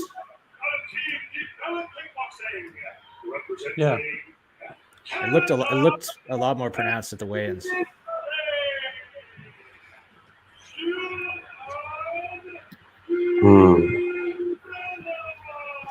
Right then. See you on the other side, dark side. On the other dark side. Enjoy the fight, guys. This is gonna be a good one. Dark Sid. Dark Sid.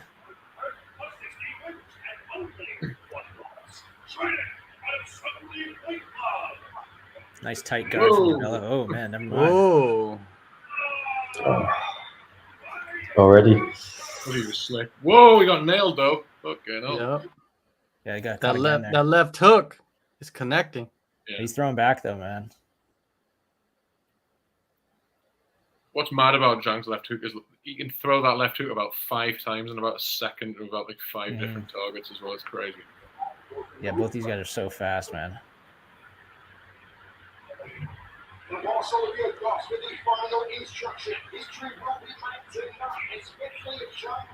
Scott, Nick, you're like a minute behind us. Yeah.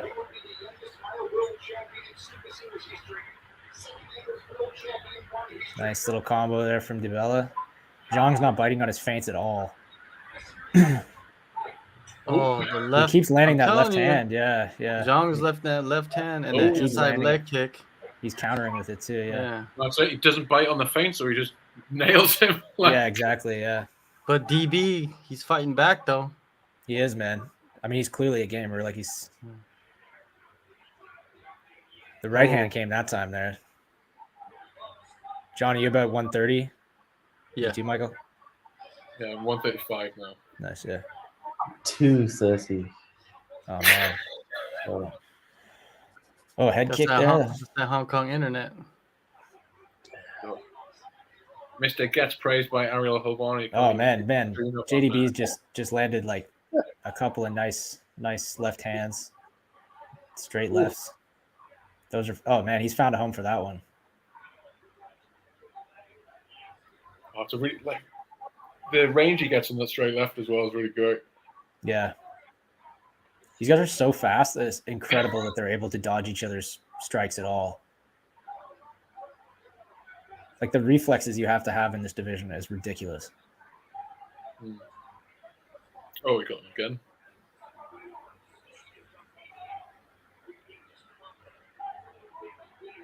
To be fair, that's working Oh, for him. man, Just, setting DiBella's up, DiBella's got the left hand. Yeah.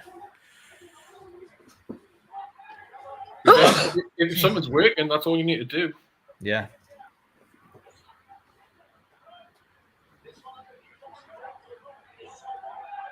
One of the things my coach would always say, like, why try and be clever if you can just like get someone with a jab or straight right or whatever.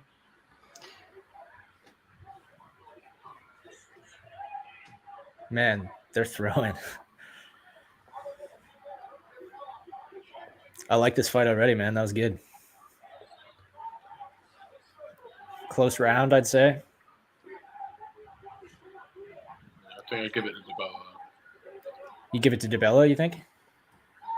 Because Zhang started strong. He had those left hooks at the beginning, but then DiBella started landing with the... I don't think he ran away with it or anything, but I would... No. Yeah, it was definitely close.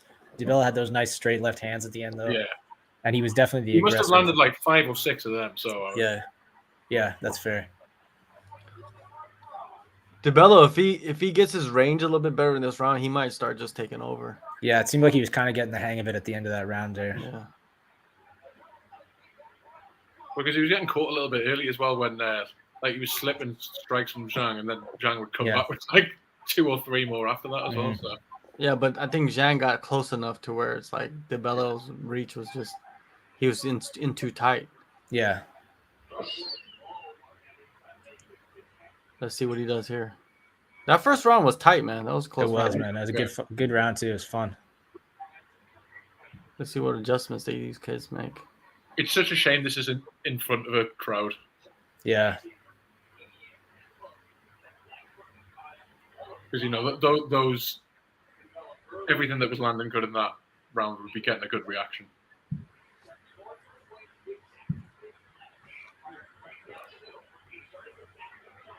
Oh, man. nice counters by Zhang. Yeah, they both have nice boxing, man. Tell you what, as well, if DiBella works that front leg a little bit, gonna affect Zhang's ability. Yeah, he was throwing at it a bit. He was throwing it before, eh? Zhang's even a little bit better read on the kicks now from DiBella. I like what DiBella's doing when he's pushing forward, just throwing a bunch of straights to kind of fluster him.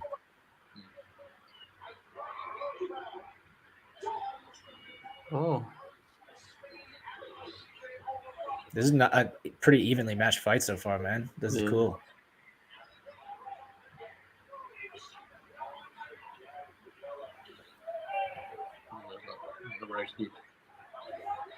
DiBella looks like kind of fights like a movie character.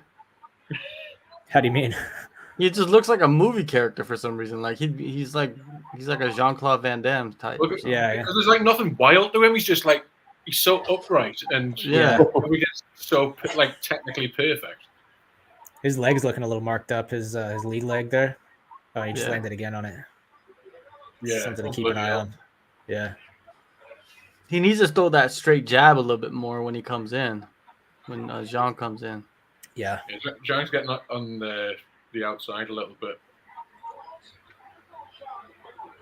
Oh, that was a nice. Another nice straight punch from JDB. That seems like it's going to be the key for him, man. Is like the longer range stuff. Clowning on him a bit. No. He's working his front leg as well. Mm-hmm. Oh.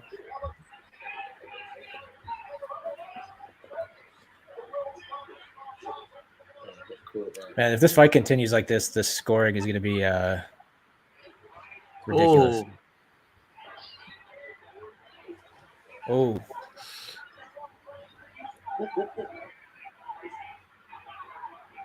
I feel like Zhang is maybe JDB is landing more, but Zhang is landing, I would say, the punches, maybe not harder punches, but they look harder because like I think it's just more impactful. It just seems more impactful. The JDB's like his head's moving a lot with the punches. You know, it's like they maybe look worse than they are. I don't know.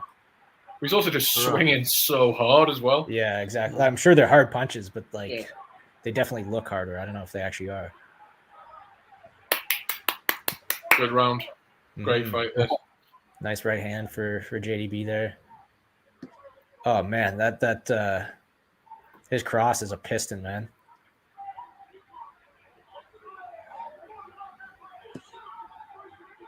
That was an even round as well, man. That was a close round. That's what I'm saying. If this goes all 5 and it continues like this, it's gonna be it's gonna be that was a lot tougher to call. Yeah. I have to say I'm pleased this is the last fight because I'm starving. I'm excited to order something really greasy for breakfast. Oh, I don't know what I'm going to have tea. Not sure yet, man. I'm going straight to bed after this. I'm going out to see a Tony Hawk's Pro Skater tribute band at a brewery. Oh, no, that's awesome, man. Tony Hawk? Yeah, well, like they play cover songs of the music soundtrack. On the Tony Hawk's games. Like all the games or just one in particular? Oh! I would say definitely 1 and 2. Yeah. There's some great songs on those ones, man. I grew up with those games. I saw they played London recently. They called the 900. They played London recently, and Tony Hawk got on stage with them. Yeah, I saw this. There's this YouTube account where these guys will cover like famous punk songs and stuff. It's usually like people from other punk bands, and there was one that Tony Hawk was in. He was they're the guys. Okay, cool. Yeah. Zhang's just getting the better of this round, though, right now. Yeah. Big right on there. That inside leg kick is just landing perfectly. It really is, yeah. DiBella, man, he's not checking him or anything. He's just taking him. He's staying in the pocket to land counter punches, but God, those are going to add up on him. Yeah, his leg buckled a bit there. Yeah. I mean, it doesn't seem to be affecting him that much so far. No. It looks bad, but it doesn't seem like it's slowed him down. At least to me. The pain threshold to a lot of these dudes, man, is just incredible. Oh yeah, I'd straight up be crying if I was either of these guys. Well, that's the thing. With the adrenaline as well, you can take it for a little while, and then there comes a point where it does, like, it really starts to hit, and you're just like, oh shit, should have been checking some of them.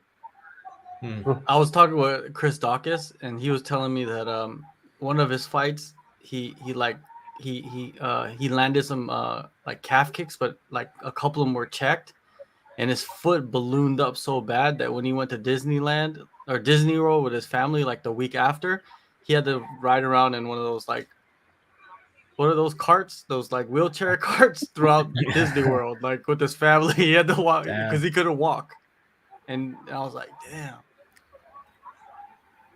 I remember one of the few fights I had. Like, at first, Oh, that was a sick. Sorry, go this ahead. big guy from Glasgow was kicking me in the legs, and I was thinking, this doesn't hurt. I can just take these, and I'll just bray him. And then by about round 3, I was just like, oh my god, this is like so fucking painful. Like 2 days after, my leg was black. Oh man. JDB's coming alive at the end of this round, but he's. I think Zhang won this round though. Yeah, for sure. Yeah, so far, but Every round's competitive though. yeah, it seems like DeBella's like willing to eat some leg kicks, and he's just trying to counter off them. It's kind of like what Charles Oliveira did to Justin Gaethje almost, like wait for the leg kick and then attack the head. That front leg on both sides, the outside and inside, is beat up bad. Ooh, you can see him coming forward now. He's a little bit wobbly on it. Look at his leg. DeBella? Oh, Yeah. His leg is bad. He still got 2 more rounds. Yeah. Oh, he landed the head kick though when he slipped. Yeah. I'm surprised that didn't cut him. Kind of. That looked like it was like a lot of toe in there. Oh man, that combo to the body and head there. Did you guys see that in the replay? But DeBello, he went came both sides back in the though. body. Yeah, he did, man. That's what I was saying at the end there. He was like, it seemed like, I think he sort of realized the round had gotten away from him and was trying to close the gap a bit at the end of the round. Yo, this is like one of the best kickboxing fights I've seen. Man, I'm telling you, these kickboxing fights I've won lately are so crazy, man. Like, obviously the last one, the Murtazaev one was, you know, not good, but you're not writing from prison, you know, about that. No, exactly. But a lot of them, man, like some of these fights are just so good. This fight reminds me of that fight that I always rave about, the Akimoto fight, just because the combos are so fast, man. They're throwing these like 6-strike combos in like 2 seconds. You know, that's what I love about the kickboxing, because you don't really see that in the one Muay Thai because the gloves are so small. You can't exactly, yeah.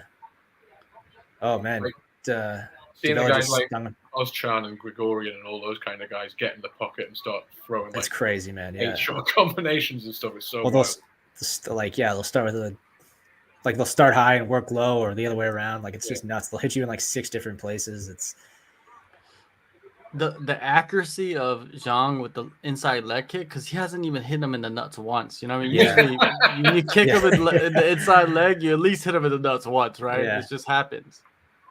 DeBella got out of the way of that one that time. He's seems to be. Oh, now he's going for the head instead of the inside leg. He's going for the head now.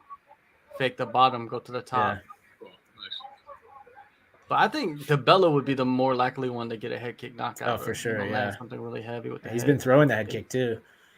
Yeah, but Zhang has been doing a good job blocking that. Yeah. Every time it comes through. Damn.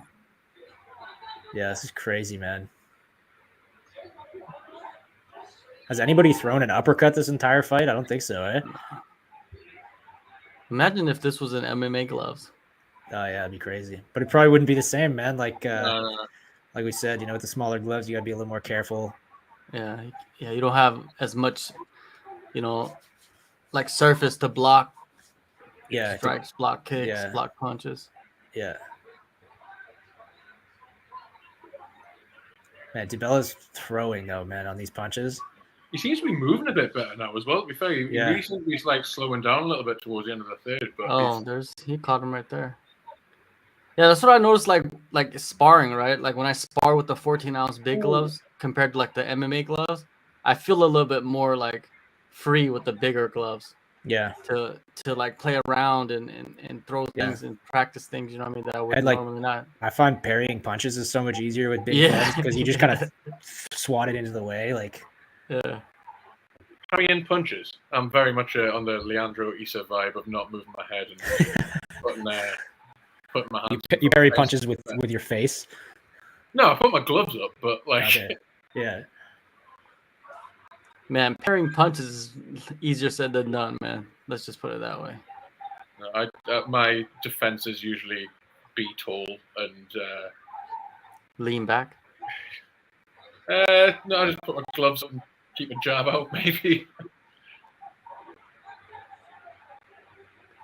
This is a close round too, man. Yeah. Yeah. Oh man, DiBella looks like he's I don't want to say getting desperate, but you can tell he's like It's got trying to make urgency something. about him now. I think he's trying to make something happen because I think So round 1, round 2, super close. 3, you have to give it to Zhang, and number 4, very close round. So yeah, it's like exactly. DiBella could be up winning this fight. Yeah, that's the thing too. We said round 1 was closed, but Michael said he probably scored that one for Zhang. I think gun to my head, gun to my head, I'd probably score for DiBella too. I like- think he got the first. I think Zhang might have got the next 3. Yeah, Maybe. but Zhang definitely got the third. You know, so there's a couple of rounds that look like they're a little more decisive, but for the most part, they're all super close, man. This is gonna be interesting.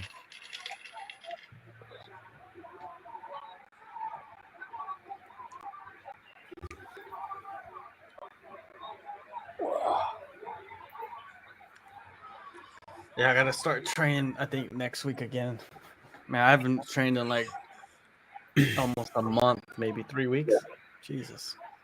Yeah, I've been slacking too, man. It's been a month for me at least.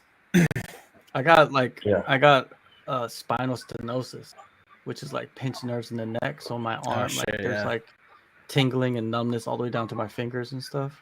Yeah, I got lasiosis, man. It's bad. It's really bad.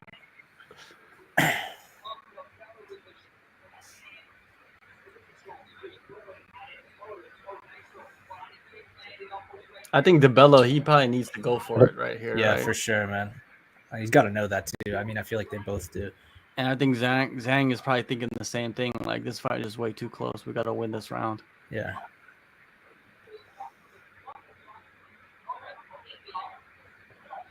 I would say though, like overall, DiBella has been pushing more. Maybe like I feel like he's been the aggressor for more of the fight. Zhang spent a lot of the fight with his back kind of against the cage, not right against it, but it's sort of been like circling around the cage, you know. Not Well, now. he's been exploding forward quite a lot. Yeah, he has. Yeah, that's true. That's true. But there's just so much to consider in this fight already in terms of scoring, and it's like so close. Interesting. Kind of hope for a decisive moment either way. Nick's not there. We're gonna release. Yeah. They emailed it last time, just no one else saw it or put it out. Yeah. I think I got hold of it before it went out on email. Well, we should try to get them for this one if it's possible. Yeah. Maybe they do it differently in KL. Who knows? And the Leandro Issa scorecard as well. Don't forget. Yeah. And the Gustavo one. There's a couple close ones tonight. Yeah. I wish that one they would do like the strike counts and stuff like that. I wish they would like put something out like that, right? And I wish too they had like a record keeping thing, like UFC stats, you know, where you can see. Yeah. Oh man, that seals the fight right there. Oh, man. dude, he's rock man. bad. Whoa! Fucking hell! That's a title-winning kick right there, man. Yeah, that might have won the belt. Well, that's a knockdown. That's the most decisive thing to happen in the entire fight, unless Zhang knocks him down. If he did win the first round, he's won the belt. Oh, dude, DiBella's doing great. Like, you got to rush in. That knockdown, I feel like. Oh, they're both going for it. Oh, my God. That makes it a 10-8, right? He's trying to finish him. Wow. Oh, if you had DiBella, you got to, like. He's got. Man, kick him again. Oh, my God. The head he's just sitting there, man. There's only 10 seconds left. Look at Jack's corner's going crazy. He just put his hands down for a second, too. Like, my God, man. Oh, he's I think hanging I'm in about there. to see it now. Oh, he got him again. Oh, he got him with a straight left. Oh, beautiful, man. What a fight that was. I think Zhang won that fight, though, even with this last round. Well, I think he's won for enough me, it's a rounds. draw. But that was a great What a crazy. fight. left head kick. no! Knocked out. Oh my goodness. Oh shit, Velo's going crazy. Zhang still I can rock. hear him, yeah. Chavello? I can hear Chavello on someone's screen. I guess Nick's Yeah, screen. It it's sounds like, like it sounds like there's some kind of like crisis happening nearby. Whatever corner's this happy and this hyped that they won, usually they don't win. And DeBello's corner's hyped. I think DeBella had to win that, man. Like with the knockdown at the end there. Yeah, but it's not MMA, you know, this round by round. I know, but still, man, like that wins him that round. There was a couple other ones that were close. Presumably, a couple of those were scored for him. I wouldn't be based mad on- if DeBello won. That was Based a on good. Wong's rules, that's a 10-8 round. He only needs to win one more. And then he'll Exactly. get the That's credit what for I'm saying. And it's a draw. And I What are don't the think they'll do chances- draws. What are the chances he didn't win a single other round? Chatri's not there? He said he was Not- gonna there's go. not you. Yeah.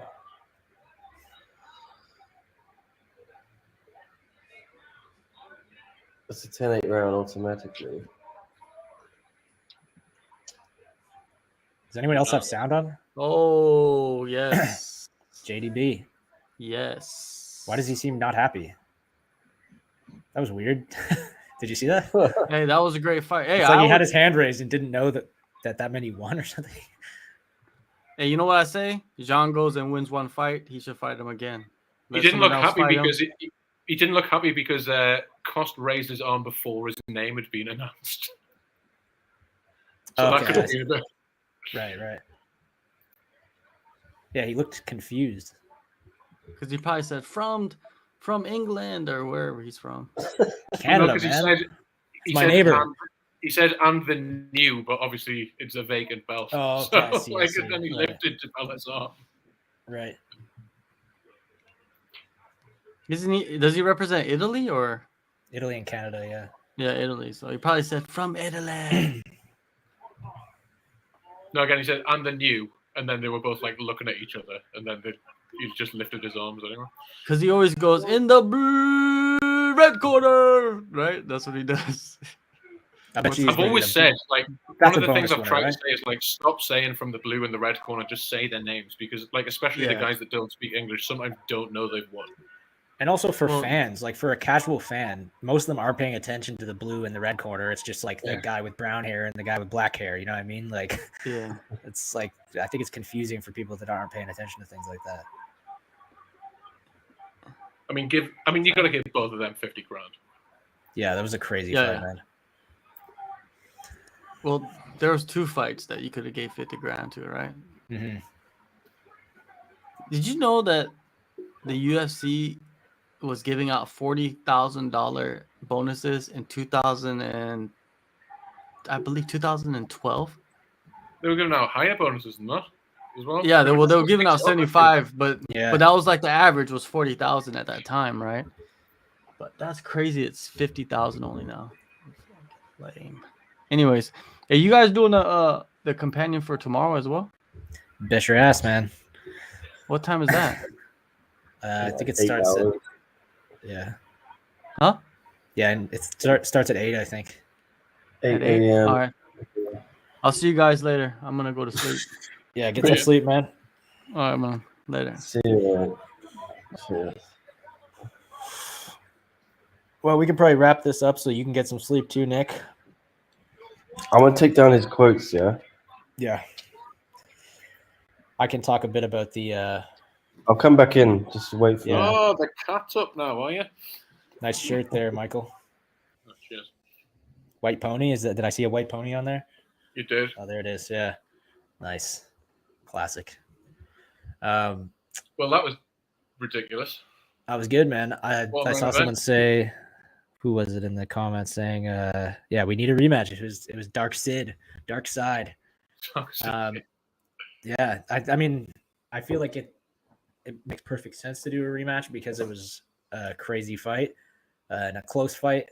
And also, there's not anybody else that, like, I would say needs a title shot immediately. You know, it's not like there's a huge queue forming. So I think they have the luxury of being able to do the rematch. One thing I would say about that is, if I had my way, I would sign somebody else, get him to fight DiBella, because Zhang's only 19. He's going to be around forever. Yeah. So that's true. That's a good point. You can build a rivalry with these guys. Yeah, honestly, sign a couple new guys, have them both get a win, then do the rematch. That would be awesome. Yeah. I'm just blown away by that. I mean, here's a question for you. Good, but there's a question on screen for you, Michael.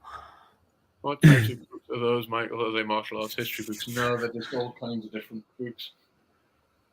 It's not the tip of the iceberg in this house as well. My fiance is doing a nut because I've got so many knocking around the house, and I keep bringing them back from the library and charity shops and all sorts. Yeah, I have the same problem, man. Every time I move, I try to purge some books, but it's not easy, man. I form sentimental attachments to objects, I find. Yeah, well, this is the problem as well. You go to charity shops as well. You can get books for like £1. Mm-hmm. So I went through a big phase of buying them a little while ago. I've tried to stop that for a little while. Yeah. But Shimazu, I'm sorry. Continue, man. I was just gonna say thanks, Shimazu, for joining us. Yes, thanks, Shimazu. It was a good squad of people this time. A lot of familiar faces, as I said. Some new people too. Yeah, that was good fun, man. I guess. But I mean, I'm going to tell you right now, I'm not coming back for the. Oh, that's fair, man. Prime card, because it's going to be like the middle of the night over here. But yeah, fair enough, dude. I will be here back for the prime card in 8 hours time. Though I'm going to try to get a nap in there. Before we do though, I guess I don't know if you want to wait until next. But like the performances of the night and the why don't we do ours while we're waiting for him, and then if he gets back in time, we can get the there he is. The fight of the night. I think that's pretty obvious. Yeah, Nick, we're gonna go through the post-fight bonuses. Hang on. Just as easy here as well. There you go. There he is. Yeah, little Omar can tell us his fight of the night too. Yeah. Say hello. Oh, what a cutie. He wants to get down. Don't we all, man? Let him out. Yeah, I think. Does anyone disagree that the main event was the fight of the night? No, I think comfortably fight of the night. Yeah. All right, so we're in agreement there. Why don't we hand out a couple performance bonuses each? Yeah. Michael, you want to go first? I guess. I mean, Echo was pretty impressive. Very impressive. Echo actually got a bonus, didn't he? Right? Mm-hmm. Yes, and well, Reese as well. Reese pretty much fought the perfect fight and made Ramos quit in his stool. You can't really get much better than that, I think. I don't think it's going to maybe get as much credit just because Ramos is a pretty new guy with not a big record, but I thought he looked pretty good in his debut, so I thought that was a really impressive win by Reese, and obviously his striking just keeps looking better. So round of applause for him. Yeah. Nick? Yeah, I agree. I missed the first fight, so I don't know how impressive Ruslan. Yeah, you don't need to worry about that one. Okay. Yeah, I would give, if we're doing theoretical bonuses, Echo Ronnie, my man, and then Reese can have one as well. And fight of the night, no doubt, main event there. And I don't think there's any competition for that award, sadly. It was not the best card, guys. Yeah, I was just gonna add, Nick, I agree with both of you for those bonuses. I think you have to give it to Echo, you have to give it to Reese for just like the way he leveled up, and then obviously the main event. But then all the fights in between, to be honest, were all pretty forgettable. You have almost all decisions. In fact, there was only 1, 2, 3 finishes on that card. Yeah, but the Puric versus Tagir fight, that was pretty good. That was good. The fight was good. That's true. They weren't terrible fights. I guess the main card decisions were not great. We had 3 kind of. You had 2 in the middle there that weren't exactly 10 out of 10s. Yeah, and the Jimmy Viano fight was not great. Gustavo fight was not great, and the Constantine fight was not great, I would say. That's sort of, I think. I thought the Jimmy one was okay, but that's just. Yeah, it was. Yeah, you're right. It was all right, but yeah. Anything else to cover? Who was the most disappointing of the night? Do we want to do that? That's a question we've gotten here. Yeah, sure. I think all martial arts should be shown respect and honor. And That's true. Although I think if we're just talking, where's Alvin? Alvin, get that guy booted. Yeah, that's true. How dare you bring that negativity in here, man? No, I'm happy to talk about that. I think the worst performance of the night was Islam Murtazaev. So you've got no honor. So he just didn't do anything, man. You're right. I have no honor. That's why I hang out with you guys. Yeah, I think Alex Silva kind of shat the bed as well a little bit. And, yeah, and even Gustavo, Y2K, man. Yeah, Y2K is just kind of worryingly. He's lost losing. 4 in a row now. Yeah, he's spiraling. Yeah. Yeah. Not sure he's going to be around too much longer, but I was sort of thinking that too. But yeah, Silva really blew that one. I think that would have maybe got him a title shot if he won. And then Larson didn't look great. Islam, like you said. Yeah. I don't want to be too harsh on these guys, you know. They do an impossible job. You sound tired, mate. I'm very sick and tired, but yeah, get some sleep, man. We need you in fighting shape in the morning, man. Yeah, but I'm gonna do this. Wrap up the chat with the boys, you know. You got to wrap up the chat, yeah. The one championship fight, like the YouTube autoplay, the next thing that's come on is a Bellator fight from God knows when. Zach Mikowski, if you remember him. Like this is from like 2009 or something, probably. I have no idea who he's fighting or why this is on my TV right now, but I don't like it. This is a one championship household, not a Bellator household. Yeah. Yeah. Well, yeah. I need to go to the loo now. So I got to do a bit of that myself. Probably a good time to stop us. But thanks for having us back on. I'll guess might see you for the next Asian card. Beautiful, man. Yeah. Beautiful. All right. Thanks for joining us. It was awesome to have you here for the whole time. Thanks for jumping on so early. Yeah. I really appreciate it. Anything you want to say to these lovely people before you go? What's that? Anything you want to say to these lovely people before you go? Or to Nick? No, not particularly. Fair enough, man. No, just it was good to have you. Hello. Come back soon, man. Thanks for chatting. Always show honor and respect to everybody. There you go. See you soon. Yeah. Peace. And then there were two. I'm just updating this story. Yeah, I was going to ask if you wanted me to do that. I can do that if you want to get to bed. I'll work in the quotes. Sure. And I might ask you to I can update the headlines and add some photos and stuff. Yeah, if you could give it a new picture. Yeah. Percy, thanks for joining us. Percy, you said some nice things about liking this show. It's very nice of you. We like you. We're glad to have you here, man. Do you think Zhang was kind of going to win until that 5th round? I would say that was the decisive moment, probably, of like a close fight that could have gone either way. Like, the fight needed that moment, I think. Otherwise, it would have just been a scoring disaster, no matter who won. All right, I'll just put a close fight that could have gone either way. Suddenly swung. There you go.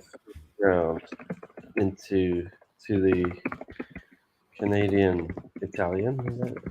Yeah, or Canadian Italian, I think. Yeah, I don't know. People that are still watching are getting an inside look at Nick's process here. You can see the gears turning, the hamster wheel running in his brain.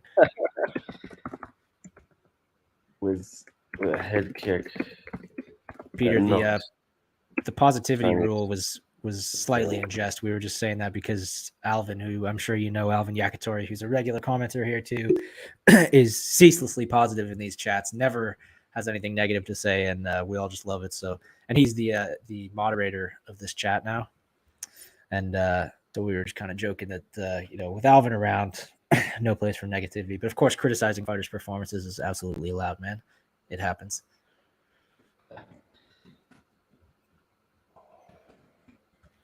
Well, Nick, Say what we do you got say, stuck man? in Tokyo. What's that? I'm just talking to myself. Hmm. All right, it should be ready in a minute. Cool. Well, shall we wrap this up? Yeah, I will just say thank you, everyone, and yeah, I'll see you tomorrow morning. Yeah. Don't forget to like and subscribe if you haven't already. Yeah, every day I get a little bit less sick. What? I hope you're still alive in the morning, man. Yeah. Yeah, we'll be back. We'll kick it off about 8:00 a.m. in Hong Kong. It'll be 8 let's do it p.m. for all. me. It's gonna be a long day for check me, out. but If you missed any of the stuff tonight, go to scmp.com/martial arts. You can read our recap. And I guess eventually there'll be some post-fight interviews that maybe, if Tom is awake, you could maybe throw them on YouTube. yes, sir. I'll do that. Yeah, otherwise we'll see you all tomorrow. Shall I end this thing? Oh, and actually, there are no post-fight interviews for this one, I don't think. Oh, great. Okay. Yeah, I was told that there aren't. Yeah, but yeah, let's end it. We'll see you in try 8 and hours' speak time, to- guys. Yeah, I guess we'll interview them. I'll get JDB when he's back here for sure. Yeah. Okay. Have a good one, everyone.